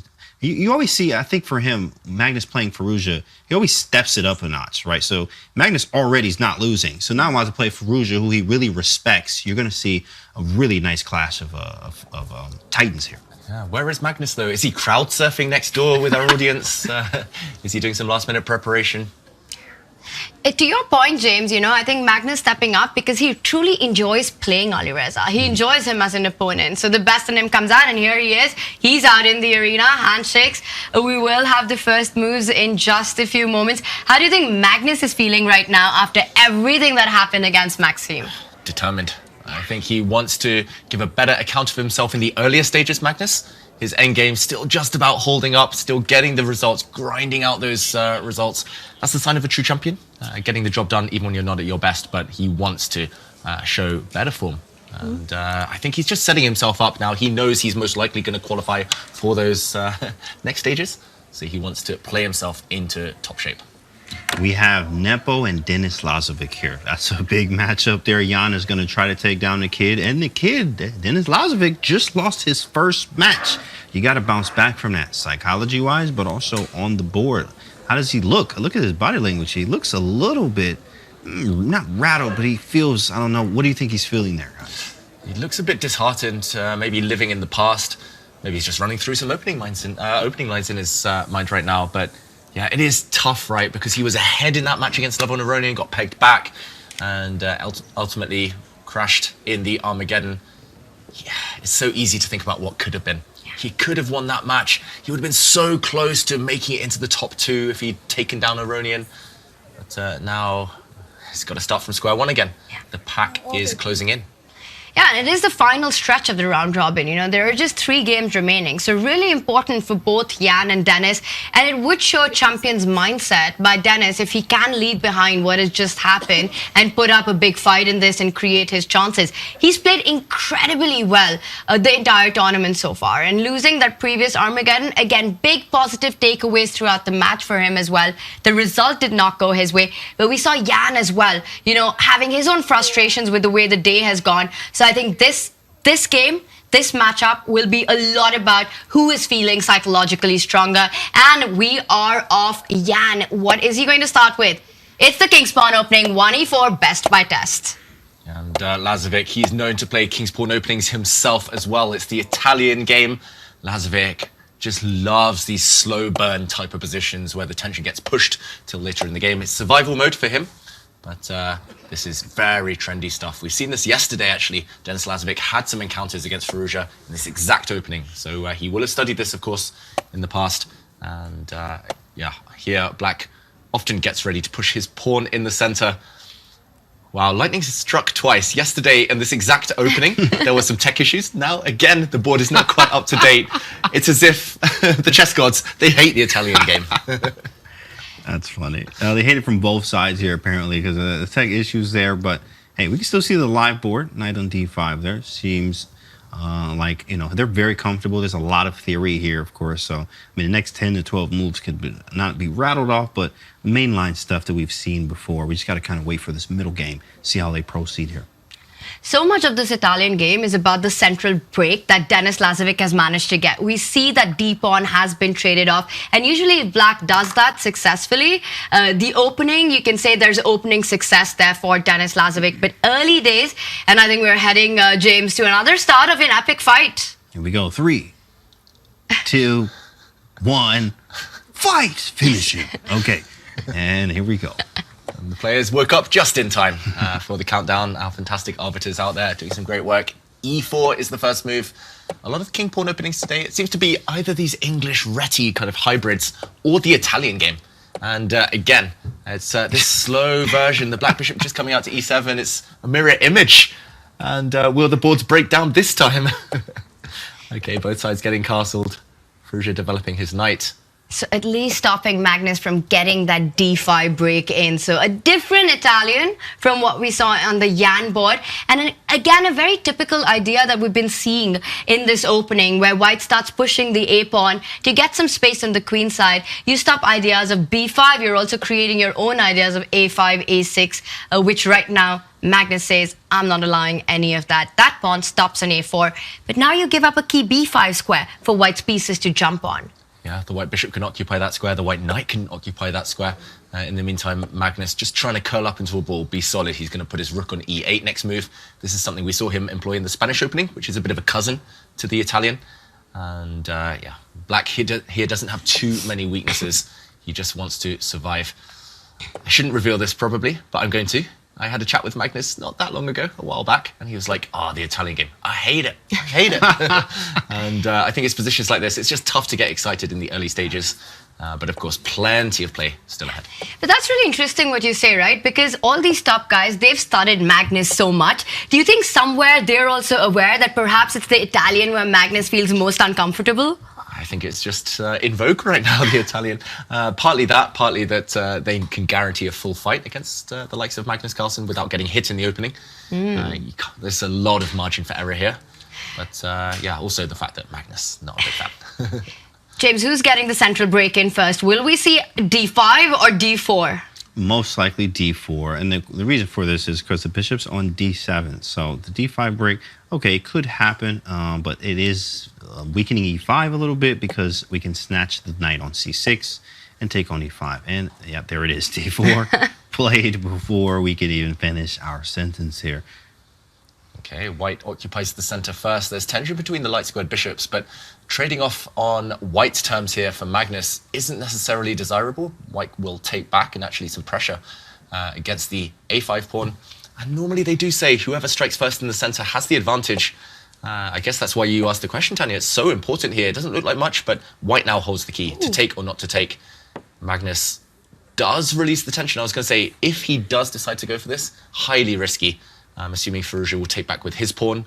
Yes, there's isolated pawns on the other side of the board, but it's all about the center there, whether white is able to generate some kind of kingside attack in the near future. And that looks terrifying, right? You recapture with your pawn and then the e-pawn moving forward with a lot of tempos. The white knight's poised perfectly for a kingside attack. That bishop on c1 eyeing the h6 square as well. But Alireza with a different approach. He's eyeing the f5 square. He wants one of his knights to land on the prized point. And I think we're going to see that being played out. Magnus, meanwhile, playing copycat. White's knights look beautiful. Black's knights now looking good. And here it feels like f for forward might be the way. F for Firouzja. And James, again, as an attacking player, what are your senses telling you here? Yeah, tactic senses are tingling. c4, this idea with that is to play rook a3, believe it or not. At some point, it's not now, because of course the d5 is going to be annoying, but rook a3 is definitely on the cards. It has to be maybe a knight f5 at some point, but just keep that in mind. That's how you activate that rook. You can see the knight coming in to f5, a sacrifice on h6. You see this all the time. Maybe bringing the d knight to f5, the other knight to h5, just to get rid of that knight on f6, because the e4 pawn will be hanging if you go knight g to f. So you have to be careful here, but it is around the right move order. c4 I do like with this hidden idea of rook a3 over to the king side. That's an amazing spot by James because, you know, when c4 comes on the board, to me, it's you're controlling the d5 square, not allowing black to get a d5 break. You consolidate your pawn on b5, it's just a pretty move. But then it's full board awareness that the rook from one side gets an easier path to swing across to line up against the black king. Really nicely spotted. I know that James lifts, so rook lift. Bring in the rook lift. Exactly. Do you rook lift? Do you even? Rook lift, Tanya. And yeah, it's just very uncomfortable, I would say, for Magnus right now. You lack pawn breaks. That often means you lack a plan. And right now, c6 is not available. White covers that square. As Tanya mentioned, d5 locked down now. The Maroczy bind of the c4 pawns. Really annoying for black. And black's piece is a bit passive. The bishop, I'm expecting his queen to step up, maybe now or in the next few moves. He plays c6 anyway. Pawn sacrifice. Or is it? Will the white knight get trapped if he starts grabbing material right now? But you do have a retreating square from where the knight will pretty much jump from. So, David, I think we might need to do a little deep dive into what happens because looks like a free pawn to me. Yeah, why not take this free pawn? And I'm assuming the black queen moves, but where? I thought queen b6 trapped the knight, but as you mentioned, Tanya, the knight just jumps back. Clear kind of smash and grab. You've gained a pawn. Maybe the idea is queen to c7? And when the knight retreats, now you grab this pawn back. And I still prefer white because black has two big weaknesses. But at least black's queen is active. Maybe this is Magnus's big idea. That's often the case, right? Psychologically, you play the move your opponent thinks is impossible, and then momentum switches. Yeah, really instructive how Magnus has done this, right? He's feeling the pressure. It looks like Alireza's slowly outplaying out of the opening, and then Magnus breaks free in a tactical way, getting the break in. We were thinking no breaks were possible. Forces Alireza to think it's just about changing the dynamics of the position. You don't want to just stay passive.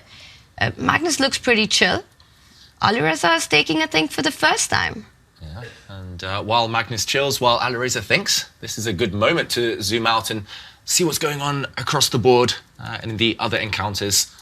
There is action elsewhere, of course, including in that clash between the two players at the bottom. I wouldn't have guessed it beforehand. Wesley So, Levon Aronian occupying the bottom two spots.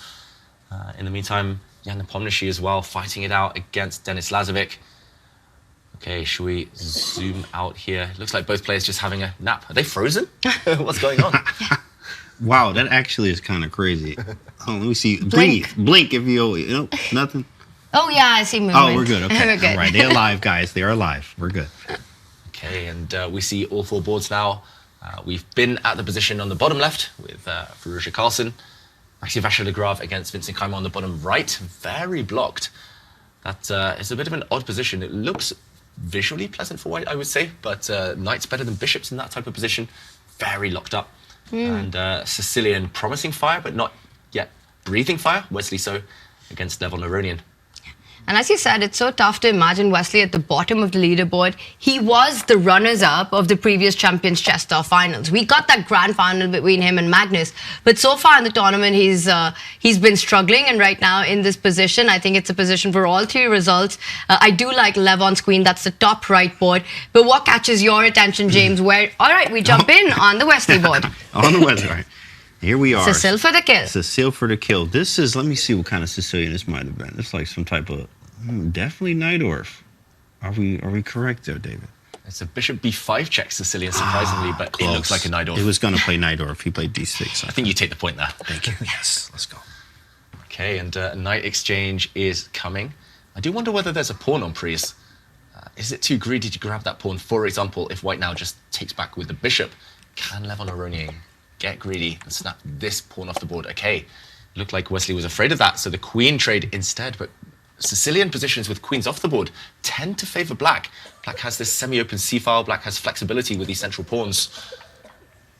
Okay, I think Levon's thrilled with the outcome of this opening. Yeah, looking good for Levon right now.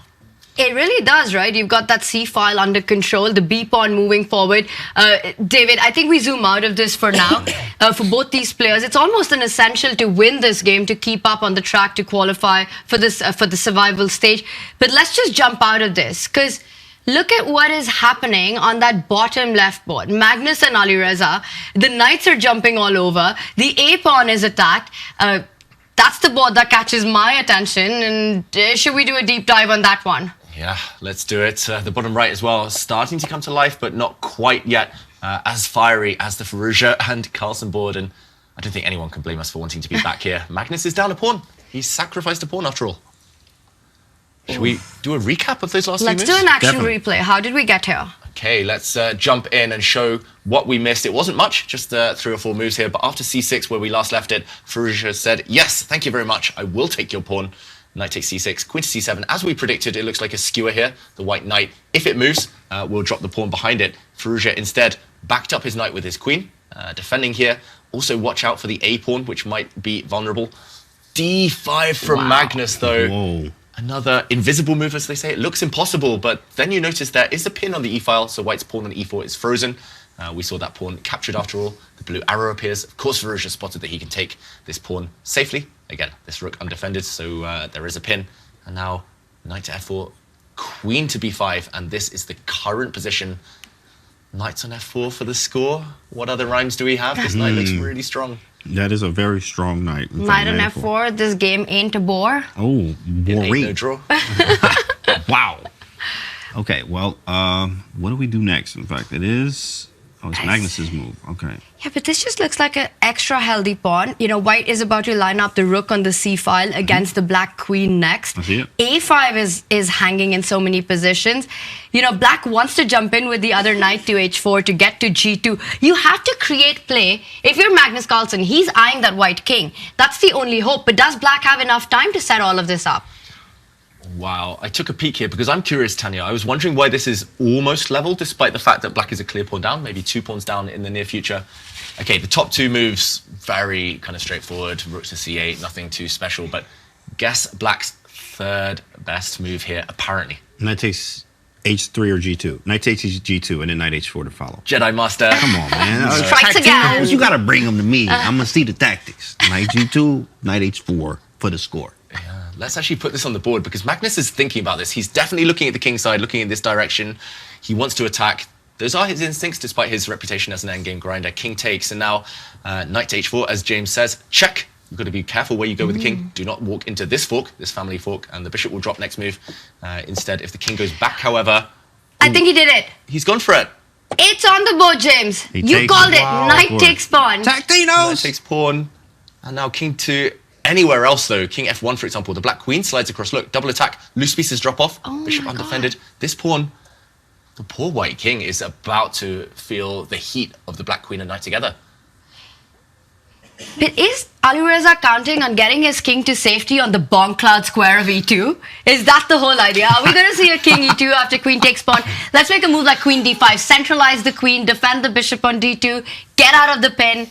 And the bar doesn't exactly drop, so maybe it's not the worst. And king e2, this is crazy. Run away, run away. Run for the hills. I can't go rook d8, so that's the problem here. It feels very good for black, but I can't get the rook to d8. If I could get rook d8 in, this is probably over. Where are you running away after queen g4 check? Running back and offering a draw, that's what I'm doing. King back to f1. You know what? King d3, I don't care about nothing. How about that? King d3 for the memes and for the crowd. Look at that, equal. King D3. My gosh. Yeah, dog. Talk to me nice. Wow. Yes, sir. I want to say king d3 is an Alireza position and an Alireza move. I don't think he's going to repeat with king f1 if we get this on the board. By the way, Magnus doesn't go in with a check first. He's played queen to d7 directly. However, okay, I was going to say, if the white queen had sidestepped, we would have seen that exact variation by transposition. Now the black knight jumps in. So same idea, different order. And now the white king goes back. So we're going to see Firouzja start sprinting into the center of the board, into no man's land with his king. Wow, I think, James, you would love to be on the black side of this. Yeah, absolutely. Very ferocious type of chess here. I would like to run this king up to d3, but I need to get... What if I go rook d8 first? It doesn't matter. Man, I mean, it does work. Rook b8. I see you, Magnus. I understand. Telepathically. I understand, sir. Rook b8. Okay, same idea. Beautiful, and you had to do it now, right, while the black queen is on d7, because now the white knight is pinned. The white knight cannot take this rook. She would drop there, the queen on b5. So now you're asking the white queen to move. The blue arrow appears. I'm going to highlight it. You have to jump to the center, defend your knight, challenge the black queen. But how scary is this? The black queen swooping, the black rook swooping. This is... I want to know what Magnus is listening to. He wants the fire. You know what, chat? Okay, look, listen up. It's on you now. Take, okay? We got to download the app. I need you to go download Take, and experience chess fandom like never before, okay? Because we need to see what you're going to play in this position. Visit go.chess.com/takex3, and you can use exclamation point take in chat. Do it now. Do it now. And I think Alireza needs to guess the move because he's down to 3 minutes, 20 seconds. He has to keep up on the clock, and it looks like you don't have too many options here as well. You need to stay connected to the knight. Queen d5 just looks like a very natural move here. You centralize your queen. Yes, he's calculating what happens after queen takes pawn. You can't step up with the king to g1. I think we're going to see it. Queen d5 played. Queen takes pawn. Magnus is going to bang that down just in a moment. Whoa, Alireza takes it back. What happened? Wow. He hesitates. Is he going to change his mind? Here we go. Wow, he plays the move, but he literally took it back at some point. He had it hovering for a good 10, 20 seconds. King d3! Wow. The king on d3! Wow. Good luck to that king. That's all I'm going to say. This is a wild position. Under 3 minutes, king on d3, the queen, knight, both the rooks, the black bishop, all on the attack.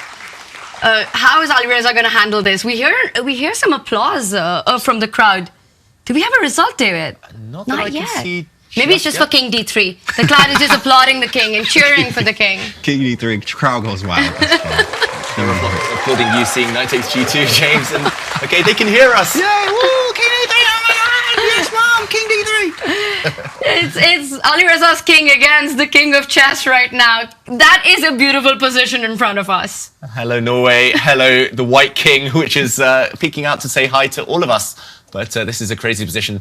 Actually, queen and knight, they're known as an attacking combo, but they're a great defensive combo too. They're both the best attackers and the best defenders, knight being a king's best friend. A queen now, of course, trying to shelter her king from anything. So, it's not over. White here, though, has to walk a tightrope to survive. Knight to g2 is Magnus's choice. Clean hit on the white rook, sorry there. which will have to move. Firouzja, both players down at 2 minutes now. Would be so tempted to just offer a rook trade right now, either via b1 or rook on e2. Just get rid of that black rook one way or the other. Yeah, I think that's a great spot there.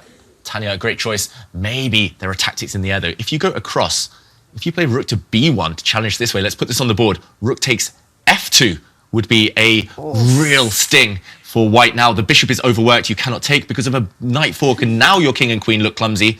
Now they're too close together, if anything. So he actually has to go up the board. Your first instinct, what is he going to play? He's reaching out for it. I think he's about to do it. It feels like that's the movement coming in, and rook e2, so he stops that threat that you just pointed out. Yeah. X-ray vision there. And any trade, I mean, Alireza has an extra piece, right? So that favors white. Magnus has got to keep the tension on the board, but that means a rook retreat right now. But there's not so many safe squares. Actually, are there any safe squares? Maybe this one is the only one I see, the only square that's not defended.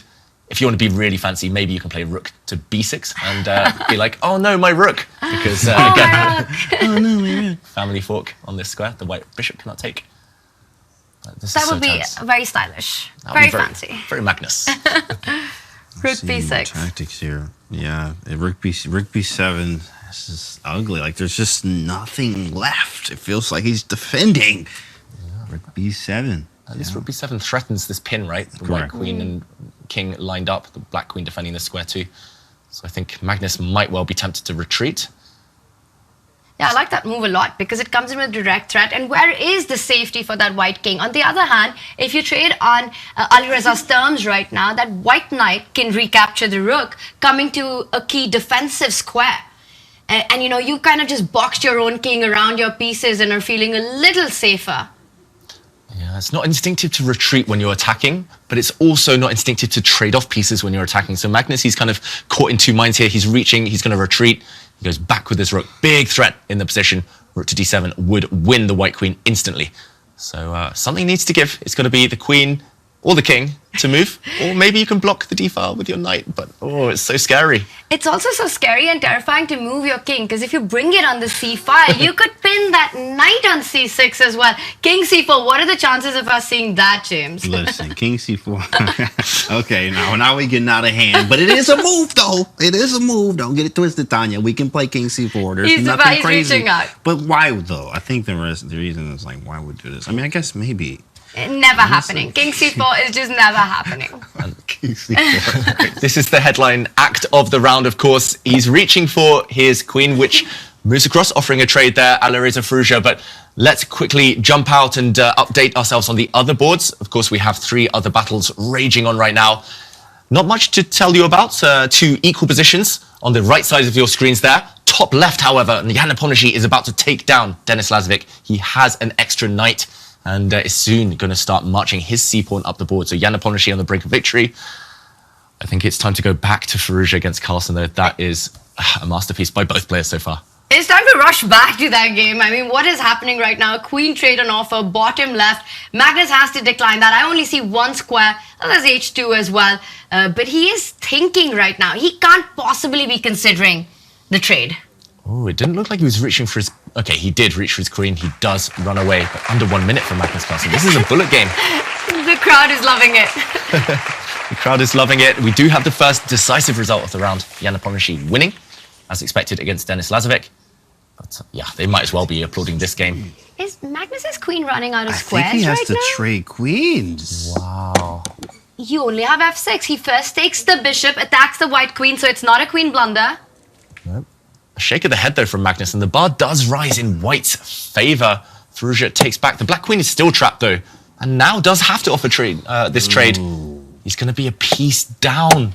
Piece down and down on the clock as well. 30 seconds of Magnus, it's a lost endgame. But how many times have we seen him turn these endgames around? The difference here, I think, in like, if you think about overall what could happen is, okay, I have the extra pawn. Yes, you have the extra piece, but let's say we trade all the pawns off, which is the key idea. You trade the rooks, you trade everything off, and the pawns, it's a draw. You got this extra piece, but what are you going to do with it is the question. He's coming in with the rook. It's all activity. The bishop's about to jump into the attack as well. Hits that rook, eyeing that f2 pawn. Ooh, Firouzja under 1 minute, starting to panic here. He was about to reach for his rook. If he moves the rook, though, Black's other rook jumps into the position with a devastating check. I think he was about to blunder Alireza Firouzja there. He might have to accept that he's going to give back some material in order to maintain his advantage. But Magnus is so active. He's played so well since the queens came off. Incredible stuff. Is this going to be another miraculous save by Magnus? 3 results possible, right, James? Yes, there's also stuff with like knight f5, like knight f5. You know, I'm always tactics senses are tingling, but knight f5, bishop takes c3, knight e7, king f8, rook check, king takes knight c6, king d6 or d7, knight takes d8, bishop f2. Did you see that? Knight takes f7, and it's like drawn. Yes, I love how you've calculated the entire draw, but Alireza's down to 10 seconds. He needs to make a move. Ooh, he retreats his knight, but that knight is hit. He moves the knight away yet again, but now the white rook is dropping for the black bishop. This is anyone's game now. It's going to be material equality. 2 knights against a rook and a pawn. And, okay, the knights do look good, though. Look at the teamwork there. White's king super safe. Takes care of all the squares around white king, so no check on f2. That rook lining up on the second rank would not have any threat. And Alireza trying to create some weaknesses in Magnus's camp. And look at the song playing right now. Never Gonna Give You Up. Never gonna give you up.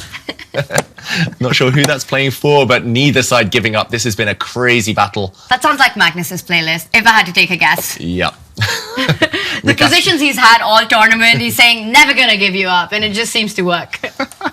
It looks like he will not be giving up. He looks like he should save this. Alireza down to a few seconds, though. He grabs the pawn, he takes it with the rook. And now, even this type of position, if the 2 pawns disappear, even if Black were to blunder his rook, this is a draw. So right now, you must give away your black pawn to draw this game. But this should likely fizzle out. Look at that, Magnus just giving the pawn away. Firouzja not taking the black pawn.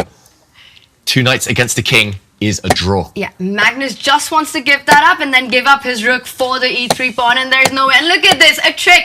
Knight comes in, picks up the rook, but Magnus's king is fast enough to pick up the pawn, and in the end, not enough material. What an absolute roller coaster of a game. Ends peacefully, with anything but peaceful this game. Anything but peaceful. That was crazy, insane. We would love to see the accuracy on that game, and of course, that's a game that you can study at home. Grab that one, you probably could spend a few hours on that game. Wow, and in the meantime, Maxime Vachier-Lagrave looks like he's about to win against Vincent Keymer. White has 2 extra pawns. This A-pawn, though, is the one that's going to do the business, become a new queen. Vincent fighting on here, though, but in vain. And a handshake. Maxime Vachier-Lagrave about to win the black rook for this pawn. Takes the game. Let's go to the other encounter still ongoing. It's Wesley So against Levon Aronian. Wesley So's just blundered. A moment ago, this was a dead-drawn endgame, but now the white king is cut off by the black rook along the e-file. Black's f-pawn is the one that should be winning this game. Ooh, can Levon close it out, though? 5 seconds, the panic setting in. Panic in time is what it is, of course. Panic because of time is what it is. Ooh, this is well known to be a very difficult endgame for both sides. Theoretically, it's always somewhere between a win and a draw. There we go, the bar is going to slide up and down constantly. The white king needs to jump back now and blockade that black pawn. The h-pawn is so close to touchdown. He goes back with his rook, Wesley So. Why would you make a rook passive, though? Yeah, that's tough. Wow. You can't do that. You're supposed to defend actively. But I mean, okay, you have to see his time. He has no time. It makes total sense. And wow, Levon's about to take this one. He's about to take the lead in this match. The king steps in now, forcing the white king away, and that's it. It's handshakes. Levon with the win. LeBron! He's back. LeBron is back. He's won another one. Wow. Incredible scenes, and I'm still thinking about that game that we just saw between Magnus and Alireza, right? What a wild ride that was. Magnus sacrificing a piece out of the opening, Alireza's king going out on a walk in the middle game. Just insane stuff this round.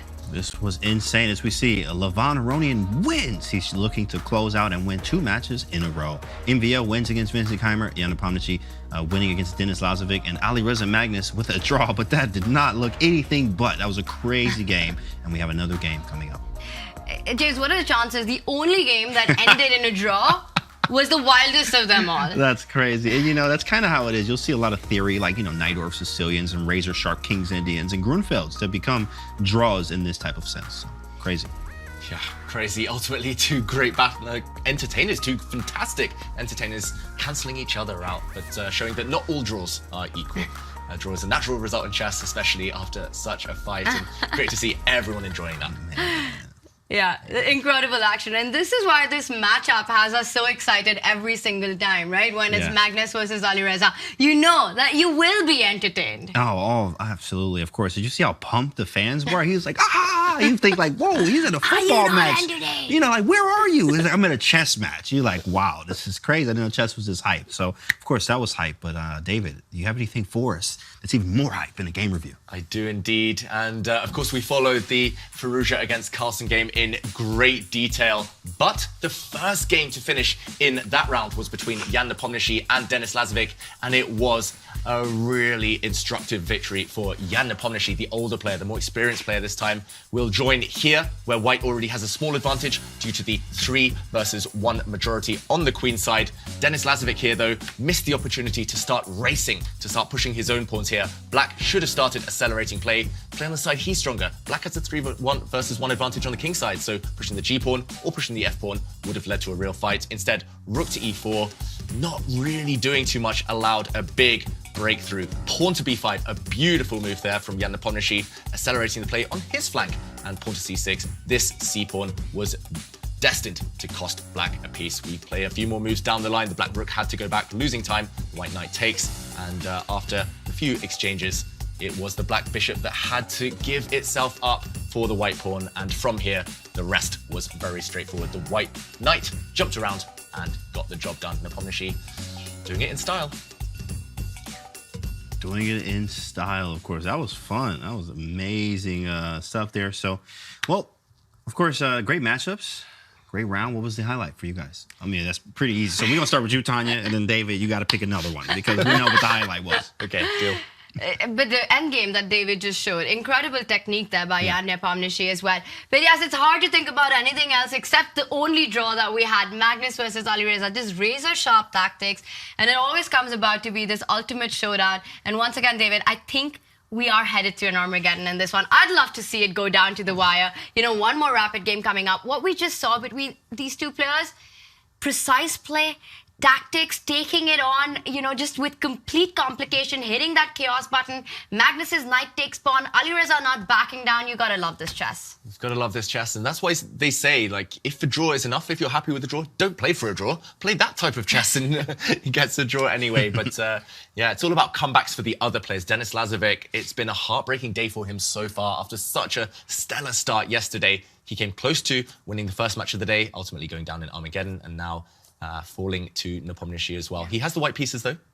And I think, James, you made this point, right? That in this format, consistency is everything. You have a great day one, but how many of these players and which of these players can keep up that momentum going into day two? And when one player who wants to bounce back is Alireza. It's been a tough start for him in the Champions Chess Tour Finals so far, but the best way to make a comeback and to find your confidence would be to take down the world number one. And he's looking to do that, especially after his spicy game that was. We're going to see more fireworks like that as well. A lot of confidence, psychology in play too, as well as we see Denis Lazavik there just having a rough day. But if he's able to bounce back, get out of the mental slump there, as we saw Levon do, winning the match, and now one game away from doing the same thing, actually, and leveling up in the standings. I have a question for you guys. Who is more relieved or the happier of the two from the round one draw that we just saw? I think Magnus is pretty happy. He gets the white pieces next. And Magnus is known as the king of Armageddon. He's got a phenomenal score in Armageddon games throughout the history of the Champions Chess Tour. In Norway chess, over the board, Armageddon, he's always been the king there. So I think Magnus may be relieved. Firouzja, I don't know, he'll see it as a small missed opportunity. He was the one putting in that pressure with the white pieces, you know, when he went c4, your idea of the rook lift. Yes. And to get it into the Armageddon, he has to keep fort with the black pieces. Yes, he has to keep fort, but of course, he has been able to do it before, and he likes the tactical chess. I mean, they both can compete at that level there. Magnus gets hype. You know, he found knight takes g2. That's not Magnus type of chess. You found knight takes pawn. I mean, of course, yes, I am a Jedi. But at the same time, it is nice to see these boys tactically battling it out, as Magnus, he's not actually a big fan of tactics. Like a lot of times when we're doing, you know, just talking to him about tactics, he's like, I don't like doing tactics, but he sees everything, you know, right? And Firouzja, who loves doing tactics, is trying to take it to him here. So I'm very excited to see the opening choices here, what Firouzja is going to try to do. This is a very critical game. And Magnus, he has been kind of keeping very flexible with the white pieces in the early stages, but he has been deadly in the end games, the latter stages, when the clocks tick down. He likes to apply long-term pressure. So I don't know if we'll see as chaotic a battle, a fight, a fist fight like we just saw earlier. But instead, we might see more attritional stuff in the meantime. Yeah, Denis Lazavik, it's about coming back for him. For Wesley So, it's been really tough so far. And yeah, of course, for Vincent Keymer as well against Maxime Vachier-Lagrave. Last chance saloon in this match, at least. Okay, predictions. Yeah, I think it's going to be tough for Denis to bounce back in this. I'm predicting a Yan victory here without an Armageddon. Okay. James, you asked, but I'm going to put you back on the spot. That's new. All right, that's good, David. I think Denis Lazavik bounces back. I like his white repertoire. I mean, he does very good with the white pieces. I mean, I see it all the time. Title Tuesdays, all the games here, in fact, too, as well. There are a few that were slightly shaky, but I mean, if he sticks to his repertoire, oh yeah, Catalan, 100%. Ready, Catalan, same thing. And it is the wow! He don't wait. Did he? I think he did play this once, but rarely he plays this. Yeah, rare, right? Very rare. He's normally very principled D4 type openings, Denis Lazavik, but he's going away from what has served him so well. And we see Jan Nepomniachtchi staring off to the left there. That's because he's trying to remember some opening theory. Often white will challenge in the center sooner or later. We saw Magnus do this earlier in the day against Maxime Vachier-Lagrave with a pawn on E3. He soon pushed his pawn forward to C4 to try and chip away at the black center. But ultimately, this is the type of opening you choose when you're in a must-win situation, which Denis is. You keep all the pieces on the board for as long as possible, avoid any simplifications, any trades until later in the game. And yeah, wow, Denis Lazavik. G4 for the score, big fella. Okay, Denis came to play. You know, if this was an online game, we'd think this is a mouse slip. How do you push the pawn 2 steps forward? Right now, 1, it's hanging. 2, none of your pieces are out. But I think it's all around that white bishop on B2, also eyeing the G7 square. It's the mat situation. Denis has to create chaos. He can't rely on his positional strategic forte that has become the brand of his chess right now. And he's going all out very early on. Knight takes pawn? Is that possible? It's very possible, and we'll see how Nepomniachtchi reacts to such naked aggression at such an early stage. In the meantime, another game about to begin. Magnus Carlsen starts with the white pieces against Alireza Firouzja. Another Reti. How many times? If we had $1 for every Reti opening this tournament, we'd be...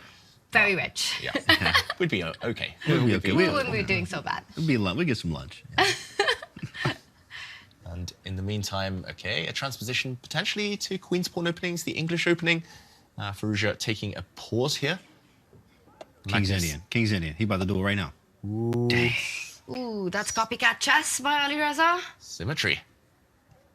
And Magnus calms things down. He fianchettos his bishop. Will we see Alireza continue doing the dance? Pawn to G6. Have you guys ever had that? Someone play copycat chess against you? And the question is how long they can keep it going, because white has that first move advantage, and usually it's hard to keep it on for a long time, and Alireza does switch it up. He switches it up for play in the center, gets that break in, so a very direct line eventually chosen by Alireza. Ooh, H4, we've got G4 on one board, H4 on another. What on earth is happening? Wow, I love to see it though. The H-pawn push was designed to chip away at the black flank here, but now H5 will be met by a bypass move, G5, and you don't get to open any lines, so white does castle after all. I always thought this made a weird impression. An H4 pawn? It looks like it's sticking out there, like a sore thumb, but the white king, pretty safe, and okay, D4 by Magnus. We're gonna see some tactics. This is theory, but I think Magnus will be more aware than Firouzja of the latest developments. This is spicy. I like this. I guess after takes, this is theory that rarely I don't actually know. So C takes D4, I assume is knight. But then if you go knight B5, there's E5. So this is crazy. Yeah, James knows every single chessable course that ever existed on any opening that was ever played. So coming from you, James, it's got to be a fresh position for a lot of us here. And look at that. Look at the 2 knights hanging at the center of the board. White's knight on D4 right now, being attacked by the 2 pieces. White returning the favor with the knight on C3, bishop on G2, eyeing that D5 pawn. I think we're going to see a trade-off. A very different kind of trade-off here. Something's disappearing. The vacuum cleaner, the Hoover, something's going off this board. And I think the knights might just be cleaned away from the center in the next few moves. Okay, Firouzja is the first to blink. He's the first to decide which knight to capture. Okay, the other one might have been safer, but this is going to lead to a very tense position now. I'm assuming Magnus takes back with his own knight. And the one downside for black is he hasn't castled yet. And the other downside is that if you do castle after that, there are tricks of bishop takes pawn, because that bishop on g7 will be overloaded in that position, defending that central knight and the pawn on h6. So Magnus might not have time, Alireza will not have time to get his king to safety. That's right, and maybe we can show that on the board because tactics are starting to rear their head here. And knight takes knight looks like the most natural move. Black has options. You can think about coming out with your bishop to attack pawns, but tactics don't often work with your king in the center. He does take with the knight. Magnus heading in this direction, castling the king, the desirable move. As you point out, Tanya loses a pawn. Bishop takes h6, deflection, and the knight would drop off. You can't even throw the knight away, try to sell it for the price of a pawn, because a check is met by a capture, and after a recapture, again a pawn drops off, supported by the white queen. Look at that! Whoa. Look at Alireza's move. Whoa, what? Bro, what? Talking of copycat chess, he plays the same idea just on his own. Instead of allowing bishop takes h6, he plays bishop to h3, not capturing a pawn though, it's on an empty square. I don't care good or bad, but that's a stunner. It's so easy to miss when there's no pawn on it. Like you said, mirroring the idea that we were just showing, deflecting white's bishop from the defense of that d5 knight.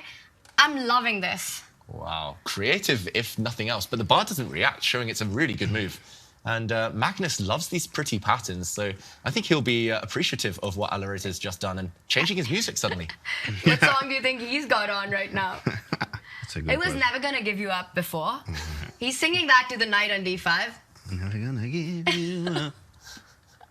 I mean, you could take this, though. You could take and play e3 and run the king to h1. Grab the bishop pair. This is a Magnus-type position. Try to milk it, but then maybe it's like a reverse Catalan with the bishop on g7. But no, you don't have another bishop, so I go rook b1. I should be good. It is possible to take. Let's show this, James, your variation there. Bishop takes bishop would be one of the safer responses. Why not try and keep things simple? Queen takes knight and pawn to e3. This is a pin after all, but the black knight jumps out the way with a check. The white king has to be careful where it goes. King h1 is the only way to avoid a double check on this diagonal. And yeah, as you point out, this endgame is something Magnus has to evaluate, right? Correct. The black bishop's super strong, but white does have a potential strong bishop of his own on this diagonal. I think this would be my choice if I were playing Firouzja. I'd be too terrified to keep the queens on and get attacked. So this looks very safe for white, but low risk, low reward maybe as well. Right. Is there anything else that catches your minds? Well, no risk, no reward, but if that even does end in a draw, it means rewards for everyone watching because the match goes to an Armageddon then, so I'm totally ready for that. But if Magnus avoids this very forcing line that you and James just pointed out, Alireza's got ideas of his own. He's anyways going to trade on g2. The knight on d5 is hanging. How do you keep everything consolidated in the center? A knight retreat? That doesn't sound very appealing either. Knight retreat, maybe you bolster this knight, you can support it with your pawn, but that creates some weak squares. So Magnus does go for the variation we were indicating there. In the meantime, this game likely to head towards the endgame at least, quite quickly. I see the eval bar between Levon Aronian and Wesley So shooting off. Oh my goodness. LeBron's direction. Maybe we zoom out here. And okay, let's actually jump straight there. Okay, no, bird's eye view first. Complicated positions, James. As we said, LeBron is back. I mean, listen, sometimes all it takes is to stop the bleeding and then everything just clicks. For instance, he won the first match, beat Denis, who was at the top. Now he's, I mean, crushing Wesley here. What was this opening? What happened? This is, look at the bar. Before you even do anything else, look at the bar, bro. Let's say this is over. Look at the position. I mean, that last move opens up the rook. David, you're highlighting that tender spot on f7. Knight and bishop beautifully lined up against it. The rook's about to join that party as well. This is tough position to defend for Wesley. Bishop takes pawn, attacking the queen. You'll have to move away. The bishop jumps to d6. Queen b6 check has to be the only move here. Oof, so ugly. To answer your question earlier, it was the Pirk defense. Oh. Pirk. I never know what the exact pronunciation is, but either way, it's been a bit of a disaster for black. He needed to win Wesley with the black pieces. Not easy, but this David, is... there has to be tactics here. I mean, look at the amount of pins. That e5 piece, there has to be something on f7, but Lev's just enjoying his position, Beautiful. not rushing in. 8 minutes. You can chill. You can work it out. And I think at the very least he will just... okay, he actually moves his queen across. I was going to say he will just drop his bishop back, but now knight takes bishop does not hit the white queen, so it is impossible. He's prevented those checks you were talking about, Tanya, and the battery on the f-file, he's lined it all up. There's a threat. Bishop takes knight and winning that f6 knight as well. So how do you keep everything under control? Bishop g7 would still invite tactics on the f7 square. Ooh, King G7. Oh my goodness. It's a family channel. It's about to get crazy. It smells bad, right? It's about to get crazy. With everything of black placed on the dark squares right now, the knight, the rook, the bishop, and the queen, there's got to be some tactics here. I keep looking at something takes f7. Yeah. Tell me it's working, David. Yeah, I think it is. Yeah, We'd have to work out the details. Levon Aronian. There it is. He proves it. We don't have to show it. He's showing us. Dang. Something's collapsing on this f-file. Where is the killer blow, though, after rook takes knight? I think you just capture with your bishop. Black has to take back with the king, and then you can triple down on the f-file. Sure. Bishop g5, and maybe you can have that on the board as well. To me, that looks like the simplest way to cash in.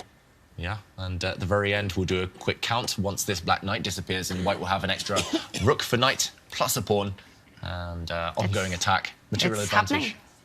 I think he might just resign after bishop to g5, you know, just to catch up with the current position. Yeah, bishop g5 would simply win a piece. Wesley is my done. goodness. That was a miniature. How many moves was that? 20 moves? Wesley So? Wow. Levon is back. LeBron is back. You better put respect on that man's name. Oh my goodness. Levon Aronian came back. You get this kind of a dub, you get this kind of a victory in, and you're feeling good about your chances. It was a devastating start in the round robin for Lev, starting the day with at the bottom of the leaderboard. And what a win against Wesley. He won the previous round as well.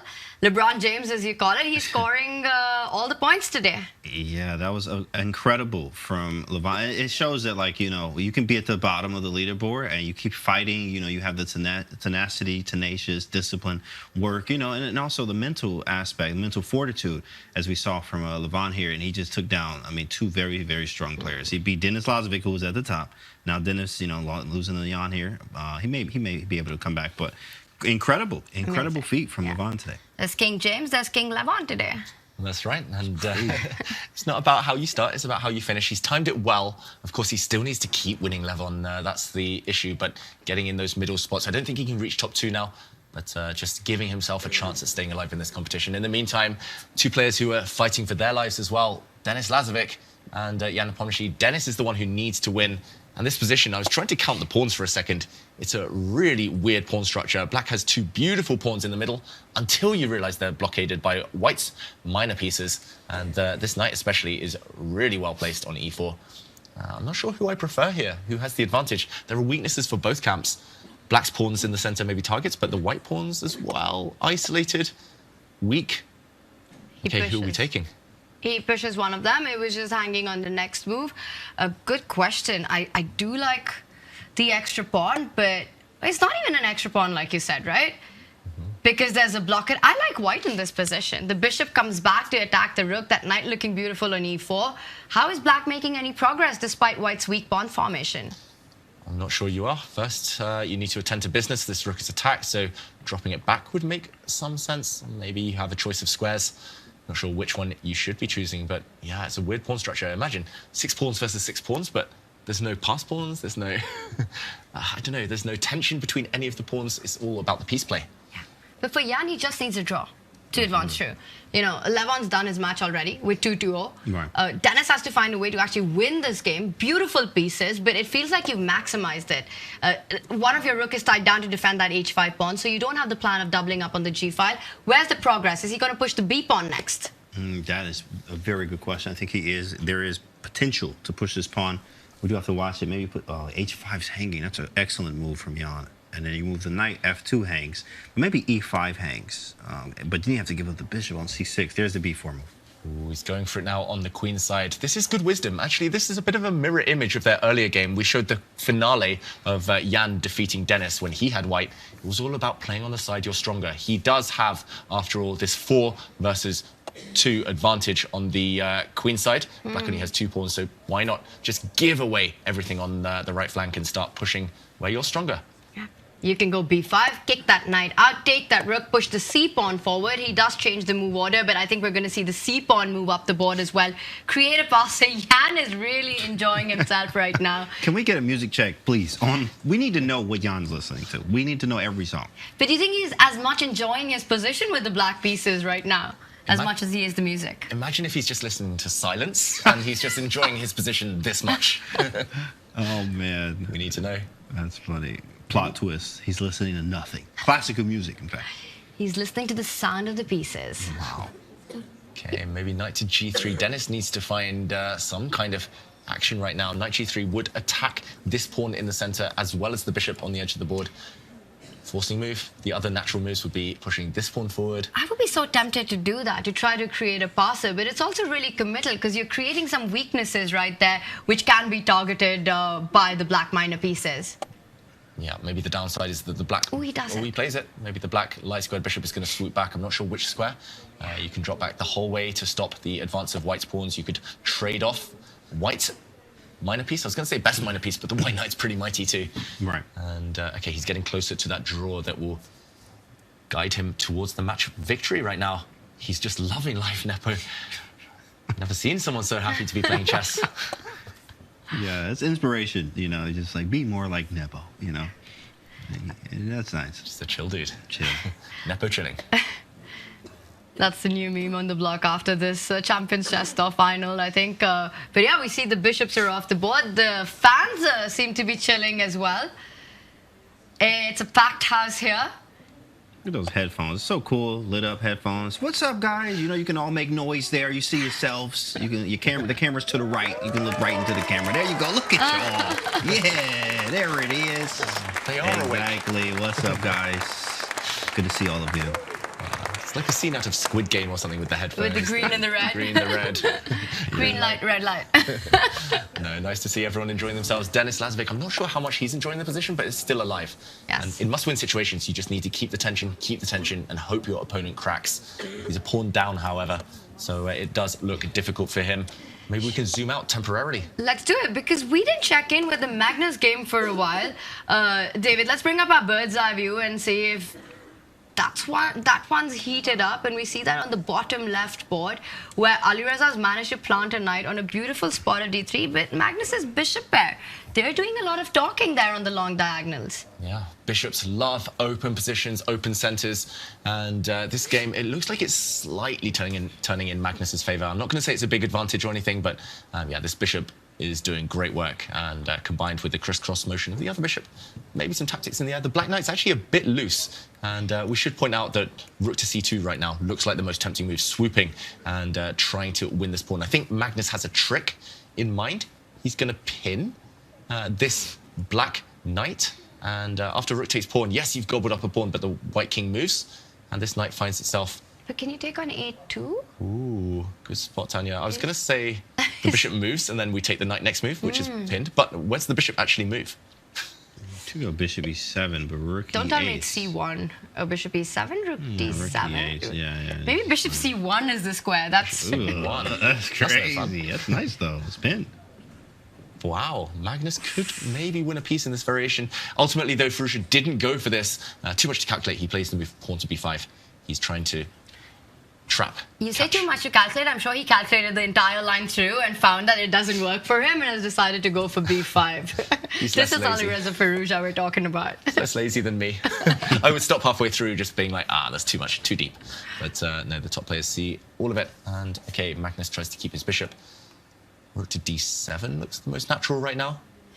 Yeah. Looks like this position might fizzle out towards a draw if black can somehow manage to trade off his knight for white's bishops. Bishops, once they're shorn of their partner, once it's no longer a pair, they do tend to struggle. So I think this one should end peacefully. Yeah, you can keep pursuing that bishop. It doesn't have too many squares. The rook can either go sideways to e8 or d7. I like rook d7, asking some, difficult questions to that bishop. You fall back to a3, b4 comes in. Or maybe bishop a3, is that his idea? Are we going to see a repetition? Rook d7, bishop a3, a little bit of a yo-yo of the rook and the bishop. Rook d8, bishop e7. I don't think so. In fact, I know Firouzja definitely likes to fight a lot, even against everyone. He will fight. I actually played Firouzja in the back end. This is coming later. Like, we'll show that later on YouTube or something. But yeah, and it was like he was losing on time. I was like, I'm not gonna flag you, Firouzja. Like, no, like I'm not gonna flag you, bro. I gave you a draw. And then he was like, no. I was like, oh snap. He wants to fight all the time, even if he losing. Doesn't matter. Firouzja's gonna fight. Oh, this was the idea. So you offered him a draw in a I position did. where he was about to get flagged, and Correct. Firouzja declined it. Correct. 100%. Like, it was like, wow. I mean, I was like, I'm scared now. Like, what? What do you think if Oh my Magnus God. offers him a draw right now? Will he decline it? He's gonna decline it. He'll probably decline it. He'll probably decline it. Yeah, Firouzja might be the only person in the world who might decline a draw against The Magnus only right one. now. The only one to decline. Only one. Okay, big moment. Magnus saves his bishop, utilizing this pin along the d-file. The black knight is frozen, cannot move. And there's been a switch in the clock situation as well, where Firouzja was leading. He's now down about 30 seconds, and he wants some trades on the board. Great move. I think Magnus will not be happy to see that. Now it's purely going to be light squared bishop against the black knight, assuming that the dark squared bishops leave the board. There we go. And now black's pieces are so active. And it's not even a pin. The knight can jump back to c5 or e5 and trade off the rook if it's required to do so. And that beautiful rook on c3, and just compare it to its counterpart on b1. That's not coming into the game anytime soon. Bishop e4. You could jump back with that knight to c5. Prediction, Armageddon or not? Armageddon all the way. Okay, what you got, David? Armageddon on. Armageddon on. It's right. on. I believe so too as well, especially after that last game. This one, nowhere near that. It seems pretty level. I think it will be Armageddon as well. Looks like pieces are about to get traded. If not the rooks, then at least the bishop for knight, and this game should fizzle towards a draw. Of course, we will keep an eye on this, but maybe we can zoom out because there is stuff happening elsewhere, and we most likely will see another clash between Carlsen and Firouzja coming up. I just wanted to point out that Denis Lazavik's king. Look at the top left of our screens. The white king has marched in. King of the hill, as they say. He's gone on an adventure. And will it be rewarded? Denis Lazavik looks like he has a big advantage, actually, against Jan Nepomniachtchi. We could see an Armageddon there if there's a comeback. Should we just jump into that one? Because he's got this beautiful pawn on d6 as well. The rook lined up against the g7 weakness. Let's do it. Denis Lazavik against Jan Nepomniachtchi. It's all about whether white's rook can get into the position. The white king is beautiful. White has a beautiful d-pawn as well. And David, the rook on g1 was hitting the g-pawn. It now slides over to the h1 square. And the h-pawn, it's helpless. Nothing's going to defend this one. The rook comes into the attack. This looks over. Black's knight and rook are so passive. King activity in the endgame, everyone. Even at the very top level, it works. Rook takes pawn, king e6, rook h8 mate, just all of it flowing through. And Jan, he's not vibing anymore. He is not vibing indeed. He's actually up a pawn, but not for too long. Yes, the quality, not the quantity. Okay, black's found some counterplay, but the white bishop can simply move, take a pawn. First the check. Another check. Okay, the king hiding, but the white bishop Grab can the move. g5 pawn. There we go. That's a nice. He just takes on d8. And rook h8, I think, is the big threat in this position if you push the d-pawn. Can he just go for the black knight, pin it, and win it? I think you can. I think you can transition it into a winning rook and pawn endgame. He's going to play your move, Tanya. The black pawn is pushing, though. It's going to cost white his bishop. And it's about this position, evaluation. And look how he doesn't take black's pawn, Denis Lazavik. He uses the black pawn as a double agent, as shelter. It's going to shield the white king from checks from behind, and it's the white d-pawn. I'm going to call it David the d-pawn. He's going to push forward and win Dennis this the game. d-pawn. Handshake. Dennis wins with his d-pawn and strikes back Armageddon bound here. Wow, what a comeback by Dennis, right? A win on demand, doing it against Jan, and now Jan has to do it all over again. He's looking away, but probably calming himself down from everything that just happened on that board. Phenomenal performance by Dennis James. Very, very phenomenal. And also, I think right now, Jan is getting prepared. He's mentally, what am I going to bid? Because that's what's coming up. What am I going to bid here? What do you think? You know, you have to think about what are they going to bid and go from there. But we still have another game here. In the meantime, there was a draw between Alireza Firouzja and Magnus Carlsen, as expected. Armageddon, there. Armageddon on. Armageddon on. Love it. But I'm going to say Jan, in those last few moments when we had him on camera, I think he was angrier than he was letting out with everything that happened in that match. You could see the frustration on him. I believe that. He definitely was frustrated, and you usually don't want to show too much of it, too, as well, especially when you're around players. And you just don't want to let that consume you, and especially if you play mad chess and angry chess or emotional chess. You know, you have to take that out of it, not just in chess, but a lot of times in life. In fact, that's a big thing. So taking the emotion out of it and just play the game. And that's How do you get emotion out of 7 seconds on the clock, though? Yeah, that one. Okay, easier said than done. Okay, don't try this at home. Vincent Keymer has succeeded in keeping this game alive. Maxime Vachier-Lagrave has been trying to trade off pieces, desperately trying to force the draw, which would bank him the match victory. But yeah, suddenly the knights, there's this awkward tension. They're both very much stuck, kind of cancelling each other out. On the left side of the board, the white rook a bit stuck, but that's where white has a 2 versus 1 majority. Some great long-term potential there. The white h-pawn, if the rooks disappear, I think this pawn might be the winner. But okay, Maxime goes away with his king. 6 seconds for Vincent. He needs to move, though. Make a move. He gets his rook back, and Maxime, a draw is good enough for him for the match victory. Vincent's got to find a way to refuse the repetition. He has to decline it.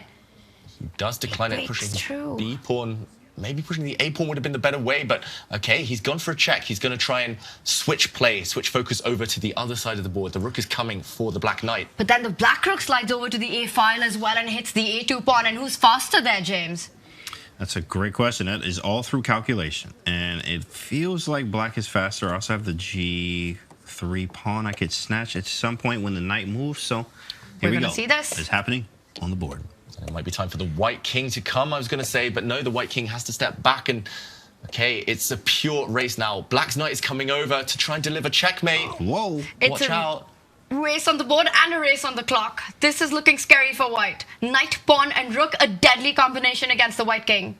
Ooh, first he plays a safe move, rook behind the pawn. I think this is a good pragmatic decision, but ultimately he's going to have to activate his knight if he's trying to win this game. Maxime Vachier-Lagrave, he plays it. Oh, the white knight stepping back. There's not good news for Vincent Keymer. The rook's behind the passed pawns. There's been so many examples of that already in the finals. We're going to see a flurry of checks now. You just keep giving checks because a draw is good enough for a match victory. Oh, that's it. You have to take the draw. Ooh, Vincent Keymer, no way to avoid the draw. A handshake. Maxime takes the victory in this match. Moving the king up, the black pawn would have advanced up the board.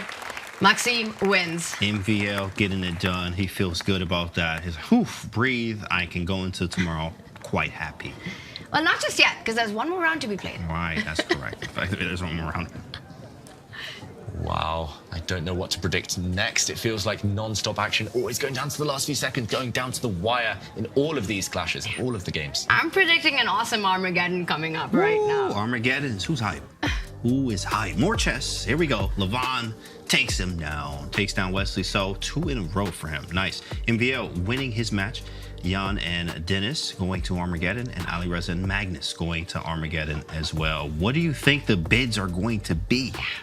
I think Magnus is going to try hard for the black pieces, and it will be somewhere around the 7-minute mark, probably 6:54. Okay. Is my precise bid by Magnus. Nice, 100,000 on it. Let's go. Wow, that's crazy. I mean, it's interesting. Online, the bids tend to be over 7 minutes. Here, over the board, they've been going lower, even though physically it takes longer to move the pieces. I agree with Tanya. Pattern is 7 minutes. We'll see. That's insane. Well, we have Armageddon coming up, but first, of course, we have the Rubik's Cube. And the Rubik's Cube is celebrating 50 years with the Make Your Move campaign. In those 50 years, Rubik's Cubes have been spread across the entire world, with 1 in 7 people attempting to solve the puzzle. Like chess, the art of Rubik's Cube is its complexity and the internal human values of curiosity, perseverance, and creativity. With over 43 quintillion permutations and only one solution, what's your next move? Visit go.chess.com/Rubik's50 or use command Rubik's in chat to explore. Armageddon is coming up.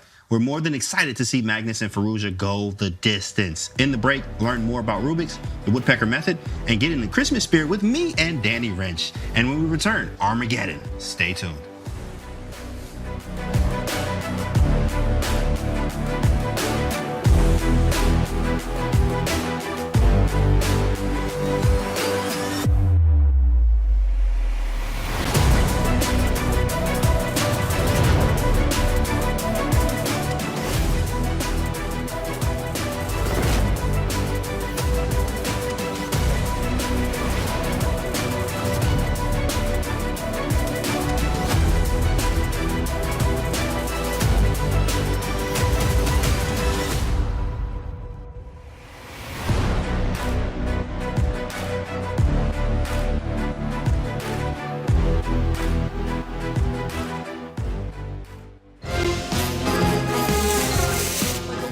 That's no, it's not. nice. No, it's Dang, not. Some that's pudding. sweet. I'd rather be playing chess. Than working for Gukes.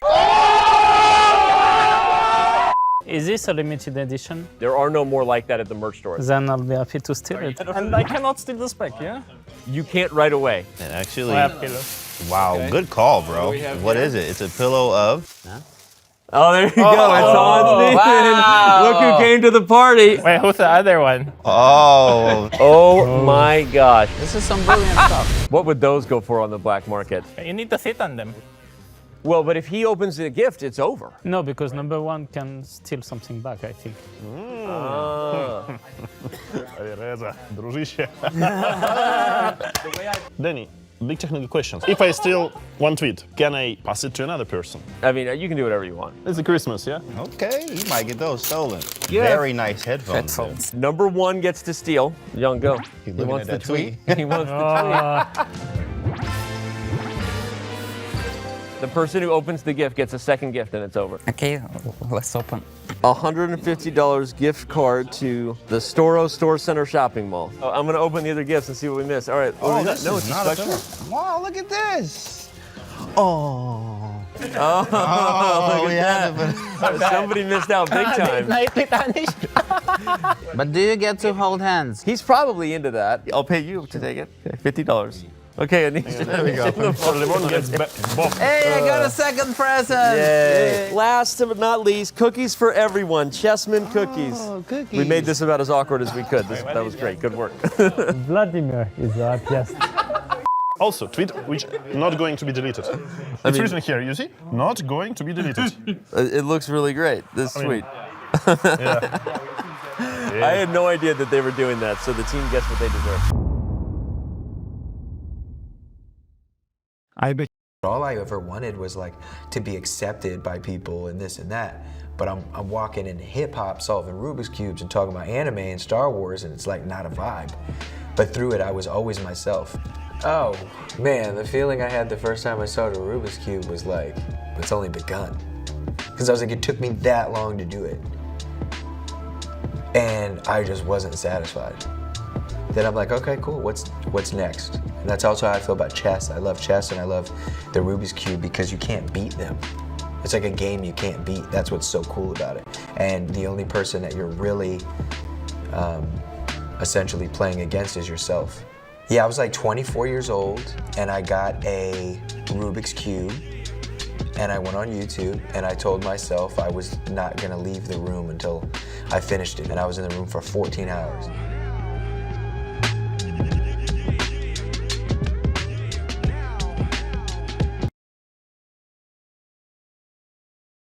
Welcome to the most exciting format in chess, Armageddon, the ultimate tiebreaker. Armageddon grants White more time on the clock, but in return, White must win. A draw secures Black the match point. White will start with 10 minutes. Each player submits a confidential bid with the amount of time that they are willing to play with to take Black and get those coveted draw odds. The lowest bid gets to choose their color, usually Black, and plays with the amount of time that they bid. The opponent gets the full 10 minutes. Let the Armageddon commence.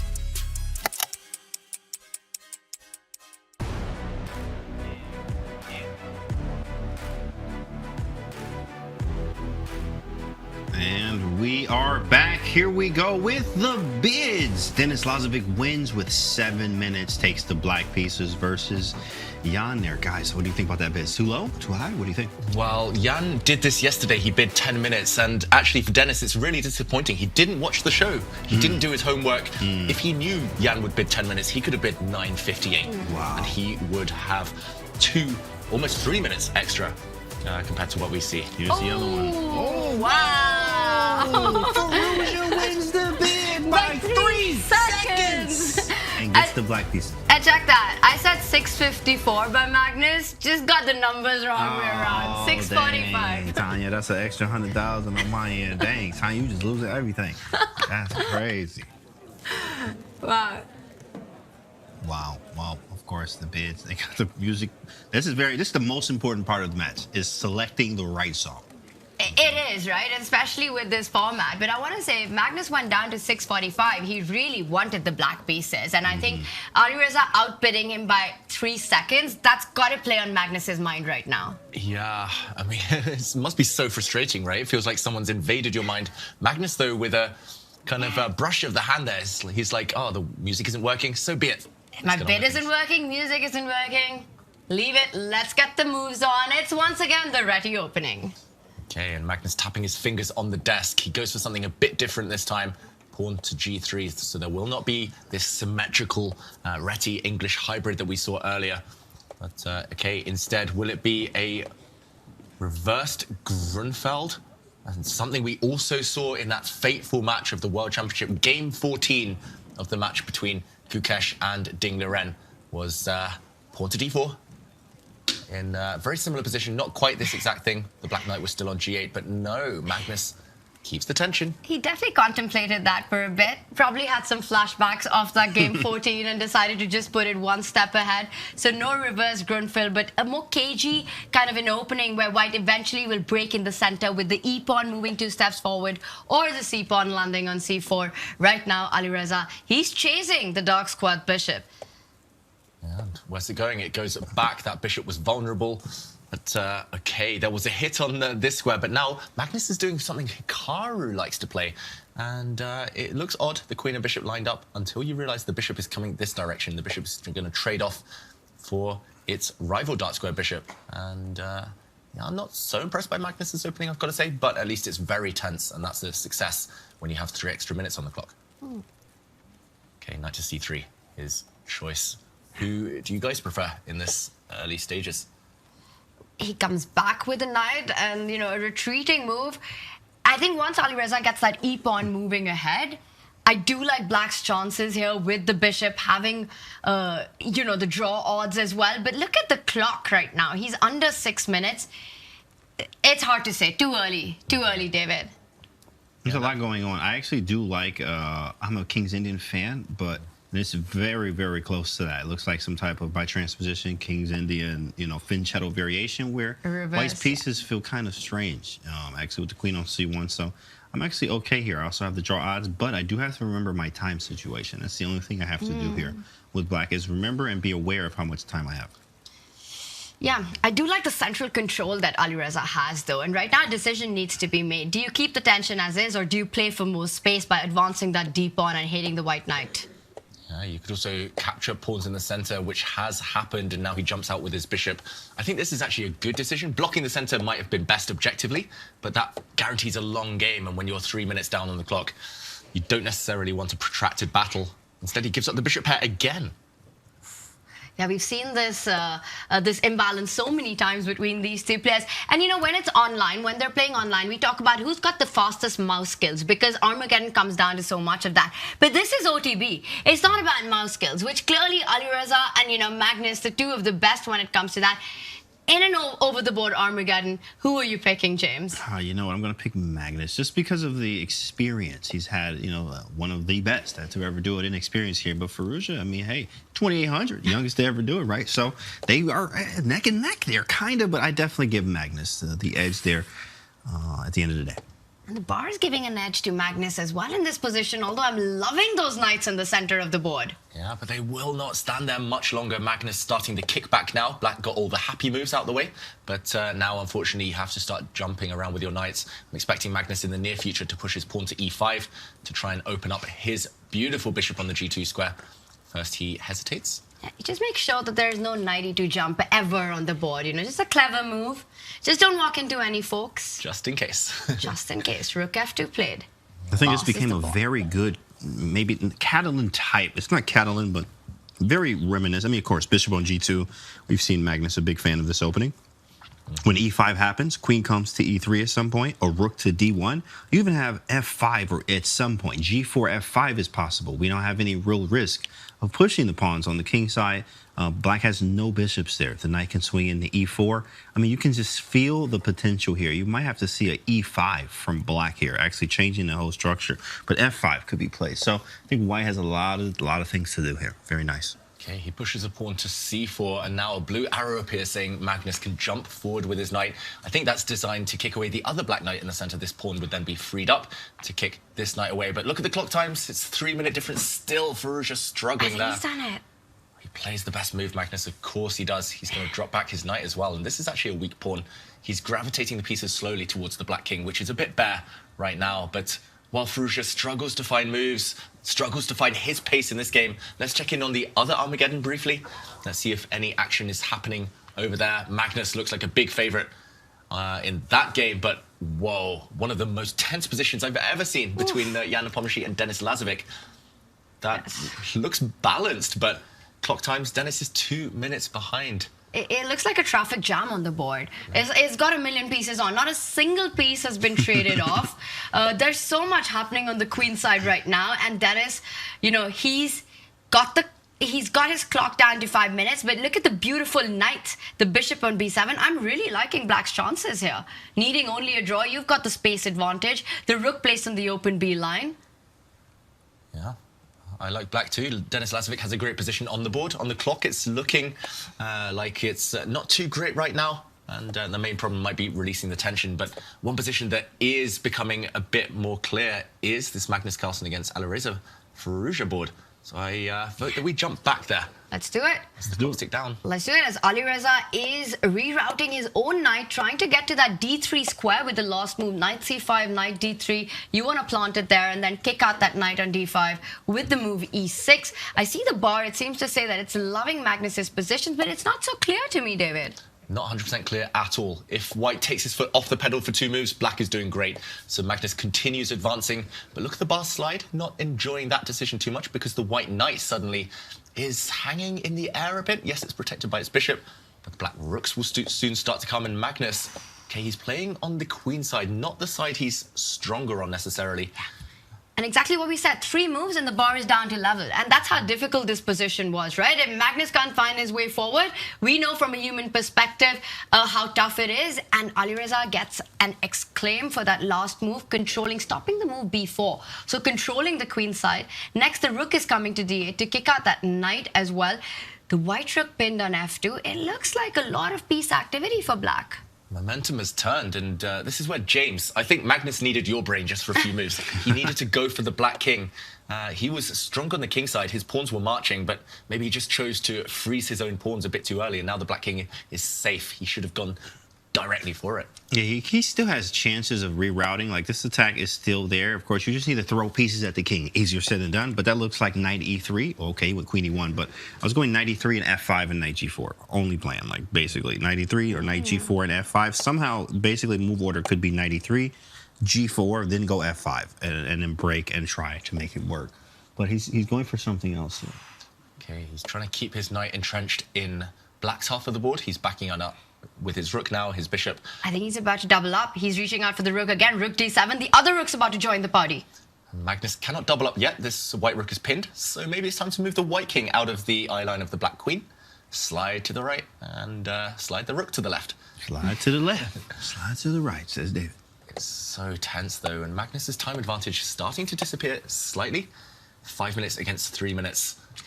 And I want to point out, you know, on the queen side, the pawn formation that's there, Alireza has got flexibility. That B pawn can step up and potentially create a passer, an A passer moving forward as well. To me, this looks like Alireza is putting on the pressure. And as you said, the time is 2 minutes. It's still a bit of an advantage, but it's less than what it started with. Definitely. And also momentum-wise, there we go, b5 move. It feels like black's got everything perfectly centralized now, coordinated. White's knight a bit awkwardly placed, and it's hard to know what the plan is for white. Kingside attack off the cards now, whereas black has a clear intention over the next few moves. And everything's tied down to that white knight, right? The 2 rooks, the bishop. You don't really want to move it back. Trading, there's c3 that you have to point out. Queen takes pawn, always in the air if the knight moves away. If, as white, you're not getting that f pawn moving ahead, I don't know how much of an idea g4, f5 is here. That's always an idea. Oh, 100%. But my issue was, well, I guess he can't. I was thinking he could sacrifice on d5, but I have rook takes d5. But my idea was like trying to win f4. But I think I just go g4 and queen g3. If I get those moves in, I'm looking very good as white. Magnus was about to make a choice, but he pulls back. He's not sure how to proceed right now. Yeah, he needs to keep his time advantage because we all know how dangerous Firouzja is. Even with 1 minute on the clock, Firouzja tends to play the best moves more often than not. He very rarely drops his level, even with time trouble approaching. Magnus needs to find a plan, first and foremost. Whether that's just improving the white queen, I don't know, bringing her up to the center, or whatever it is. I love your g4, f5 here, James. I just don't think it's Magnus's style. He's reluctant to commit pawns forward in front of his own king, but at some point he needs to decide on something. You cannot just sit still. 40 seconds between them. He's turning. It is. The momentum shifting. With clocks leveling out, it would be advantage Alireza. James, I'm expecting f5 to happen at some point. You have to find a way to make it work. Rook d3. Yeah, I don't know. That doesn't help f5. Doesn't help anything, I was going to say. It just looks like a waiting move. Magnus, he's hoping to meet a4 with pawn to b4, kicking away the black queen. But on the downside, the black pawn, the a pawn, is going to be a thorn in his side for the rest of the game. Yeah. And c4 would be a beautiful square one once that b pawn moves forward. I'm expecting a4. Push him, baby. Get that pawn moving up the board. Oh, I think he's taking another decision, though. Okay, he drops back his queen. Alireza reluctant to commit. Both sides having commitment issues here, not finding the right plan. Let's quickly check out the other Armageddon game, which is still raging on, but it looks like it's turning in the favor of one of the players. Look at the bar. It is Jan Nepomniachtchi with a big advantage against Denis Lazavik. And last time we checked in, it felt like Denis had everything under control. And Jan, he's just so sharp with his tactics. Look at the way he's lined up against that black king. I'm trying to do the math. The material is in balance right now. But white with a huge advantage. It's got to do with the initiative, and that's a big mistake by Jan. I do not understand why he didn't just grab the black rook. The white knight could have captured a rook in the exchange. I think we all thought that. I think everyone thought this. Why didn't he take the rook? Suddenly counterplay. Black's d-pawn running down the board. Denis the d-pawn. He's won that pawn before. In the meantime, let's go back to Magnus Carlsen against Firouzja, though, because that game is coming to life. A lot of trades have happened, David, and right now Magnus looks frustrated with the position because he has to win with the white pieces. How do you create winning chances in this position? You do not. The knights were threatening to come off there. The rooks come off instead, and the whole of the queen side is about to disappear. Firouzja should be able to bank the draw here. 2 minutes is more than enough. I was just about to ask how much of a role is the clock going to play here? Because Magnus's hope is to flag. He's trying to get in with the king closer to that b5 pawn as well. So king d4, king c5, you have to watch out. But b4 is hanging. You can pick that up at any moment. He does it. And this is 4 versus 4. It's a flag fest. Is Magnus going to try that? Is he going to play this on? Ooh, of course he'll play on. He has to, right? He might be able to set some tricks, some last-minute traps. Right now, Firouzja has a perfect fortress. He probably doesn't even need to do anything at all. He can just sit still, but he could also try and trade off the knights. If he wants to work out a king and pawn endgame, he does. Well, don't take on d6 now. Can you do that? Your king does come back, but he doesn't want to take any chances with calculation. And remember, the players do get a bit of bonus time. 1 second per move after move 60. So Firouzja should be safe. Pawns disappearing. Simply a dead draw. Knights and pawns. No past pawns, no future queens. This is... Yeah, and you can see Magnus, he's giving up hope right now. He's trying everything. He's jumping around with the knight. At some point, the h-pawn will also be traded on h5 just to keep the game going.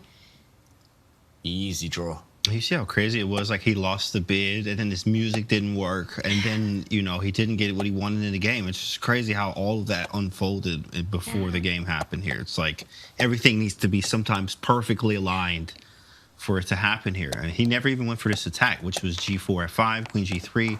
And now we have this position where, oh, he was second right there. Yeah. He's still trying. Yeah, he's trying. He's trying, but wow. But I like how Alireza's knight, it keeps the king to defend that f-pawn, and that's it. Alireza gets it done. He gets the win.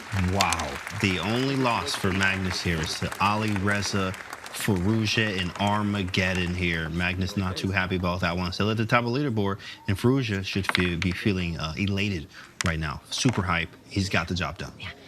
I mean, what a win this is for him, right? He's been struggling in the tournament so far, and then he takes down the tournament leader. He takes down the final boss. He takes down the big boss. And the way he did it as well, he sort of outplayed him in the bid game, and then as well on the board in the Armageddon. And it happened there, as we see Levon cleans up shop there with beating Wesley, MVL winning against Vincent Keymer, Jan winning his match in Armageddon against Denis, and Alireza taking down tournament leader Magnus Carlsen. That was insane there, guys. I mean, wow. Ultimately, Magnus, we heard from him earlier in that interview with Mike Klein. He said himself he wasn't playing his best, and ultimately things eventually caught up with him. He rode his luck for long enough. Firouzja, that is a godsend. That point could be pivotal come the end of this round-robin stage. And he needs that turnaround, right? He needs that confidence boost to get himself up into that survival stage, to have a shot at the crown himself, because he's been struggling on day one as we stand on the leaderboard. And look at that, how much the story has changed. Dang, Wesley So at the bottom, he was cooking early on. I didn't imagine that would even happen. And you see Magnus at the top and Alireza at the top. Denis Lazavik still there with three as well. Still a lot to be played for. We still have another round here. And Levon, yeah, he was at the bottom, but hey, listen, I win this next one, I could be somewhere in the middle or even at closer to the top there. That's amazing. Lots of shakeups in the standings. Yeah. You know, you see Magnus and Alireza at the top of the leaderboard, and you feel some kind of balance has been restored in the world. These two were leading the tour standings as well, coming into the finals. A phenomenal performance by both of them in OTB as well as online chess throughout the year. For Alireza, a tough start, but he takes down the world #1 and currently on second place. And of course, if I'm Alireza here and I'm that close, I'm feeling very, very good because I'm ready because I have another round. I'm going to take that energy into the next round with these pairings. Let's see who we're playing next. Okay, Magnus Carlsen versus Levon Aronian. LeBron, in fact, he's playing good. He's won 2 out of 2 matches today. Alireza MVL, Wesley So, Denis Lazavik, Nepomniachtchi, and Vincent Keymer. Which one stand out? Magnus Carlsen, can he bounce back, or will Levon continue the hot streak? Magnus isn't safe. We shouldn't forget that. This is going to be the penultimate round. Magnus still needs at least 1 match victory to at least try to guarantee one of those top 2 spots. And it really is about that, because a top 2 spot means you're straight away into the semi-finals. Anything below that, you again have to go fight it out in the survival stage. But for me also, Alireza versus Maxime Vachier-Lagrave promises to be a big firework on the board. We know the kind of chess these two play.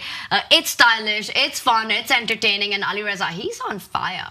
Ooh, any predictions here, Dave? At first, I just want to say it's going to be, this round right here is going to dictate a lot. Because, of course, next we got a few more rounds left. But this one right here is the round to watch. What do you think, David? Oh, yeah, the players jockeying for position. Yeah. I think Wesley So is going to come out swinging. If he loses now, he might be out of it with 1 round to spare. He might be fixed in the bottom 2. So he is pretty much in a must-win situation. Yeah, I don't know predictions. I think Magnus, angry Magnus, tends to bring his best. Yeah. He maybe needed that defeat to really unleash his true self. But yeah, either way, it's going to be fun. The French fireworks I'm looking forward to as well. Yeah. No, and angry Magnus is a very scary Magnus, right? He's wounded right now, and a wounded beast is a dangerous one as well. We've seen Magnus with his back against the wall, you know, how much that pushes him and fuels him. He knows the crowd is watching, the home crowd is here. Right. They're cheering for him. They want to see him win. This is the last round of the day, and as you said, right, it's the home stretch. It's the final stretch of the round robin stage. So for all of these players, it's so important to get a good result, because tomorrow your destiny, your fate might not be even in your hands, depending on what happens right now. And this is going to happen. But before we go on break, subscribe to Chess.com's Twitch channel to unlock brand new emotes for every event and exclusive break time content during the show. Your sub makes events like this possible. Use command subscribe in chat right now to level up. We have 1 more round of chess today, and when we return, round 6 of the 2024 Champions Chess Tour Finals will be here. Stay tuned.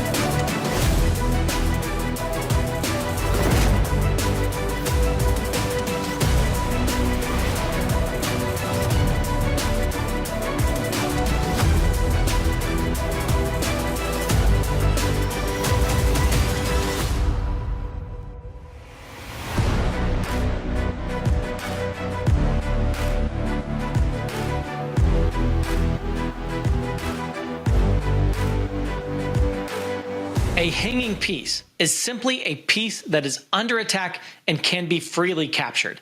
Winning material. If you don't hang your pieces and you capture the ones your opponent hangs, you will win most of your games as a newcomer to Chess.com. Related to hanging pieces is an important term, LPDO. Loose pieces drop off. It's one of the most helpful phrases in tactics. It's a reminder to keep your pieces defended and to keep an eye out for undefended pieces in your opponent's camp. Gotta move. Oh, no more checks. Oh, and what's happened there? What happened? We see a reaction. Magnus is melting. Oh no! A hanging checkmate is similar to a hanging piece. It is just a checkmate that your opponent has not defended against. Like this time, that Hikaru hung checkmate against Magnus, but Magnus didn't see it. Oh my god. Oh my god. Oh my god.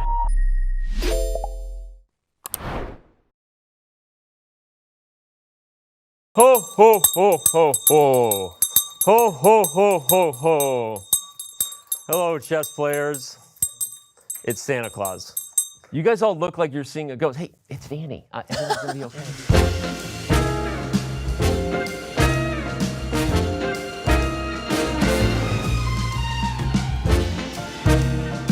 Are you ready to play? Okay, who has number one?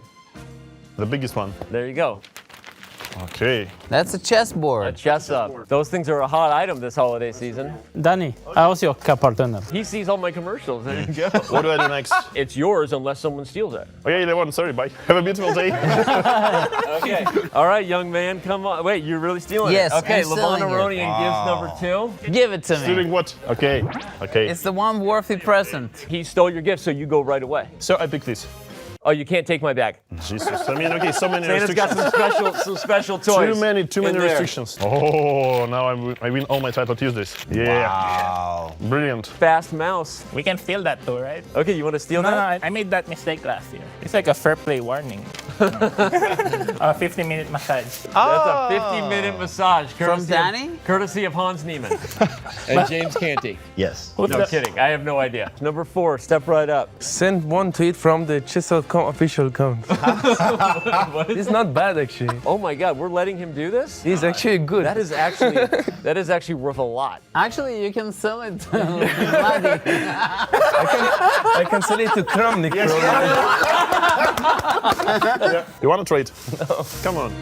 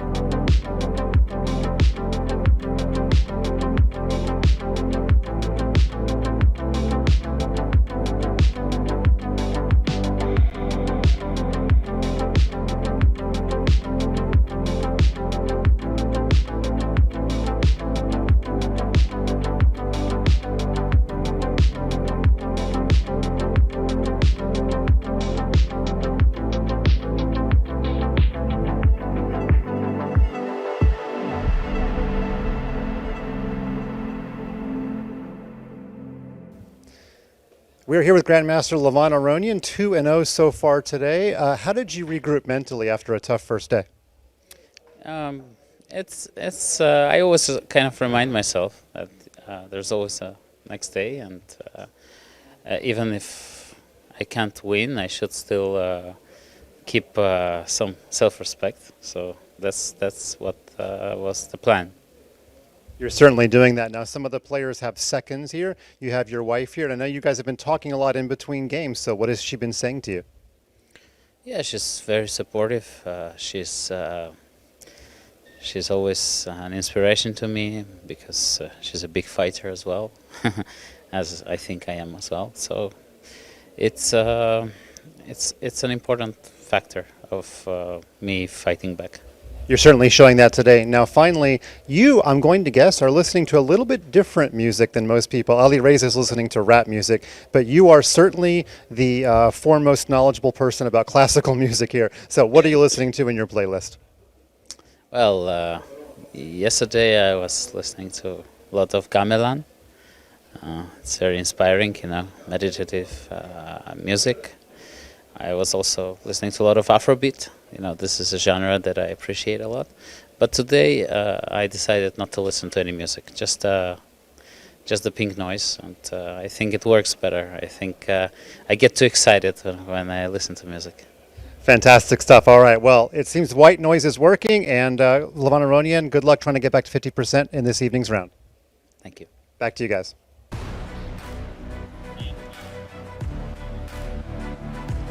Aronian says he just needed to lock in as he's 2 out of 2 today, but he faces Magnus, his toughest opponent yet. Players are fighting for the top 2, but also clawing to not be eliminated. Welcome back to the 2024 Champions Chess Tour. I'm James Canty, and I'm here with Grandmaster David Howe and International Master Tanya Sachdev. Let's remind ourselves of the pairings. Let's take a look at the pairings again to see who is fighting who and what is on the line here. So we're going to pull up these pairings, talk about it a little bit. So, of course, we got Magnus versus Levon here. So that's a big one. Levon's 2 out of 2. Magnus just losing. I want to just point out that big one for Levon and a huge one for Wesley So. I think essentially it's a must-win to keep his chances alive to make it to survival stage. We saw there Wesley, who is the runners-up of the Champions Chess Tour 2023, right now struggling to stay on in the tournament. He's got to get this win in to keep any hopes of getting to survival. Yeah, it's vital for Wesley So. On the plus side, he does face Denis Lazavik, who today has had a bit of a tough time, a bit of tough luck in those Armageddons. In the meantime, everyone with something to play for. There's literally no dead rubbers here. You have to bank those points. You have to position yourself ahead of that all-important final round of this round-robin stage tomorrow.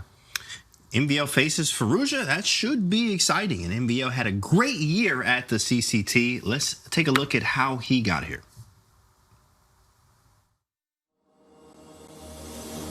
Only 3 players won the first division of a CCT event this season. Maxime Vachier-Lagrave was one of them. On his way there, he victimized the other 2. His last 3 match wins all came against Magnus Carlsen and Alireza Firouzja. He's played a crazy move in this crazy match. It was the Crunch Labs Masters in July. He beat Carlsen in their winner's semifinal, Firouzja in the winner's final, and Firouzja again in the grand final. This is incredible form by Maxime. We're seeing the best version of him. There was no guarantee Vachier-Lagrave would even get the opportunity. In the previous event, the Chess.com Classic, he wasn't even in the first division. He was in the second, but won it all, thus earning Division 1 status in the Crunch Labs Masters. And then the stretch, the power stretch. That is evil, David. After 3 of the 4 circuit events, MVL was already in the finals. For good measure, he finished 4th in the last event, securing 3rd place in the overall standings. If you are tempted to think that these finals are a 2-man race, think again. Maxime Vachier-Lagrave is here, and he is dangerous.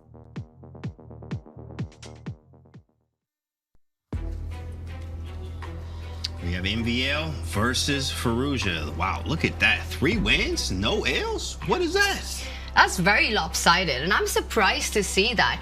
Maxime leading 3-2 against Alireza. Now, both these players play aggressive, attacking chess, but David, to my eyes, it's always felt like they have a different approach to their combative play. While Maxime relies a lot on calculation, for Alireza, it's a lot about creativity and more intuitive tactics. And perhaps that's where Maxime, in those critical moments, with his precise calculation, has been able to get that score ahead of Alireza. That's right. Alireza tends to force the issue. He tends to be itching for a fight, tends to bend over backwards almost just to get a full-on scrap, whereas Maxime's much more patient, much more measured, prefers the build-up, and he likes to let the fight come to him. He can handle different types of positions. I would say slightly more universal than Firouzja, but interesting to see that online clashes so far this season be so one-sided. Yeah. The French #1 versus the French #2, and here it's the world #1 taking on Levon Aronian, who got a big dub in the previous one, so he's got to be feeling good. Magnus has got to be feeling angry right now. Hopefully his music's working this time. I'm actually excited to see, all of the games here because this is going to bring the best out of everyone. This one, they know what's on the line here. It means pressure, sometimes maybe some nerves, even different opening choices here. You never know what's going to happen here. And we had a hungry Magnus there. He was hungry. Yeah, you see him coming in, chewing and eating as we've seen him do in many CCT games. He's been eating and doing well here. So make sure you recharge at home. We got to get some food too. Yeah. And one guy who's got to be feeling super recharged is Alireza. After his win against Magnus Carlsen, he starts with the white pieces as well. Maxime, as usual, just looking so determined at the start of every single round. Just feels like a different version of Maxime here in Oslo than what I'm used to seeing.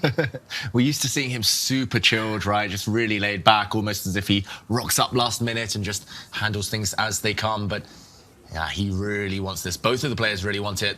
Handshake, and we are off. Firouzja, can he turn around this bad streak of form against Maxime? It's another Reti. Are you ready? Oh, man, this is great to see. Oof. Wow. Oh, wow.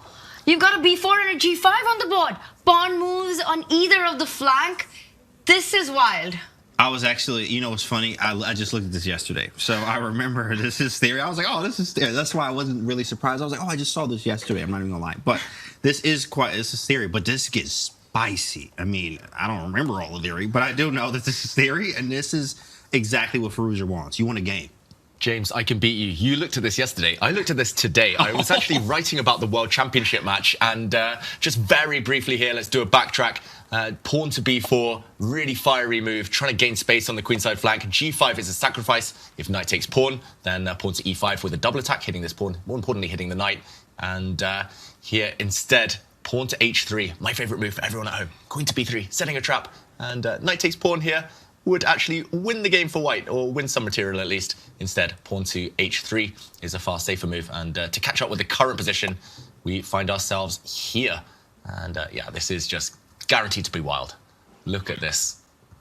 Yeah, this is move 8 right now, and black has overexpanded on the king side. This is the style we were talking about, right? Both love these kind of positions. This is where they thrive, and their best comes out. So it's going to be a big fight. I won't be surprised if we see the f-pawn marching up the board at some point to join the party. And right now, joining the party is Magnus and Levon. It's handshakes, and we're off. It's 1 e4. No Reti on this one. It's going to be spicy, though. We do have a Sicilian. Oh, bishop b5 check. Oh, he going open. Let's go. Because usually he says he goes bishop b5 check. So now we have an open Sicilian. This is going to be fun to see what happens. Wow. This is unexpected, I've got to say. Magnus really wants a battle and an early fight here. He's been playing the Reti, the English, all these sidelines, all these flank openings where it's very slow and stodgy in the early stages. But no, this is going to get heated quick. David, you know Magnus well. How much does he prepare in the mornings before these 3 rapid matches? Putting me on the spot, Tanya. No comment. I think it changes day to day. Sometimes a lot, sometimes less so. Of course, he has a great second, Peter Heine Nielsen, who suggests ideas, plans strategies. It was surprising to see a 30-second think after the Najdorf appeared on the board from Magnus that time, because Levon has been playing the Najdorf consistently throughout the last 2 days. But ultimately, this is the main line, or one of the main lines of the Sicilian. And Magnus has to decide which side he wants to castle. Maybe we'll see some pawns fly forward in the near future. This could still get extremely exciting. Magnus talking meanwhile, just adjusting his pieces. J'adoupe. J'adoupe. En France. This Najdorf Sicilian, this one is like called the Opinski variation or something like that. I'm a big fan of the Najdorf, but I know that this one is quite annoying. There's a lot of ways that you can go from black's side here and also white, but usually, let's see where he goes first. He goes bishop g5, yeah. So these ideas are, very common. You take on f6, he's going to play bishop e7, knight comes to d7. Yeah, this is all theory. This is just theory, guys. We're going to be here for a while. And really interesting that Magnus takes it before the black knight could have come to d7 and recaptured with the knight, because the fight in the Najdorf is so much about the d5 square and who's able to get the control of that square. And I love it. It's already spicy for us. You know, opposite side castling. The knight has jumped to that key square, traded off there.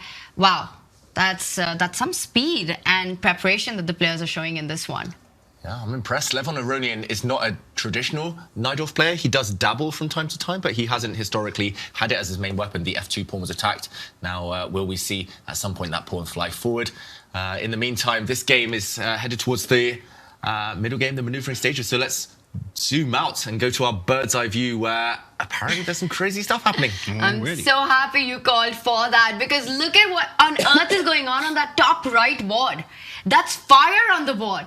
Alireza has just gone h4, challenging that pawn on g5. James is leaning in. I'm leaning in. David. Leaning back. David's chilling. Oh man, yeah, that's spicy stuff. That's why I like this opening. Okay, so now I'm giving away gems. So, guys, yes, you know, it's always on Chessable. Everything is on there. There's thousands of books, but the Modern Ready 1 and 2 by Simon Williams and Richard Pallister is awesome. I mean, in fact, they give some games, but you got to study this stuff on your own time, and it's very deep, but it's very wacky stuff here. And this is the type of positions that you will get with this opening. Speaking of wacky stuff, Denis Lazavik has just sacrificed an exchange. Wow. Wesley So, could he be on the brink of elimination from the tournament already? Yes, the game with Firouzja and Vachier-Lagrave is heating up, but I think we have to jump in there because Wesley So is in big trouble. He needs to win this match against Denis Lazavik. He's the tail ender right now, only one match victory so far. And look at this, the white queen is trapped. Or just do a quick action replay of the last few moves. In this position, the white knight is attacked, could just step back. Instead, he sacrificed it.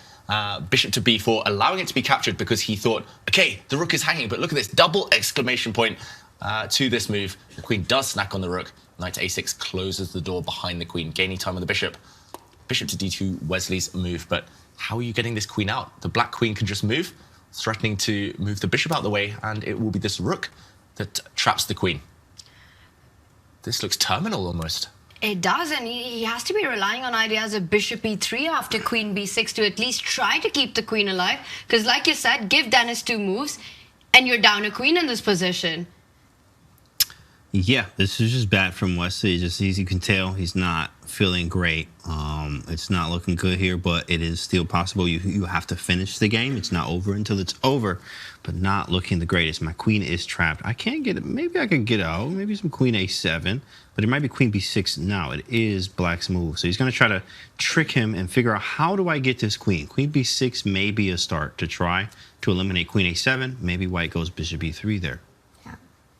Wow. This is looking tough, and Denis is trying to work out how to actually... It's sort of like that mousetrap, right? You call the queen in, you bait it with that rook on a8, and then you just shut the door and there's no way out. But is it really that easy to shut the cage here because of this bishop e3 idea? It's not so easy. Maybe we just show what's going through Denis's mind right now. There is actually one strong move, one move that's better than all the rest, and it's a very computer-esque move. I'm not sure it's easy to find. Queen to b6, we should mention, big threat, moving the bishop out of the way to trap the white queen. Bishop to e3 and white stays alive. This does keep the black queen at bay. The white queen has an escape route on the next move. Instead, however, Denis should trade off dark squared bishops, get rid of this bishop. If the white bishop ever leaves the board, then black can close the door on the white queen and the queen will be trapped. If the white queen tries to escape, then there will be an attack. The white king will be forced out, and I sense Tanya here wanted to drag us to another game. This is I'm looking, I'm staring David down right now, because we have to rush over to what is happening on Alireza versus Maxime Vachier-Lagrave.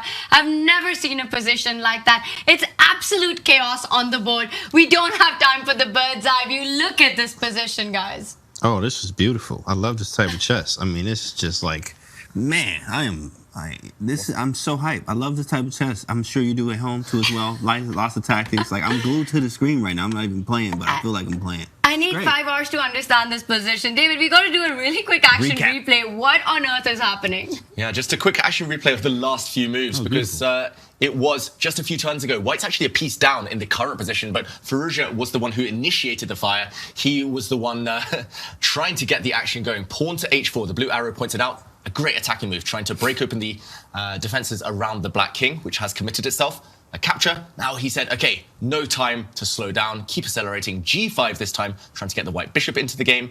Black here. Wow. Tried to bypass. Pawn to f5, given a question mark. A very natural move, I would say, trying to strike back against the white knight. And this is where Alireza, again, never backs down, ever, never retreats. Gives up the knight. He captures a pawn. The knight is duly captured. And instead of taking this bishop, he simply moves his knight. Double attack on the 2 black bishops. White is, though, a knight down temporarily. So he's down a piece, but you're about to win that back on the next move because of the double attack that you're pointing out. But the question is, which bishop of these two does Maxime give up? It's not an easy choice to make. Let us know in the audience. We're stumbled here. We're bamboozled. We need some help. It's a crazy position between these two French players. I don't know. I think Maxime Vachier-Lagrave might be in trouble. We talked about the type of position he needs to rely on the calculation now to bail himself out of jail. This is inspired by Firouzja. Whose king is safer? A big question. Even though black's the one that's gotten the king castled, it looks like it's going to come under fire, right? And we see the bar, it says that it's not all over. There's still fight in the position, James. But from a human perspective, you see that pawn on 8-6, knight into bishop coming in with a fork. You really don't want to give your dark squared bishop. You feel that you're busted. I'm still calculating. I'm still sitting here. I'm locked in, calculating. I'm just trying to figure out what is the move. There's so many. I've calculated E3. I looked at Queen F6. I looked at Bishop H6. I looked at everything. Knight F4 even. Just all of these ideas. And you have to use your time because there's so many things to do. Yeah, E3, which is an idea too as well, just to take on F2. But he can always run to D1. And I don't have to do anything. I can run to the queen side, which is crazy. Yeah. The best move, we should mention, that was by far the best move according to the computer. So congrats to Vachier-Lagrave for finding that, but he needs to find his way through a minefield now. Just to mention, the connection has been severed between the white bishop on C1 and the knight on G5. So now the black queen is threatening to pounce. I don't see any real alternative. The white knight has to move, capture a bishop, the most logical, but now queen to F6. Oof. Watch out. There's a hit, almost scholar mate-esque on F2. The knight isn't really attacked, we should mention. Queen takes, whoops, sorry, that was my mouse slip. Queen takes knight. That didn't happen, everyone. Queen takes knight would be met by bishop here with a nasty pin, losing the black queen. So this is the more devastating of the two threats. Needs to be fended off somehow. So getting greedy with either the bishop or the rook is a bad idea because queen takes pawn and then the bishop on G2 is hanging as well. Yeah, it's this bishop. This is the problem. Let's just actually show this on the board. Pawn takes bishop. It looks like the most natural move, right? Hitting the rook as well. Queen takes pawn, check, forcing the king away. And black gives up the rook for free for a pawn. Just takes this bishop. And white can make a new queen. We'll see 3 queens on the board. But now black just recaptures. I'm not even sure which piece with. And okay, this rook in the corner is hanging. What's the count? White is a whole rook up, but black is winning. This is how crazy the position is. Stakes are high. Pawn to C5 played. You need nerves of steel to make that move. I mean, your whole house is burning and here you are just chilling, you know, still in your living room. You go C5, opening up the queen, I see that. But he's allowing queen takes pawn with a check right now. I want to point out though, David, after queen takes pawn, king D1, you can't pick up that bishop because knight to F4 will come in with a deadly check winning the queen. Deadly check, discovered check. The black king suddenly feels the heat and next move, once the king moves, knight takes queen, the sting in the tail, and white will end up with an extra queen. Wow, that is a hidden trick. It's like 3 moves deep, but you have to see that in order to realize you can activate your queen. Best piece after all. I mean, so many threats. This bishop is attacked. H7. He went for check, king there, and then king H7. Don't take the bishop. I love how everyone, each one of us has just leaned into this position, trying to work it out. And look at the players under about 4 minutes on the clock, have to navigate this labyrinth of variations. Everything hanging. Even the kings are hanging on the board. Just simply grabs a pawn, and that turns out to be a big mistake. It's got to be a check here. I mean, rook F1, is that GG? Knight takes rook. If you take with your king, your queen gets skewered, though. He does it. He does it. Rook F1. Rook F1. He's reaching out for the rook. He's about to win the queen. Look at his face. MVO eyebrows went up immediately. He just missed it. I think he just completely missed it. His eyebrows immediately boggled. Like, oh snap. Rook F1, and that's it. Wow. It's pretty much over, I'm going to say. Crazy. 20 moves. Oh, wow. Nobody expected this. It was crazy, so it's easy to make a mistake here. He does ultimately give up his queen, which was pinned. Now he's moving his king out of the way. He's aiming to shift his rook across and bank everything on this pawn, but he looks desperate. And it all came down to that move C5, right? Opening up the queen, lining it up against the black king, which was on G8, forcing it to be the piece to capture on F8. And now Alireza Firouzja, he's got a queen for just a minor piece, a few moves away. E6, you're pointing out, it's resigned, it's game over. Alireza takes the lead. Ooh, that boy was cooking in that game. That was a very nice game. Knight F3, C4 stuff. That's very possible. And who said that the ready is a boring opening? Oof. Wow. Miniature stuff. That game might well be published in some magazines, some books in times to come. But in the meantime, plenty of action still remaining in this round. Magnus Carlsen with an advantage against Levon Aronian. We do a quick count. He's pocketed 2 pawns. It's a simple 3 versus 1 advantage for Magnus on the queen side. Looks like a big advantage. Huge advantage, right? And that knight on b3 is a beautiful piece against black's attack on the b file. It just stops every single counterplay, also controls the d4 square. This just looks like 2 healthy pawns for Magnus. Do you see any hope for Levon to try and create tricks here? Not really. He's low on the clock as well. This looks like Magnus has outplayed his opponent positionally here. And, OK, he's trying to fight. He's trying to potentially try and catch the white queen on the edge of the board. It doesn't look like it should work. But, OK, white still needs to make progress. There's a blockade at the moment on the dark squares. White's 3 pawns over here on the queen side. Pretty much stationary while the king is hiding behind. So still plenty of work to be done to convert this advantage to victory. Yeah, you've got to watch out for this rook b4, but I think Magnus would just get greedy and grab a 3rd pawn. So that needs to be defended first. Yeah, why not? And in the meantime, it's difficult for Magnus to mobilize the light squared bishop, at least. It's difficult to know exactly where to put the rooks. Maybe default setting would be, OK, just double up the rooks, get ready for whatever action inevitably happens. But I like that idea. Steady. Double it up and maybe go in for that rook to d7. Magnus gives up a key knight in the position. I thought that was a piece to defend the king, but he's using a lateral defense by his own rook. Rook d1 coming in next. Black's knight far away from getting to that d4 square. Ooh, that would be a totally different fight, right, James, if the black knight ever lands in the center of the board. But still, plenty of time. It takes 4 moves to get there and no easy route. That's correct. He has to start with like a knight e8 or something. Knight e8, c7, e6. Like, that's crazy. That is just too many moves. I mean, but okay, you know, if you think about it. But okay, you know, the bishop on e2 is not moving. And you can't move the rook on d2, which means I might have 2 free moves here. Maybe not free, but knight e8 is playable. You know, you can't really move this rook yet because b2 hangs. So maybe you try to go b3. Then I get knight c7, and then I have something. I can try here. I'm down 2 pawns. What am I losing anyway? I'm already losing. Technically, I'm losing. I'm down 2 pawns. Might as well just go for it, right? Ooh. We might see that knight e8 idea. You know, the black rook and queen, beautifully placed. You've maximized every single piece. Which is your worst placed piece? The knight on f6. He plays a5 first, threatening rook b4. Stopped forever now. I think it's time for Levon to reroute that knight.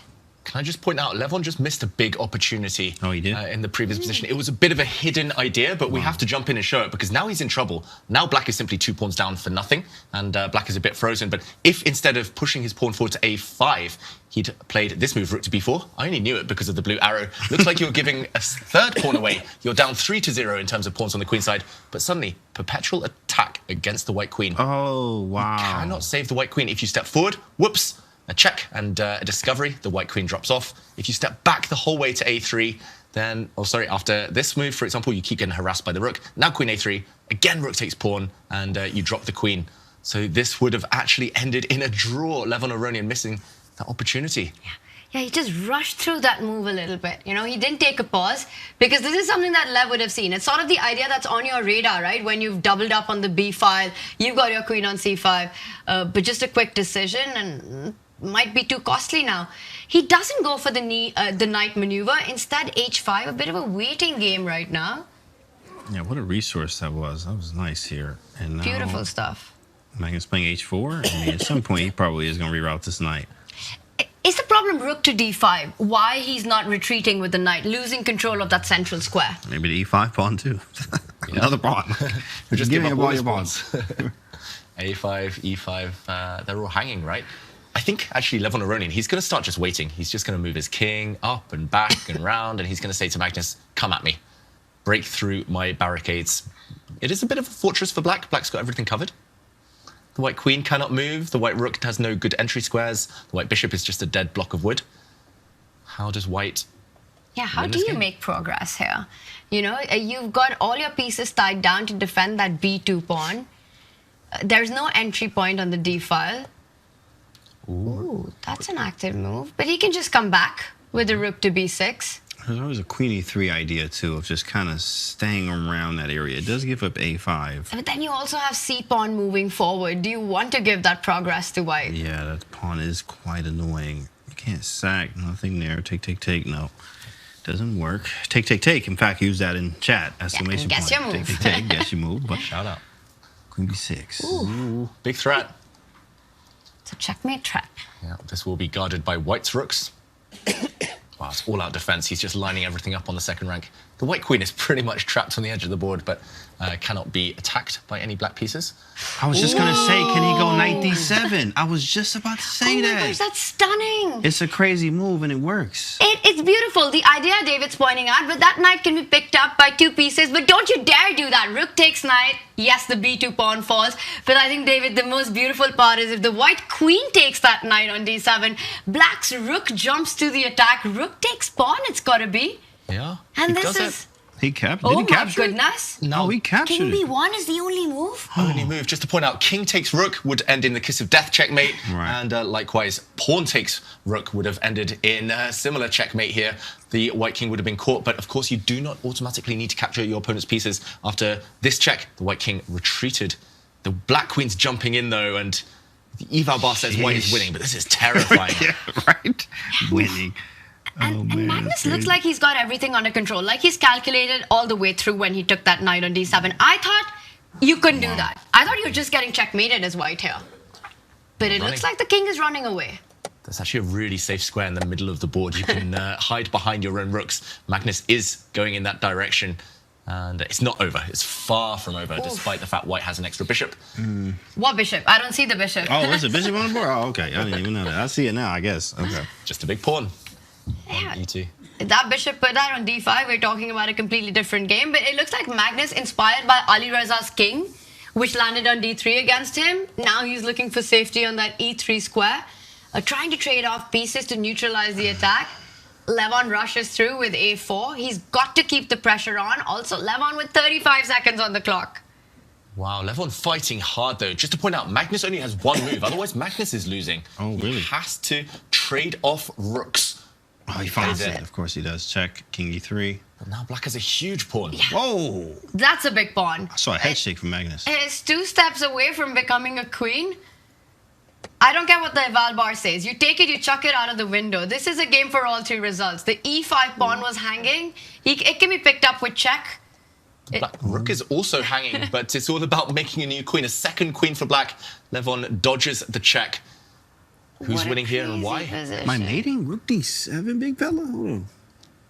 He's reaching out for it. I think, James, that's a great call by you. Get that rook into the attack. No time to make a queen because you'll get checkmated. Rook f8, bishop d3 is the idea, I think. Rook f8, you go bishop d3, you cover the square, you give it back, queen f6. Is this draw? Whoa, this is crazy. Maybe he wins the endgame because of the extra pawns. But the king's weak. This is crazy.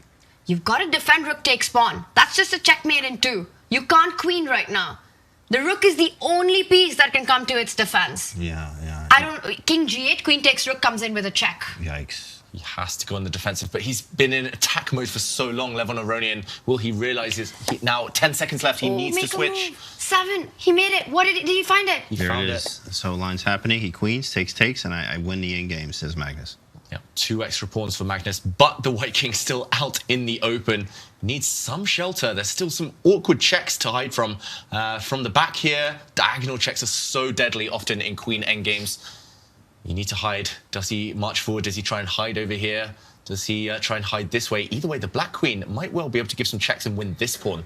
This is far from over, despite 12 seconds for Levon Aronian. Despite the fact his second queen was immediately eliminated. Yeah, the bad news for Lev is that the rook on f8 is so passive. It can't participate in the attack against Magnus's king right now, so he has to rely on his queen. I have to say, it's amazing to watch how calm Magnus looks in these positions. You know, we've seen him with those heart rate monitors. It's never exceeding 80, no matter how crazy the position is. Just complete control of emotions. Takes practice for that. Lots of practice being at this level, working with coaches and conditioning, which he's done. In fact, he's had these type of coaches and sports psychologists and et cetera at the highest level. And I think Hikaru said it, right? It's Magnus's cheat code. It's an inbuilt cheat code that he's able to stay so incredibly calm and in control regardless of what is going on the board. Yeah, but the likes of Gukesh, they're working at it, right? Meditating and pacing their breath. And okay, Magnus in the meantime. I do. Like, what is the move? He's got to find something. Now under 40 seconds. There's just too many moves. There's too many moves, not enough Twiddling time. the piece. He's like, okay, I got to make a move now. He's just deciding with square how to get the king to safety. He's giving one back. Best move according to the computer. Of course it is. Magnus Carlsen gives one pawn back, but he's going for a rook and pawn endgame, 4 versus 3. But white has an active king and a passed pawn. Black's rook so passive. Levon is gonna have a tough job defending this now. This is his greatness, right? He stops, he takes a minute, and he finds the best line forward. One that gives him complete winning chances. The queens are off the board. No perpetual. Magnus can play this on forever. Just making the absolute best decisions every single time. And Magnus doing Magnus things, winning this endgame most likely. In the meantime, we heard some round of applause there because Jan Nepomniachtchi defeated Vincent Keymer. There's blood in the air. There's something in the air in Oslo, that's for sure. Ooh, the Black King sliding across. Is rookies takes push? No, that's too much. White King can start coming though. King G5, it's coming in. You could create an H passer at the right time, and then your pieces get overloaded with trying to stop the 2 pawns. H5, it's in the air. Will he play it now?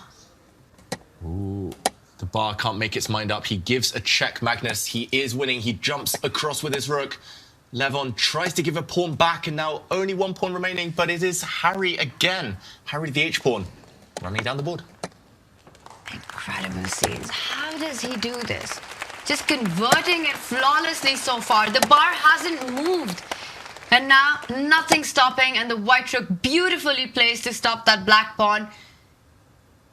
Can you just pick that up? You could also just make a queen. H8 has got to be winning right now with the white king so close. Magnus calculating, he does make a queen. And Levon resigns. Wow, that was intense. That was intense. A masterclass, an absolute masterpiece by Magnus. You know, one thing that Magnus actually says too as well is one of the hardest openings to play that he likes to play against is the Knight of Sicilian. So I think even an opening choice there.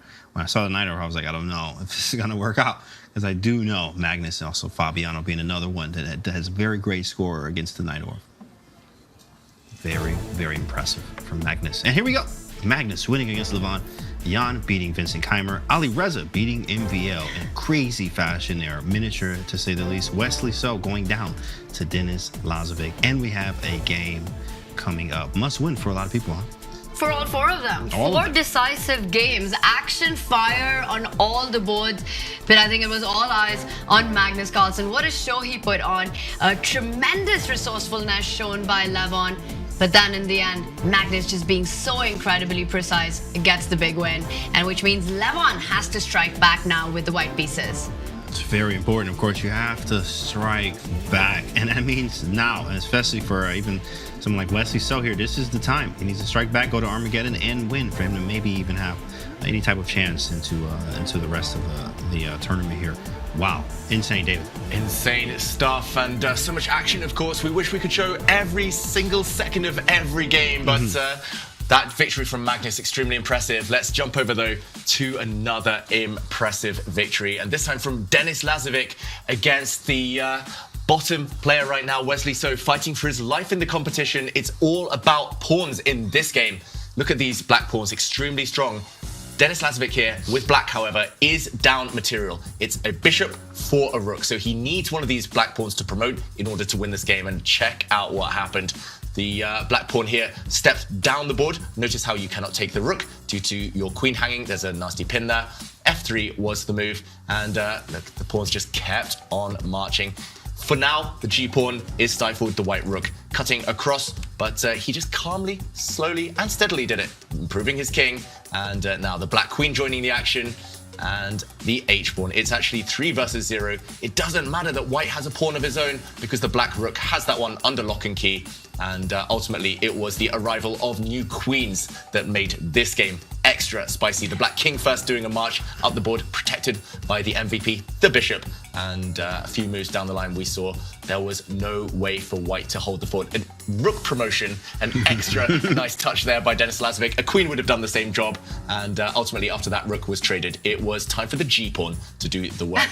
And we saw a second queen appear. And ultimately, after a block, no more checks. Denis Lazavik took the win. How many promotions was that? More than we've seen the whole tournament so far in one game. That's funny. All those rook promotions. I mean, all those promotions, and then one is, make it a rook. You know, the under promotions are always some of the most fun to see. Huh? That's a real flex, right? A real flex. Yeah, that's a real bit of trolling there, but Denis Lazavik, how impressive, right? You lose and then you strike back against one of the hardest, probably the hardest to beat player on the circuit, taking the lead against Wesley. And guys, let's not forget Alireza Firouzja against Maxime. What a brilliant game that was. Oh my goodness. I mean, that was firefighting and then turned out to be a miniature in 22 moves. You had no idea who's about to get checkmated. This was perhaps the most entertaining round so far. And we still have more from that, of course. We even have a interview with Mike Klein. Surprise. Let's see who that is. We're here with Grandmaster Jan Nepomniachtchi, who won his first game as white. I want to ask you, because we have a lot of amateur chess players out there, you gave up both e-pawns for activity. It was the right call. In blitz chess or rapid chess, is activity maybe a little bit more important than material, or does it follow the same as classical? Right. So activity is important. Indeed. All right. You're right in the middle of the pack right now. There's got a lot of players on 2 and 3 points. When do you start thinking about trying to qualify for one of the top 2 spots as opposed to, not worrying about relegation? I started thinking about this yesterday. I mean, of course, top 2 gives you a major favor. Yeah, of course. So you're not going to be eliminated anytime soon. But I mean, yeah, today's match against Firouzja was quite unlucky. But as somebody was lucky maybe against Wesley, and was unlucky against Firouzja, so it compensates. So well, I'll try to clinch this match. Yes, so I won the first game, but I need to hold my ground in the second. So let's see what happens. And I guess I have my last match besides this against Lev. But Lev is doing quite nicely today, at least. Yeah. So I mean, Lev is very dangerous, so anything can happen. All right, Jan Nepomniachtchi trying to get at least a draw to close out his match today. Good luck. Thank you. Back to you guys in the studio. And we are back as we see the scoreboard here. Magnus winning, trying to close out, beating Levon there. And then we have Jan, who is beating Vincent Keymer. Keymer has to win on demand. Alireza, MVL. Alireza with a great game there, winning. And Wesley So needing to win against Denis Lazavik. It does feel like Armageddon is in the air, though, today. We've seen so many already and some really hair-raising time scrambles in those Armageddons, so it feels like someone might come back. But where will the comebacks be? That's the big question. Tanya? Oh, I'm always rooting for Armageddon. I would love to see 4 of them happen right now. But I think Maxime, Alireza, just knowing their style of play and the kind of positions we can expect out of these 2, Maxime starting with white, I think there's a shot we might get an Armageddon in this one. Whether we do or not, it's going to be a fiery battle. It's going to be super fun, this game coming up. Definitely. I think Firouzja is going to start bringing out all the tricks and more tactical type of positions to play, as he was able to do it in the first game. MVL definitely loves to play sharp chess too as well. We should see more of that. Fans are going wild. And I think the one player who really needs to take it to Armageddon, and we can't stress that enough, is Wesley So. If he loses this, I don't see a chance for him to make a comeback. He's got only 1 match remaining. He's at the bottom of the board there. It might be the end of the tournament for him. I think it is the end of the tournament for him. Yeah, his fate out of his own hands, that's for sure. He needs to win this next game, Wesley So, to have any chance, any hope in the Champions Chess Tour Finals. I saw Kanye pop up again on the screen there. I'm not sure which of the 2 players that was, Maxime Vachier-Lagrave or Firouzja. I'm assuming Firouzja. Has to be Alireza. Can ye do it? Can ye do it is the question here. He needs a draw to do it. So Maxime has to go all guns blazing on this one with all the flashing lights that he can get on. And I think we're going to have moves very soon. And for Magnus as well, right? What does it mean for Levon? Can he bounce back from that loss? It's possible, but it is you're playing Magnus here. You have the white pieces, so you try to make the best of what you have there. But you do have to take some risk, because now you have to win on demand, which means that's something you have to do, is take some risk. And I think the arbiter wanted to listen to some Kanye there, just Judith there, wanting to hear some beats. Oh, that's my song. Let me hear that. Okay. They're just adjusting the volume and making sure everything's perfect before this really important game for Maxime Vachier-Lagrave. Yeah, because Alireza is up in the standings, right? He went into this round at second place right now. For Maxime, it's a big point, at least to take it to Armageddon as well. Getting all set. Yeah, I'm predicting 2 Armageddons. I'm predicting 0. I'll say 1 then. 1 would be fun. And the countdown, the handshake, it's the all-French derby. It's e4, e5.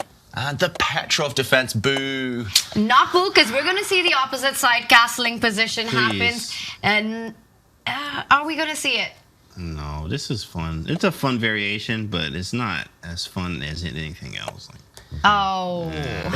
Yeah. Kingside castling for both sides looks likely. This is very solid stuff for black. It's not the most ambitious, though, and it's not typical Firouzja style. So Maxime Vachier-Lagrave will be happy at least that he's forced Firouzja to play a more solid type of position. The reason I jokingly booed about the Petrov defense is it tends to be symmetrical, but Maxime Vachier-Lagrave trying to break the symmetry now with this pawn push, pawn to c4. He's asking questions in the center. If there's a capture, a trade, we'll see an isolated queen's pawn position, which always promises some fun. I believe you play some of those, James, from time to time. I used to play a lot of Botvinnik from the white side, the Botvinnik Caro-Cans, which were fun, actually. So, but I know this theory is very wacky. Like, I think knight c6 is the move, and then cd, queen d5, knight c3 or something. There's something with knight b4, and like there's a Kasparov game like this in the 90s that is it's something weird. I don't remember the theory, but. Yeah, this could get spicy though. CD5 and IC3 to follow and etc. And Levon's got to find a way to make this one spicy as well with the white pieces. Has to win on demand to take it to Armageddon. And Magnus looking chill as ever. He's got to be feeling good after that victory. Everything that's happened today has been a bit shaky for Magnus, but that last game was anything but shaky. And we've got a Sicilian. We've often seen Magnus go into this opening, the Tamino setup. And are we going to see a King's Indian attack? It looks that way. Levon does not want an open Sicilian, characterized by really dynamic play.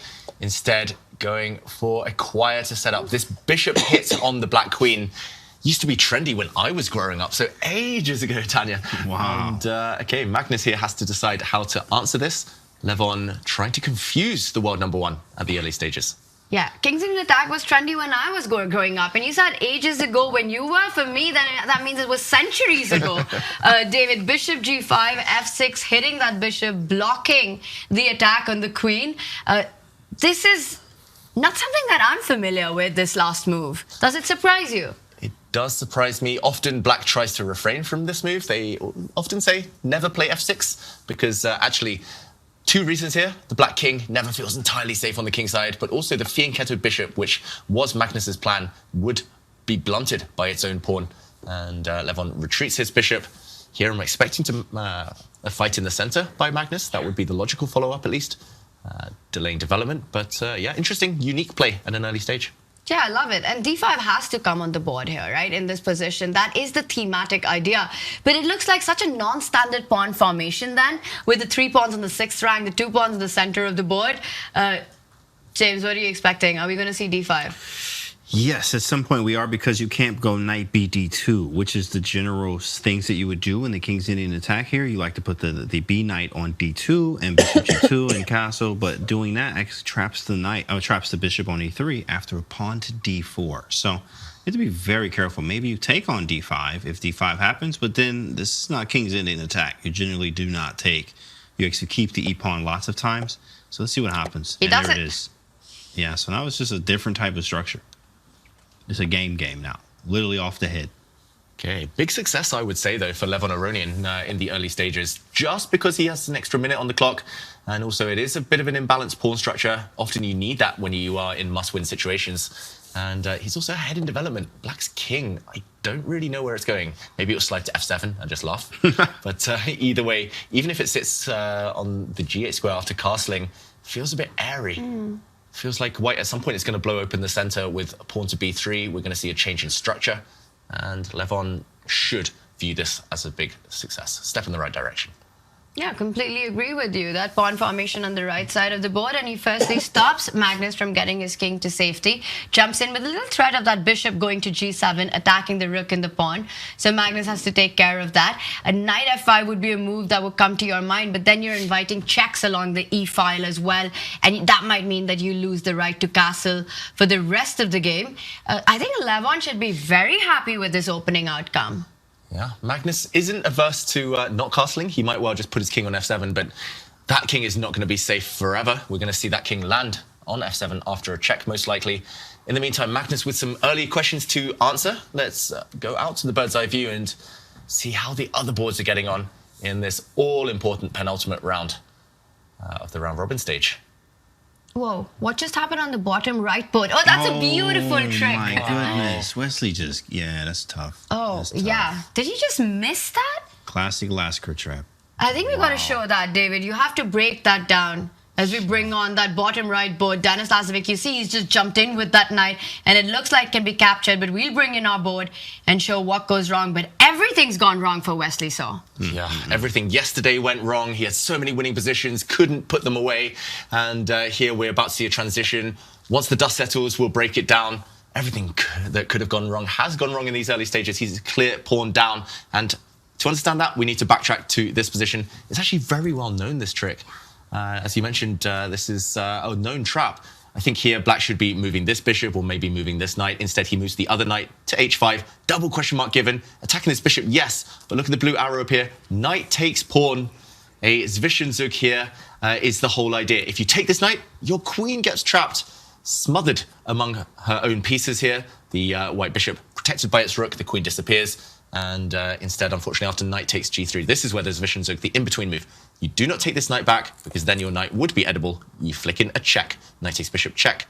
And at the very end, extra pawn. And to catch up with the current position, we see some maneuvering. But yeah, ultimately, a pawn is a pawn, right? It's a strong central pawn as well, a mobile one. For a player of Wesley's caliber to miss this, it just has to be a very off day. There's no explanation. When you play the Queen's Gambit decline, when you go into these kind of positions, this is the trap that we learned growing up, right? James, this knight takes pawn and the queen getting boxed up on that d8 square. Yeah. It's not something that Wesley didn't know. This is just Wesley just having a really bad day. There's no other explanation for this. Tilt is real. It's hard, right? When you start to spiral against these top players in the world, including Denis Lazavik there, they punish you. They are ruthless. They sense blood in the water, these sharks, and they always seem to target the player at the bottom of the standings. Yeah. Oh, tough to be Wesley So. Very tough. I mean, he's going through just a lot. This tournament here is not working, and of course, it's hard because mentally you're trying to play your best here, and then something happens, you lose, or you actually miss a tactic like this where you're like, oh, my form's this. Then you start talking to yourself all crazy. We all do it, and then it gets bad. It gets bad here. So Wesley is looking to go down this game. Of course, it's a pawn. It's not game over, but he needs to win though. He needs to win this game just to force Armageddon. That's tough. Dennis up a pawn, needing a draw. We'll see how this one goes, David. But there's hot action on another board, and it's the one that we were expecting. Whoa. I think we straight away have to jump to Maxime Vachier-Lagrave against Alireza. G4 on the board. G4 for the score. You take that pawn. There's a checkmate in one coming in with Queen H7. This is looking trouble for Alireza. Is Maxime striking back? It's looking very possible. Still some questions to answer. For example, if the black queen slides up and tries to create a pin along this diagonal. Okay, instead he attacks the white knight. It's the queen and knight combo. We've seen it so many times in the Champions Chess Tour, attacking forces together. But if you eliminate one, the attack tends to fizzle out. How to continue? That's the big question. You can actually still take it, believe it or not, on h5, and then take on g6 and go queen g6, a6 check, and take on c6. But that is a wild line. Like, there's a lot going on. You have to calculate. You know what else is wild, James? That stat right in front of us. Maxime Vachier-Lagrave has won last 4 Champions Chess Tour meetings with Firouzja. He's looking to make it 5 here. Well, he's right now down a game, so he needs to come back first in this one to take it to Armageddon. It's very likely in this game, too. He has a lot of potential. You definitely could take this pawn. Takes. Command, take, and chat. Let's show it. Let's show it, James. Talk us through this variation you're calculating. Okay, I think Maxime's going to play it. G takes h5. Bishop takes g5. hg. fg. Queen e6. Oof. King g7. And then queen takes c6, bishop takes, rook c1, rook b. Queen g5, king h1. And this is where we are. And this is better for white, it feels like. c7's hanging, rook g1's an idea. It's still equal. This is crazy. Like, but I don't have a pawn. I have an extra pawn. Yeah. Better king. Evaluate this. That's the dilemma for Maxime Vachier-Lagrave. This is all forced, we should mention, actually. If he takes this pawn, we're going to see that position. Pretty much guaranteed. White threatens checkmate. White gets the piece back and etc. But he chooses not to. Wow, full board awareness. The rook was doing nothing. It was unemployed. So why not lift it up the board? Do you even rook lift? Do you even rook lift? Where did that move even come from? How easy it is to forget the rook on b1, and it also joins the attack. That's a beautiful move. Defends that knight on g5. Capture it. The bishop will jump there. Maybe you take with the rook, but look at the dark square weaknesses around the black king. I don't think you can afford to give up that bishop on e7. But if you don't, there's an incoming checkmate after pawn takes pawn. Oof, yeah, 2 moves and white's queen gets in. It breaks through the shield there of the black pawns, the shelter. Queen d7? Yeah, queen d7. The problem is, it might just be an endgame now. And after pawn takes pawn, the white knight defends its own queen. The white rook is actually poised to swoop on some loose pawns, even if the queens come off. Firouzja under heavy pressure here. Yeah. Heavy pressure, and I just saw the bar in the Vincent-Jan Nepomniachtchi game just sweep right up to say that there was a big mistake that happened, and it's Vincent also looking at a comeback in his match. Are we heading into 4 Armageddons? 4 Armageddons? That's that one we haven't seen yet. Wow, and this looks slightly reminiscent of the other one where there's some queen takes h7 tricks on the line. Look at how this bishop indirectly attacking the pawn as well. Watch out, Jan Nepomniachtchi. You are coming under heavy fire on the king side. No defenders, actually, for black. Yeah, in the previous one, in the Maxime board, it's the queen and the knight putting the pressure against the black king on that exact square. And in this one, it's the queen and the bishop lining up. But the knight, it's about to join in. Knight's joining, the rook might join in. And just to point out, black would love to play the move knight to f6, just to show this on the board. A knight is the king's best friend, a defender, but it can be eliminated immediately. Rook to f4 now. A slide, you just pre-move, taking that knight. And you will crash through on the square that the knight is defending once that piece is removed from the board. So, wow, this looks like a killer attack for Vincent Keymer. I think Armageddon almost guaranteed now. How do you hold this off? I don't think you do. Look at this. The queen, once she's so far divorced from the king, when they're so separated, this always happens. It's a clear, common pattern. And to your point, you can't even get that queen back. Queen a5 would have been met by rook e5 and then checkmate on h7. So h6 trying to stay alive, but you can just feel it that there has to be something in this position that's pretty direct. Is there a knockout blow here? Rook g4. Even just g4. Knight f6, g5. Oof, that's nasty. Knight takes, queen takes e4, which is crazy. But then there's g6. Yeah, this is nice for Vincent. He can kind of do anything. I like g4, g5. He can do anything. I trust our Jedi master. The mind tricks here, the attacking instincts. He can do anything, but g4 is a nice idea. I think maybe he doesn't sack the rook, though. Maybe just rook f4 after knight f6. Yeah, let's show that on the board as well. Vincent Keymer here, g4. Is it engine approved? Will the bar slide? No, still huge on white side, and knight to f6, the only move we really have to calculate. Double attack on rook and pawn, and yeah, I think everything just strong here. Rook to f4, very, very good. And I'd be so tempted to go g5 as well in that position. Yeah, who cares about material? Yeah, g5. who cares, right? Ooh. Still winning. Still winning. Yeah. And then let's show this. Is knight e4, what if you take on h6? And just, I don't care Just about nothing. because it's not our game There doesn't it mean we is. sacrifice all the pieces. Yes, this is exactly why we sacrifice our pieces, Danya. Fair point. Okay. Nice. Nicely done, David. Disastrous for the black king. This just looks over pretty much if he plays pawn to g4, Vincent Keymer, and goes for the score. Yeah. It just feels as if all of Jan's pieces have deserted that king. Nothing coming to its rescue. The knight on d7 comes to f6. There'll be a sacrifice against it with that white rook. All of Vincent's pieces, meanwhile, have directed itself. I don't know how it got so bad for Jan, but it's shocking how defenseless black's position is. There it is. Of course, g4. Knight f6. Is he going to go g5? Oh, that Or would will be he just go very rook cool. f4? I mean, I think he's a rook f4 kind of guy. Yeah, to he's be a rook honest. f4 kind of guy. I figure. agree. He's more solid. He's the Peter Lako school. You know, Peter Lako coach, like, he's very, solid and positional chess, but okay. Like. It's the mentor. Positional, very positional chess. Okay, but Jan is trying to create some threats against the d3 bishop, so you don't have time for rook takes knight just yet. But you can play a multi-purpose move, right? Knight to e5, going forward, protect your bishop, just clear the f-file for the other rook to join. This is just such one-way traffic right now. 3 minutes, though, that's the only thing for Vincent. And again, the abundance of fantastic moves here for white. You could, well, just consider kind of moving this bishop, defending this bishop, and hammering home g5 on the next go. But, okay, knight to e5 looks by far the most natural move. Why is he hesitating? He's got to take a decision fast. He's under 3 minutes, but he also knows he's so close to victory. Just to be a little precise here, he does bring his rook to the center of the board. Not the most accurate, but I think an understandable move. Rook takes knight still in the air, g5 coming in. I think it's pretty strong from a human perspective to just bring the rook to d1. He wants that knight on g5 at some point. Right. That's a Peter Leko move. Cemento, rook to d1, no funny business. Bring all your pieces to the party. Shout out to the legend himself, Peter Leko.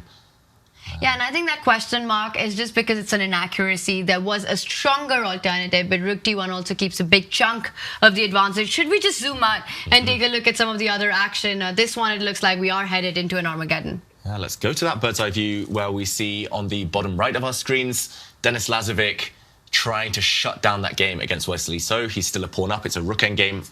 Wesley needs to win. So looking very unlikely. Denis Lazavik should be the victor in that match.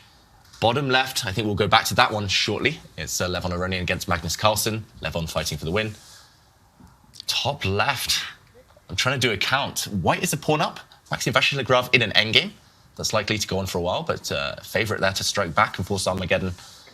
Oh, Wesley So, in the meantime, though, shakes hands, accepts a match defeat. It's another loss, though, his 5th loss of the Champions Chess Tour Finals. Yeah, that's tough. It's really tough to see. It tells you the strength of the field, as Wesley So is an incredible player. Very, very strong, but of course, he didn't get off to a good start, and sometimes that can continue into the rest of the tournament. And I don't know for certain, but it looks like he's just going to be eliminated now of the door. He's going to finish this day at the bottom. I don't think he has a shot with just one round-robin game remaining tomorrow. Yeah, that's a good point. And I think he has 1 match point. Is that correct? Yeah. 1 match point. So yeah, there's one victory.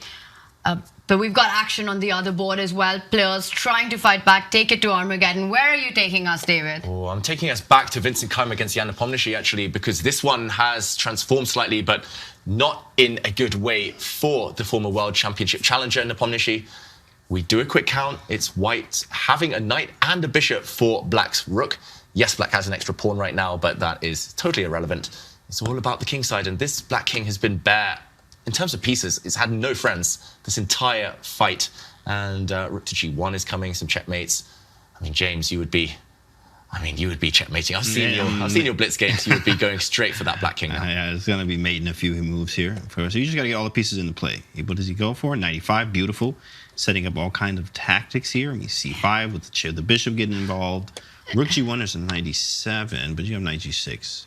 So rook g1. I love that idea. c5 and bishop c4 is where it's at. Yep. Rook g1 as well. Every move here just looks so good. But getting that bishop on that diagonal and then knight checks to follow, I think this is game over in the next 3 moves. David, what was his opening choice? I'm curious. From the beginning, what did they play? We don't have to go all of that. This was the English opening. Oh, the English, okay. Yeah, Vincent actually did some preparation. So shout out to Vincent Keymer. Jan was playing this exact variation of the English opening consistently yesterday. Vincent had gone home, done his homework, and come back. He actually castled queenside on move 7 in the English, which is so rare. But yeah, he got this attacking gem, I'm going to say, out of it. That's why you should always do your homework, boys and girls. Always check out the opponent's games. What are the chances this was a world championship idea in the English? Shout out to Gukesh. Yeah, Gukesh. Good friend of Vincent Keymer. Vincent, a second for our new world champion. Yes. All right, rook f6 on the board. Vincent, 1.5 minutes on the clock. He's trying to find the most precise and the fastest way to victory. He does go for the idea of activating the bishop. Okay, the king moves. Where is the knockout blow? Vincent looking for the win, but can I just take us over to another game quickly? Yes, let's do it. Because Levon Aronian against Magnus Carlsen, some craziness is happening. Magnus, okay, I was curious to see whether he reacted. He's just dropped a pawn. Watch out, the white queen was ready to swoop if the black knight had captured this bishop in the center. But Magnus moves his king out of the way. Levon, so just won a pawn. Yeah, and that's a big pawn once the d pawn starts moving forward. But the good news for Magnus is if the bishop falls back, then the knight can jump in and take the d4 pawn. So you don't have time to do just that. But meanwhile, black can't really grab that bishop, as you pointed out. So it's not hanging. You've got time. He does fall back, attacking the g6 pawn. Knight takes pawn. Is that pandemonium? I think you just have to bite the bullet. You have to grit your teeth and say, I'm getting rid of this pawn before it starts marching forward. There we go. Dennis, the d pawn disappears. But yeah, it's this one that might be up for grabs soon. Whose king is weaker? The white king is not entirely safe either, with the black bishop lurking, cutting it off. Checkmating nets just in the air. What? Wow. There was a pawn on the other side hanging? Wow. Was not expecting that one at all. Nobody was looking over on that side of the board. Yeah, unbelievable. Because now black has the option to also give it this cover. Go bishop takes pawn and pick up the bishop. But instead, Magnus lines up with the rook against the white bishop, attacking, making it fall back to e4, targeting g6 one more time. Magnus with 2.5 minutes on the clock. He's got enough time. Might try f5 here. Plays bishop e5. He doesn't care about the g6 pawn. I'd be very worried. Is he setting up knight e2 ideas? Looks like he might be, but I mean, he's neglecting this g6 pawn. He's also neglecting this a6 pawn. The white rook, which is actually a bit of a target right now, could just move out of the way. Ooh, he goes for the kingside pawn, Levon. Whoa. The bar going crazy. Oh, it's knight c6. Listen, come on, bro. That's not happening. That is a tough retreating move. Magnus, can he find it? You know, you say never gonna happen. The one player who does make it happen is him. He does it again. Man, hey, we gotta check him. Nah, we gotta start the procedure. Start the procedure. Wow, that is so classy. Backward knight moves are a blind spot for Magnus historically, but this is a simple pin. This white knight struggles to get defended, actually, and this pawn dropping as well. Levon's lost all coordination. Yes, he grabbed a pawn, Look but at the reaction. Yeah. Loose pieces drop off, right? Yes, we've been seeing that on the ad breaks as well. Loose pieces drop off, the knight's hanging, the pawn on b4 hangs, picked up with the rook, with a tempo.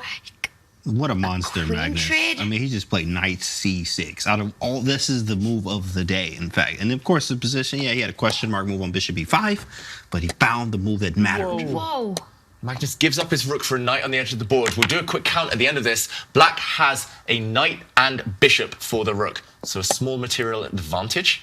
Although white has a few pawns, this isn't over. This is not one-way traffic. But this has to be better for black with the two minor pieces and the a passer. White c pawn is stopped right now, and Levon playing on seconds. He's got 6 seconds on the clock. Can Magnus fall back to c7 and just keep that a pawn alive? He goes for the offense. He's going for that c5 pawn. Also the f2 pawn. Knight on e4 doing a great job. f5.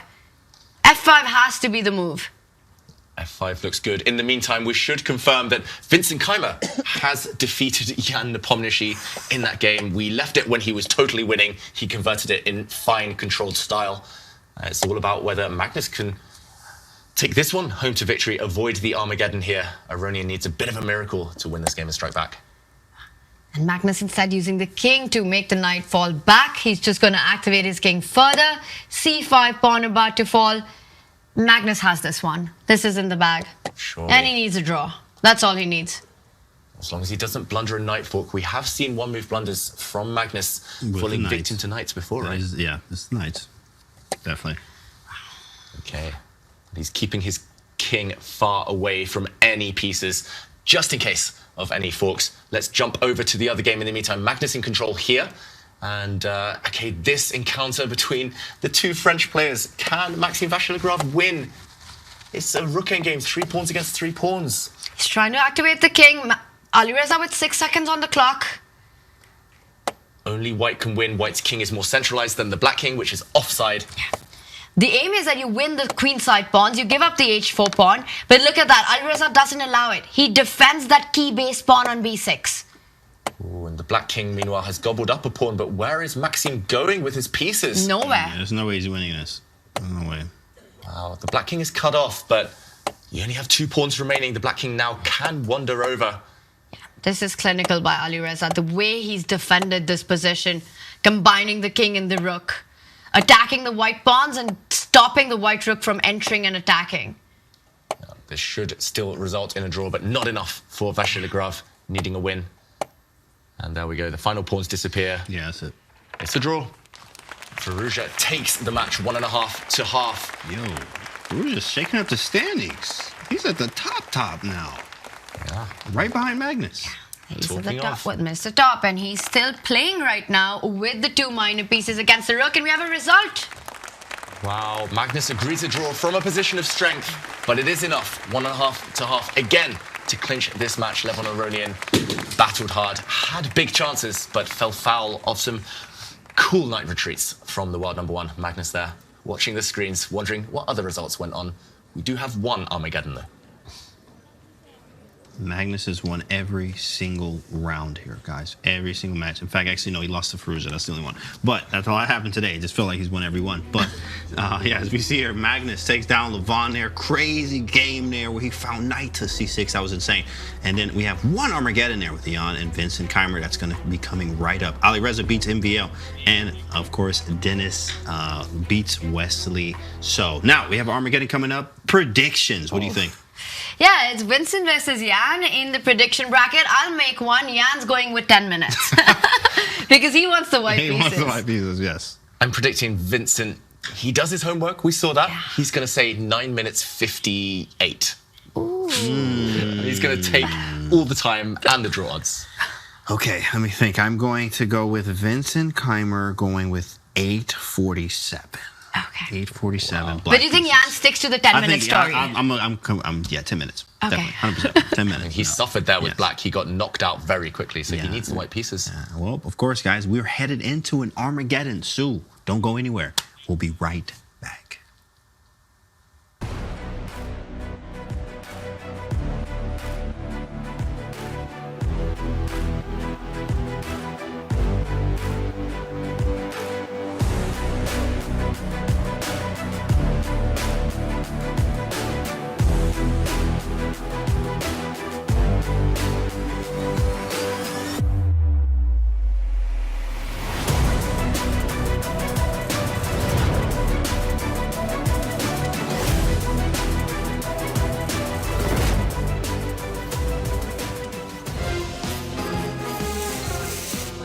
Oh, that's nice. Dang, That's that's sweet. I'd rather be playing chess than working for Gukes.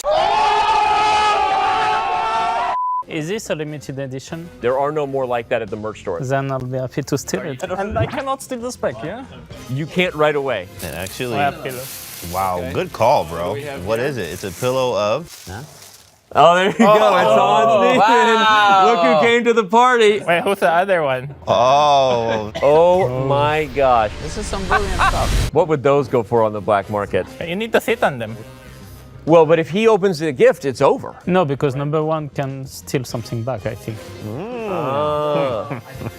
Alireza, družiще. Danny, big technical question. If I steal one tweet, can I pass it to another person? I mean, you can do whatever you want. It's a Christmas, yeah? Okay, you might get those stolen. Yeah. Very nice headphones. Number one gets to steal. Young, go. He wants the tweet. He wants the tweet. The person who opens the gift gets a second gift and it's over. Okay, let's open. $150 gift card to the Storo Store Center Shopping Mall. Oh, I'm gonna open the other gifts and see what we miss. All right. Oh, this no, is it's not a a special. fair. Wow, look at this. Oh, look at that. Somebody missed out big time. But do you get to hold hands? He's probably into that. I'll pay you to take it. Okay, $50. Okay, Anisha. There we go. Levon gets both. Hey, I got a second present! Yay. Last but not least, cookies for everyone. Chessman cookies. Oh, cookies. We made this about as awkward as we could. That was great. Good work. Vladimir is the happiest. Also, tweet which not going to be deleted. It's written here, you see? Not going to be deleted. It looks really great. This is sweet. Yeah. I had no idea that they were doing that, so the team gets what they deserve. Then in here, got the arena. We have a target. You recognize that tennis ball cannon from a TV show in the 80s? American Gladiators. So you can practice all you want, but you get one official shot in your whole life to win the $10,000. Are any of you guys good at ping pong? Yeah, we're decent. Okay. Oh, that was a bad hit. If you beat me first to 3, you can have 2 shots on that. Oh, now he's getting. Did you see what just happened? Wow, I got hustled. All right. Okay. All right, here we go. Oh, we got it. Okay. 1-1. Yes, I got him on the spin. Oh no, 2-2. All right, here we go. No! What a hustler. And then here's the cannon. Oh, wow. Okay, I think you're close enough to get lucky. I'd sign. Who else? Sal Khan, you know, Khan Academy. Yeah. He actually almost beat Magnus in a simul. Fun fact, Eric. So Eric was there assisting because Magnus has his blindfold on and he's calling out the moves, and they're making moves on the board. And it's still controversial to this day whether Magnus actually said to move the rook to D1 or whether it was moved to a wrong square. It was actually Jay, our other co-founder, who Magnus starts getting mad at him that he put the rook on the wrong square. He ends up going down a rook or an exchange against Sal Khan, but he came back and won. Yeah, you were right. I adjusted every time. Try.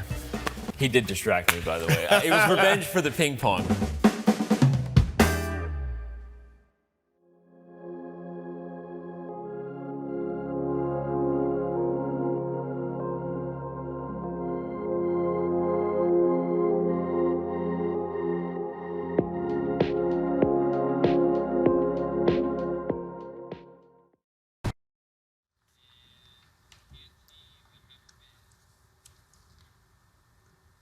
And we have our bids. Whoa, look at that. 6 seconds from Jan. He says, I want the black pieces, and he bid very low to get it. That's a complete change of strat by Jan Nepomniachtchi. Every single Armageddon, he's gone with the 10-minute, wanting the white pieces. We've all been proven wrong in the studio, but he does win the bid. He gets the result odd, starts with 7 minutes, 22 seconds. What do you make of this, David? I'm shocked. It's bizarre. He just had a horror show of a game with the black pieces, yet he wants black again. And this time with 3 minutes less than Vincent. It's brave. It's switch up.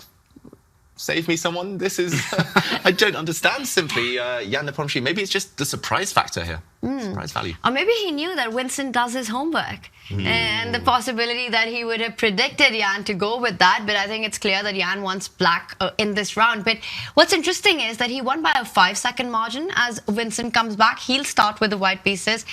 And you know, when you get that bid win with such few seconds, I think that does something to your opponent psychologically. It does. It's like a psych, like, oh, I got the 2 results. Yeah. So you're going to have to play. You're going to have to bring your best. But you do have more time with the white pieces.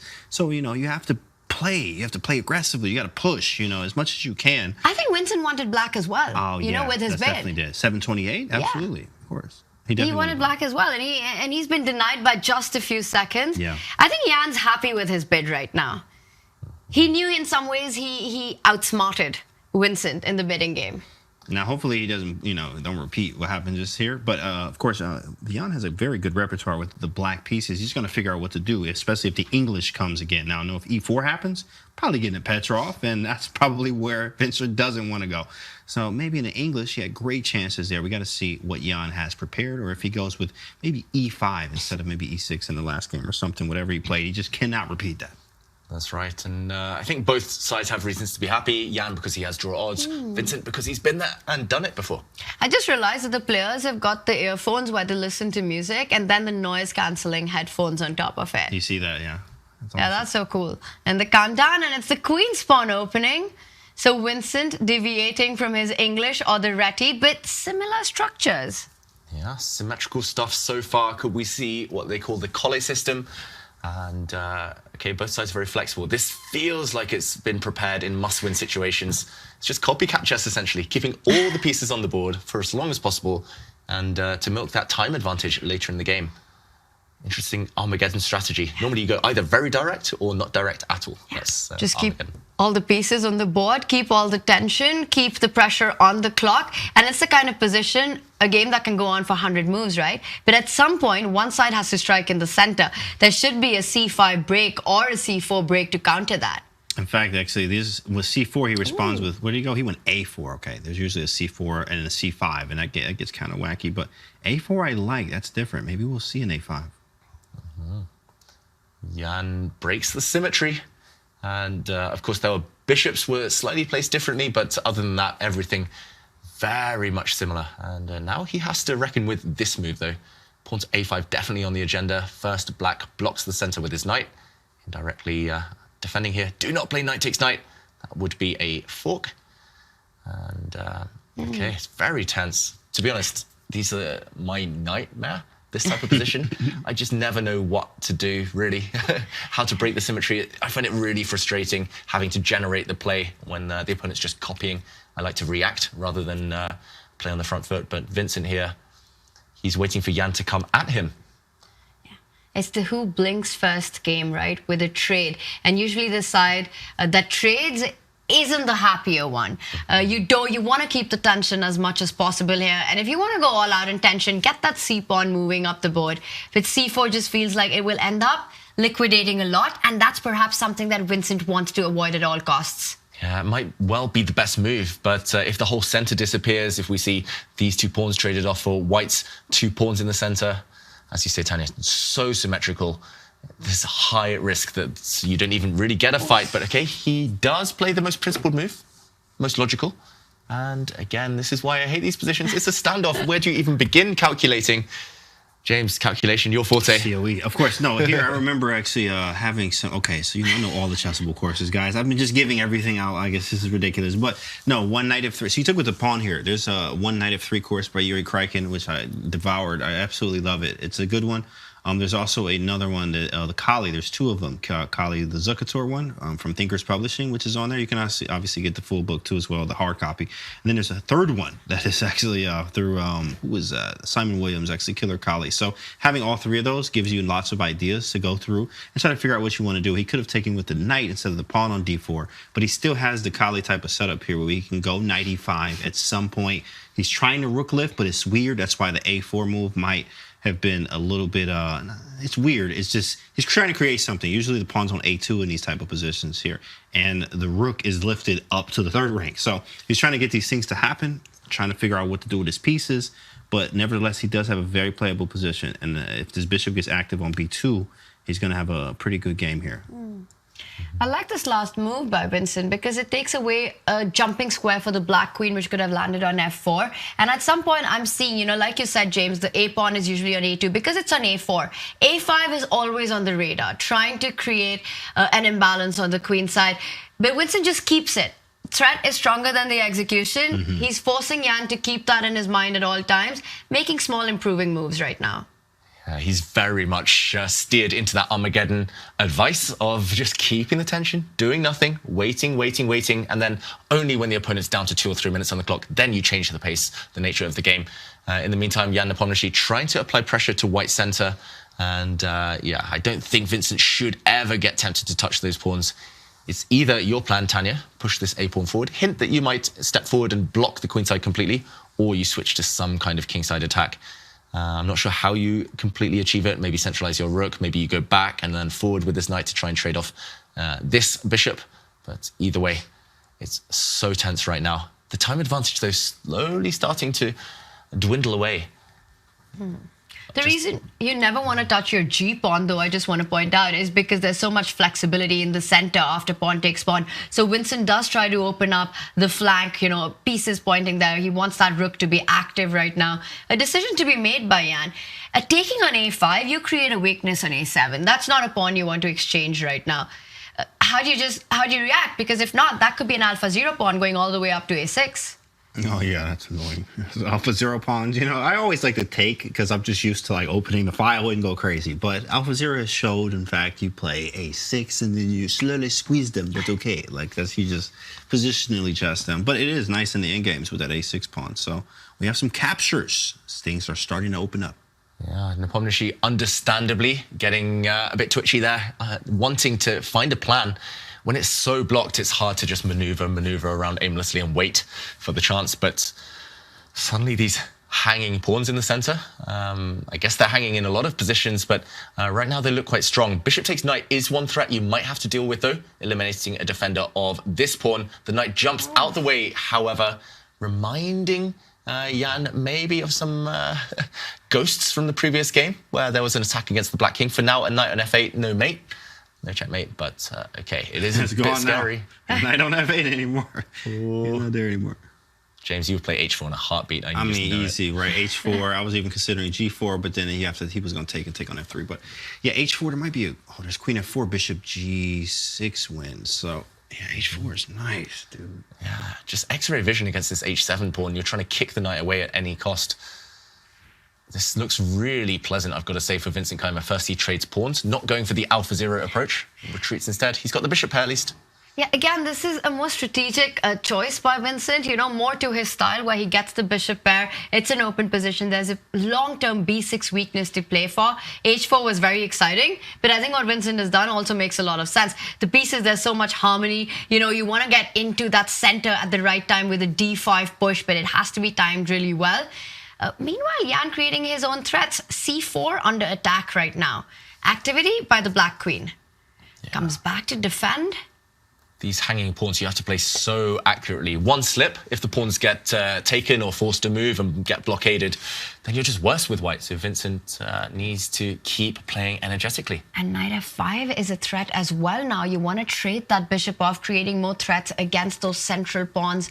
I also want to point out an idea that exists in these positions to push the b pawn, forcing a decision for white to move one of those central pawns and grab the d5 square. Vincent not allowing it, playing on the tempo, hits the queen. Queen a4 lining up against that white rook on d1. Watch out, rook takes pawn is a little bit of a trick right now. Ooh, Vincent, it looks like he's bunched his pieces together. We normally say, yes, centralization, but it does look a bit clumsy for the white bishops. They want to be further back. They do not want to be leading from the front. They are targets. Oh, the hanging pawns, they just look clumsy. They don't look like a strength anymore. The more pieces that disappear from the board, the weaker those pawns often become. Is rook takes pawn a threat right now? Because the more I look at it, it feels like you require a lot of calculation, which is why Vincent has slowed down. It might well be. Is there rook a1 there, which is possible? Yeah, he doesn't care. So he's saying g5, that bishop, it's trapped. Wow, that is brave, though. There's going to be dark squared weaknesses around the white king this time, so it's no longer going to be a pure positional battle. It might become a bit more dynamic. Jan could switch to try and go for some attack later on. 4 minutes 50 against just under 4 minutes now. The clock is going to play a huge role. We're ages away from move 60 and the bonus time. He goes for it. Wow. He said, and the bar approves, or not. I'm going to take those. So does he have a queen b3? Is that so his idea? Bishop takes rook. Let's point out white's rook on c2 is hanging. And James, I think the line you're looking at is rook to a1, hitting that black queen. Yeah. Forcing it to the b3 square where it stays connected to the white rook on c2. He goes queen b3. Queen b3. However, can I just point out, guys, rook a1, queen sacrifice. Queen takes rook. Whoa. Knight d5. My goodness. Hitting the white queen, hitting the bishop, and oh, I did forget about this one. Oh, yes, and then h7. I mean, but it's still equal. I'm running for the hills. I go king e7, and I'm like, what you want to do, big fella? We swinging. Wow. Is this going to happen? Jan Nepomniachtchi. Whoa. Wow. Instead, it wasn't rook to a1. It was queen to e4 lining up, but a big blunder by Vincent Keymer. He drops his bishop. That's over with. Let's see. Any reaction from Vincent there? That is over with. The rook on d1's hanging queen h8 is not checkmate because knights are the best friends for defense here, and knight g8 just stops every single idea in the position. Jan is looking very comfortable here. This is over. Yeah, this is just over. He's down a clean one. You're up a piece, an entire piece. Wow. The black knight dropping back to g8. It was just a blind spot. I've fallen for this exact same thing before. You just assume you're checkmating, right? A queen on h7 is synonymous with checkmate. But on this rare occasion, the black king hides. You've dropped a piece. Yeah. And yeah, the center has collapsed as well. Vincent Keymer, it's all fallen apart in the space of 3 moves. He needed to shift his rook to a1 as we were showing. That was very complicated, still fully alive that game, but instead, not much to do, and you can see the resignation on his face. There it is. Yeah, great move. Queen comes back. As you say, knight on g8, there's no checkmate. Knight d5, knight coming into f4, resignation, and Jan wins the Armageddon. And this was close. This was anyone's game. And then the tactics, it was Jan and Vincent there with a smile. What a fight it was, but in the end, it's Jan's razor-sharp tactics that get the job done. Yeah, and it feels good. I mean, you can see he's in good spirits here. That's the type of chess and the type of attitude to definitely have, where it takes you very far in chess and in life, of course. As he lost the game, but it is what it is. He's talking about the game. Look at that. All smiles there, as we love to see. They're analyzing just what a roller coaster of a game that was, James. And we got one Armageddon, but a thrilling one. Oh, absolutely. Of course, it's a thrilling day as Magnus wins. Jan wins in Armageddon. Alireza wins, and Denis Lazavik wins against Wesley So. So, yeah, that was fun. That was a very fun round as well in Armageddon. What stood out to you, Dave? Well, it's time to make our way to the Rubik's Make Your Move of the day, because that Armageddon was feisty. Actually going to do that a bit later, but for me... Ooh, I'm excited. My bad. Yeah, I'm so breathless after all the action, but yeah, that Armageddon. And I think all the Armageddons today have lived up to expectations. We saw some after every single round. That was awesome. In fact, we got to take a look at the standings to see, after all of this, all the Armageddons, what is the standings looking like? And at the top up there, of course, the man himself, the man, myth, the legend, and nobody else, Magnus Carlsen. With 5, Alireza right behind him, and Denis Lazavik still in this thing. Look at that, Jan too as well. 3, whoa. All those 4s up there. And Viel, Vincent Keymer, and Levon are still kind of in it. It's still possible for them, right, Tanya? It's a neck-to-neck battle, and if it was to finish right now, Levon Aronian and Wesley So would be going home. It would be the end of the road for him. It's top 6 that make it. Top 2 straight to the semifinals. Magnus Alireza looking good right there, and then it's 3 to 6 who go on to play the survival stage. 2 more will be eliminated. All of that action happens tomorrow, but like you said, you know, we started the day very differently, but one man, he keeps staying at the top. It's Magnus Carlsen, but what a day it's been for Alireza Firouzja, who now finds himself in 2nd place. Wow, of course, he's in 2nd, but there's still chess left, and we have more stuff for you guys, so we'll be right back after the break, and of course, the Rubik's Move of the Day, and an interview with frontrunner Magnus Carlsen. Don't go anywhere. We'll be right back.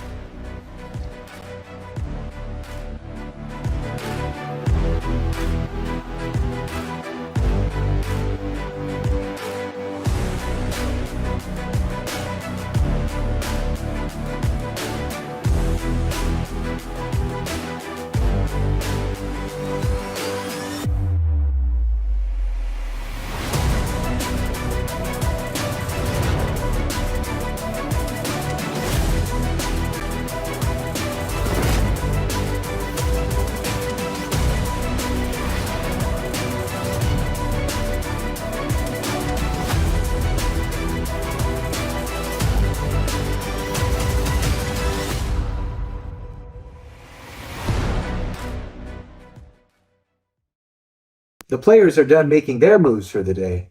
But after the break, the Rubik's Make Your Move of the day. I'm Logic.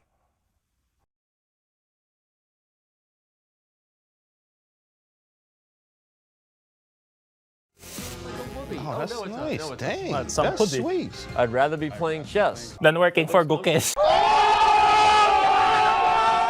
Is this a limited edition? There are no more like that at the merch store. Then I'll be happy to steal it. And I cannot steal the spec, yeah? You can't right away. And actually, wow, good call, bro. What is it? It's a pillow of... Huh? Oh, there you go. It's on Stephen. Wow. Look who came to the party. Wait, who's the other one? Oh. Oh my gosh. This is some brilliant stuff. What would those go for on the black market? You need to sit on them. Well, but if he opens the gift, it's over. No, because number 1 can steal something back, I think. Alireza, družiще. Denny, big technical question. If I steal one tweet, can I pass it to another person? I mean, you can do whatever you want. It's a Christmas, yeah? Okay, you might get those stolen. Yeah. Very nice headphones. Number 1 gets to steal. Young, go. He wants the tweet. He wants the tweet. The person who opens the gift gets a second gift and it's over. Okay, let's open. $150 gift card to the Storo Store Center shopping mall. Oh, I'm gonna open the other gifts and see what we miss. All right. Oh, this no, is it's not a special. fair. Wow, look at this. Oh. Oh, look at that. Somebody missed out big time. But do you get to hold hands? He's probably into that. I'll pay you to take it. Okay, $50. Okay, Anisha. There we go. Levon gets both. Hey, I got a second present! Yay. Last but not least, cookies for everyone. Chessman cookies. Oh, cookies. We made this about as awkward as we could. That was great. Good work. Vladimir is happiest. Also, tweet which not going to be deleted. It's written here, you see? Not going to be deleted. It looks really great. This is sweet. Yeah. I had no idea that they were doing that, so the team gets what they deserve. Then in here, got the arena. We have a target. You recognize that tennis ball cannon from a TV show in the 80s? American Gladiators. So you can practice all you want, but you get one official shot in your whole life to win the $10,000. Are any of you guys good at ping pong? Yeah, we're decent. Okay. Oh, that was a bad hit. If you beat me first to 3, you can have 2 shots on that. Oh, now he's getting, did you see what just happened? Wow, I got hustled. Okay. All right, here we go. Oh, we got it. Okay. 1-1. Yes, I got him on the spin. Oh no, 2-2. All right, here we go. No! What a hustler. And then here's the cannon. Oh, wow. Okay, I think you're close enough to get lucky. I'd sign. Who else? Sal Khan, you know, Khan Academy. Yeah. He actually almost beat Magnus in a simul. Fun fact, Eric was there assisting because Magnus has his blindfold on and he's calling out the moves and they're making moves on the board. And it's still controversial to this day whether Magnus actually said to move the rook to D1 or whether it was moved to a wrong square. It was actually Jay, our other co-founder, who Magnus starts getting mad at him that he put the rook on the wrong square. He ends up going down a rook or an exchange against Sal Khan, but he came back and won. Yeah, you were right. I adjusted every time. Try. He did distract me, by the way. It was revenge for the ping pong.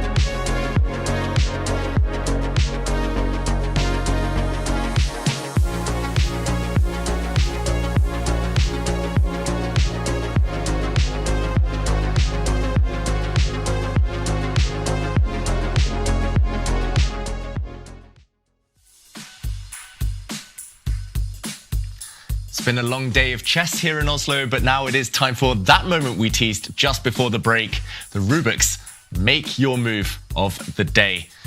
And now we're picking a moment from that Armageddon clash between Vincent Keymer and Jan Nepomniachtchi. Vincent, with white, needed to win. He pushed his pawn forward to g4, aiming to trap the black bishop, but this is where Jan Nepomniachtchi made his move and was swiftly rewarded.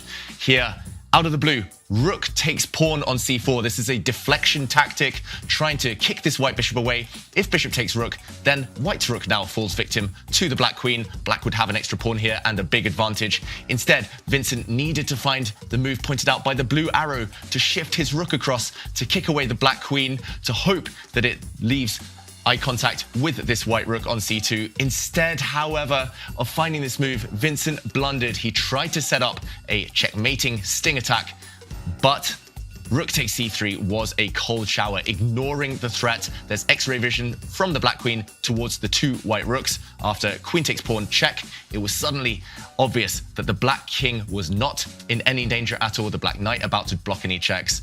And after rook takes rook, the black queen pounces. It is a whole extra piece, and That move he made, rook takes c4, ended up with this extra knight landing in the center of the board and Vincent having to resign. The rook attacked, the knight jumping in, a fantastic move, a nice trick by Jan Nepomniachtchi. It's awesome, of course. That's amazing. I mean, it comes down to like, you know, understanding that the best defense is offense, of course, and that is the Rubik's of the day. Now, do you know how to solve a Rubik's Cube? Any of you? You know, I used to. Not even kidding. We did this thing on YouTube where I actually learned and streamed how to solve this and how to get it, and then I did in a few more minutes. Dang, girl. But no, I don't remember it. Hold on, I'm solving mine. David, what about you? Can you do it? I mean, James, I need some lessons. Done. What? Done. Count it. Done. Yep. Already done. Yep. I don't know how many seconds that is, but it's done. 100%. Now. And if you're wondering what your next move is, visit go.chess.com/Rubik's50 or use ! Rubik's in the chat to explore more. Yeah, and tell us in chat how many of you can actually solve a Rubik's Cube. We're watching chat. We got chat. We are watching. How many of you guys can solve those Rubik's Cubes? We would love to know. Now, what was your favorite match of the day today? Oof, it's been a really long day with so much excitement that's happened. I'm thinking about Maxime versus Alireza, the miniature that we had. Absolute fire on the board. 22-move victory by Alireza. Then we also had Alireza beat Magnus in that Armageddon. Do you remember the first game? Absolute madness on the board. Yeah. So many moments to pick from. Ask me for one highlight. I would say Alireza's win against Maxime. Very cool. Very cool. Levon Aronian as well. Great form, but stumbling against Magnus. I mean, so many of the games today ended in blood. It just feels like nobody wants to settle for a draw. Nobody wants to play it safe, and that bodes well for the remainder of the finals. That was pretty great. I think mine was definitely that Alireza versus MVL. Just love tactics, and that was a tactics fest. That was amazing to see. Yeah, and let's not forget, I mean, one more. Alireza's king on d3 against Magnus Carlsen. Middle game, all the pieces on the board. Picking a draw, Tanya?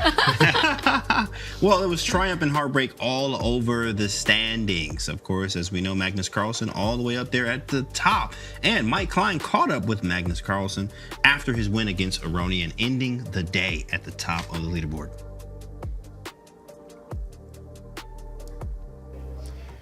We're here with Grandmaster Magnus Carlsen, who won his match. You have 5 match points. By my calculation, you have guaranteed yourself one of the top 2 places. So how do you feel about that? I really don't think so, right? I mean, doesn't Alireza has 4 wins. I think Lazavik has 4 wins as well. So I really don't think so. But okay, I thought Alireza had 2 going on 3, but I'll check the calculations. So there were 3 players with 3 wins, so Jan could make it 3 players now with 4 wins out of 6, and I have 5. So I still got to win my match tomorrow. The match gets messy. Did you think that Denis would be one of your closest competitors going into this tournament? Yeah, he's quite good. He's done well all season, so. It's not a shock. And I know earlier in the day you weren't so happy with your play, but what about your last match with Levon? Do you feel like you played better? Honestly, I think like today was just a day when my nervous system was not really on board. Like I generally felt better going into the games today, but I just like...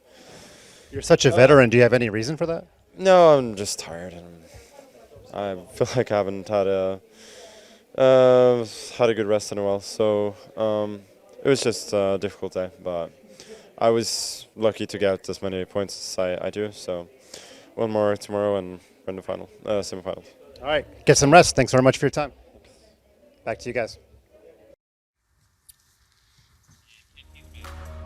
Wow, man. I mean, Magnus at the top of the leaderboard with no rest? That's crazy, you know. But of course, we have matchups for tomorrow. What stands out in these matchups? Oof. All of it, but I mean, Magnus versus Denis, that's going to be a really exciting one. And in that interview, it was clear Magnus has his eyes on the prize. He knows exactly how many wins the other players have had, what he needs to do to finish on the top of the leaderboard. You know, he's talking about fatigue and rest right now. Let's point out that the players who do make it to top 2, they get a rest before going into the semifinals. for that stage, as the survival stage will play out. So it's really a big day tomorrow for Magnus and for the players who are following, and we saw Alireza right up there as well. Wesley So up against Maxime Vachier-Lagrave. What are the chances of him making it to survival, David? I'm gonna get my calculator out after this. I mean, I can't stop playing with the Rubik's Cube first of all, but I'm gonna have to work out those permutations, because for Wesley, it's been a real tough slog so far in the Champions Chess Tour finals, and he just simply needs to win and to pray for a miracle in order to stay in the competition. But yeah, Magnus against Denis, that's going to be fantastic. Imagine being Denis on the brink of promotion or kind of qualifying for the semi-finals, and then you have to face Magnus. You have to face Magnus. Like, come on, man. I couldn't give me Magnus in the first round. Like, you know, but no, at the end of the day, he always looking forward to the challenge. And of course, he's been playing incredibly well here, even though losing a match. He's still doing quite well. He's been really consistent, starting from yesterday, from round one, you know, like you said, bouncing back from a tough loss, taking a victory, and he's right up there looking for the qualification. And again, tomorrow we've got one game in the round robin, and the top two players, they don't have to play the survival. So they get to sort of recharge their batteries. And there's also a difference, because the player who tops the leaderboard actually gets to pick their opponent in the semi-final. So that's a nice little bonus there. That's going to be nice. Get to pick your player. Like, who do I want to beat? No, of course, it's going to be fun to see, and more fun to come, guys. Thank you all for watching as we wrap up the day 2 here of the 2024 Champions Chess Tour. The round robin stage will finish tomorrow, followed by the survival stage with only 4 players remaining at the end of the day. All of us will be here to call the shots tomorrow, and we'll see you all at the same time tomorrow. And game start. Game begins. It's the Reti opening match. Magnus clearly wants to avoid a mainstream opening battle. Not go and say you're not castle. And to make sure that you never ever castle once that knight goes out. F6 is not an easy move to play right now, and he doesn't. He goes for shot castle, and it's a big mistake. Dang, let's jump to Magnus Carlsen against Vachier-Lagrave, because that game is undefended. Either you need to use the queen or the rook to shift. But there we go, the fans watching. Who are you cheering for? Let us know. Hey, look at Jan immediately stopped bopping. Immediately. He was jamming. Not no more. And now there'll be a check once the white king moves away. He goes with the queen to the other side. And that's it. Magnus Carlsen resigns. Know everything. Let's do a lie detector sometime, Tanya, and I will reveal all. Let's keep this about the players. First game in this round, right? So a huge bounce back. He finds it. And Denis reacts. A one-move blunder. There it is. Levon. Looks like a knight. It was going to play knight or if he played d6. I think you take the point. So Levon Aronian occupying the bottom 2 spots. In the meantime, Nepomniachtchi as well, fighting it out against Denis Lazavik. Plays the move, but he literally took it back at some point. He had it hovering for a good 10-20 seconds. King D3! Wow. The king on D3! The G pawn, it now slides over to the H1 square, and the H pawn, it's helpless. Nothing's going to defend this one. The rook comes into the... rook takes D5, but my idea was like trying to win at 4. I think he's still trying. Yeah, he's trying. He's trying. Wow. But I like how Alireza's knight, it keeps the king to defend that F pawn, and that's it. You will get with this opening. Speaking of wacky stuff, Denis Lazavik has just sacrificed an exchange. Wow. The eyebrows went up immediately. He just missed it. I think he just completely missed it. Like, oh, my form's this. Then you start talking to yourself all crazy. We all do it. And the absolute best decisions every single time. Magnus doing Magnus things. Likely to go on for a while, but favourite there to strike back and force Armageddon. Oh, Wesley So, in the meantime, though, shakes hands, accepts a match defeat. It's Levon Aronian against Magnus Carlsen. Levon fighting for the win. Top left. Trying to do a count. White is a pawn up. The top with Mr. Top, and he's still playing right now with the 2 minor pieces against the rook, and we have a result. B6 weakness to play for. H4 was very exciting, but I think what Vincent has done also makes a lot of sense. The pieces, there's so much harmony. You know, you want to get into that. There it is, yeah. Great move. Queen comes back. As you say, knight on G8, there's no checkmate. Knight D5, knight coming into F4.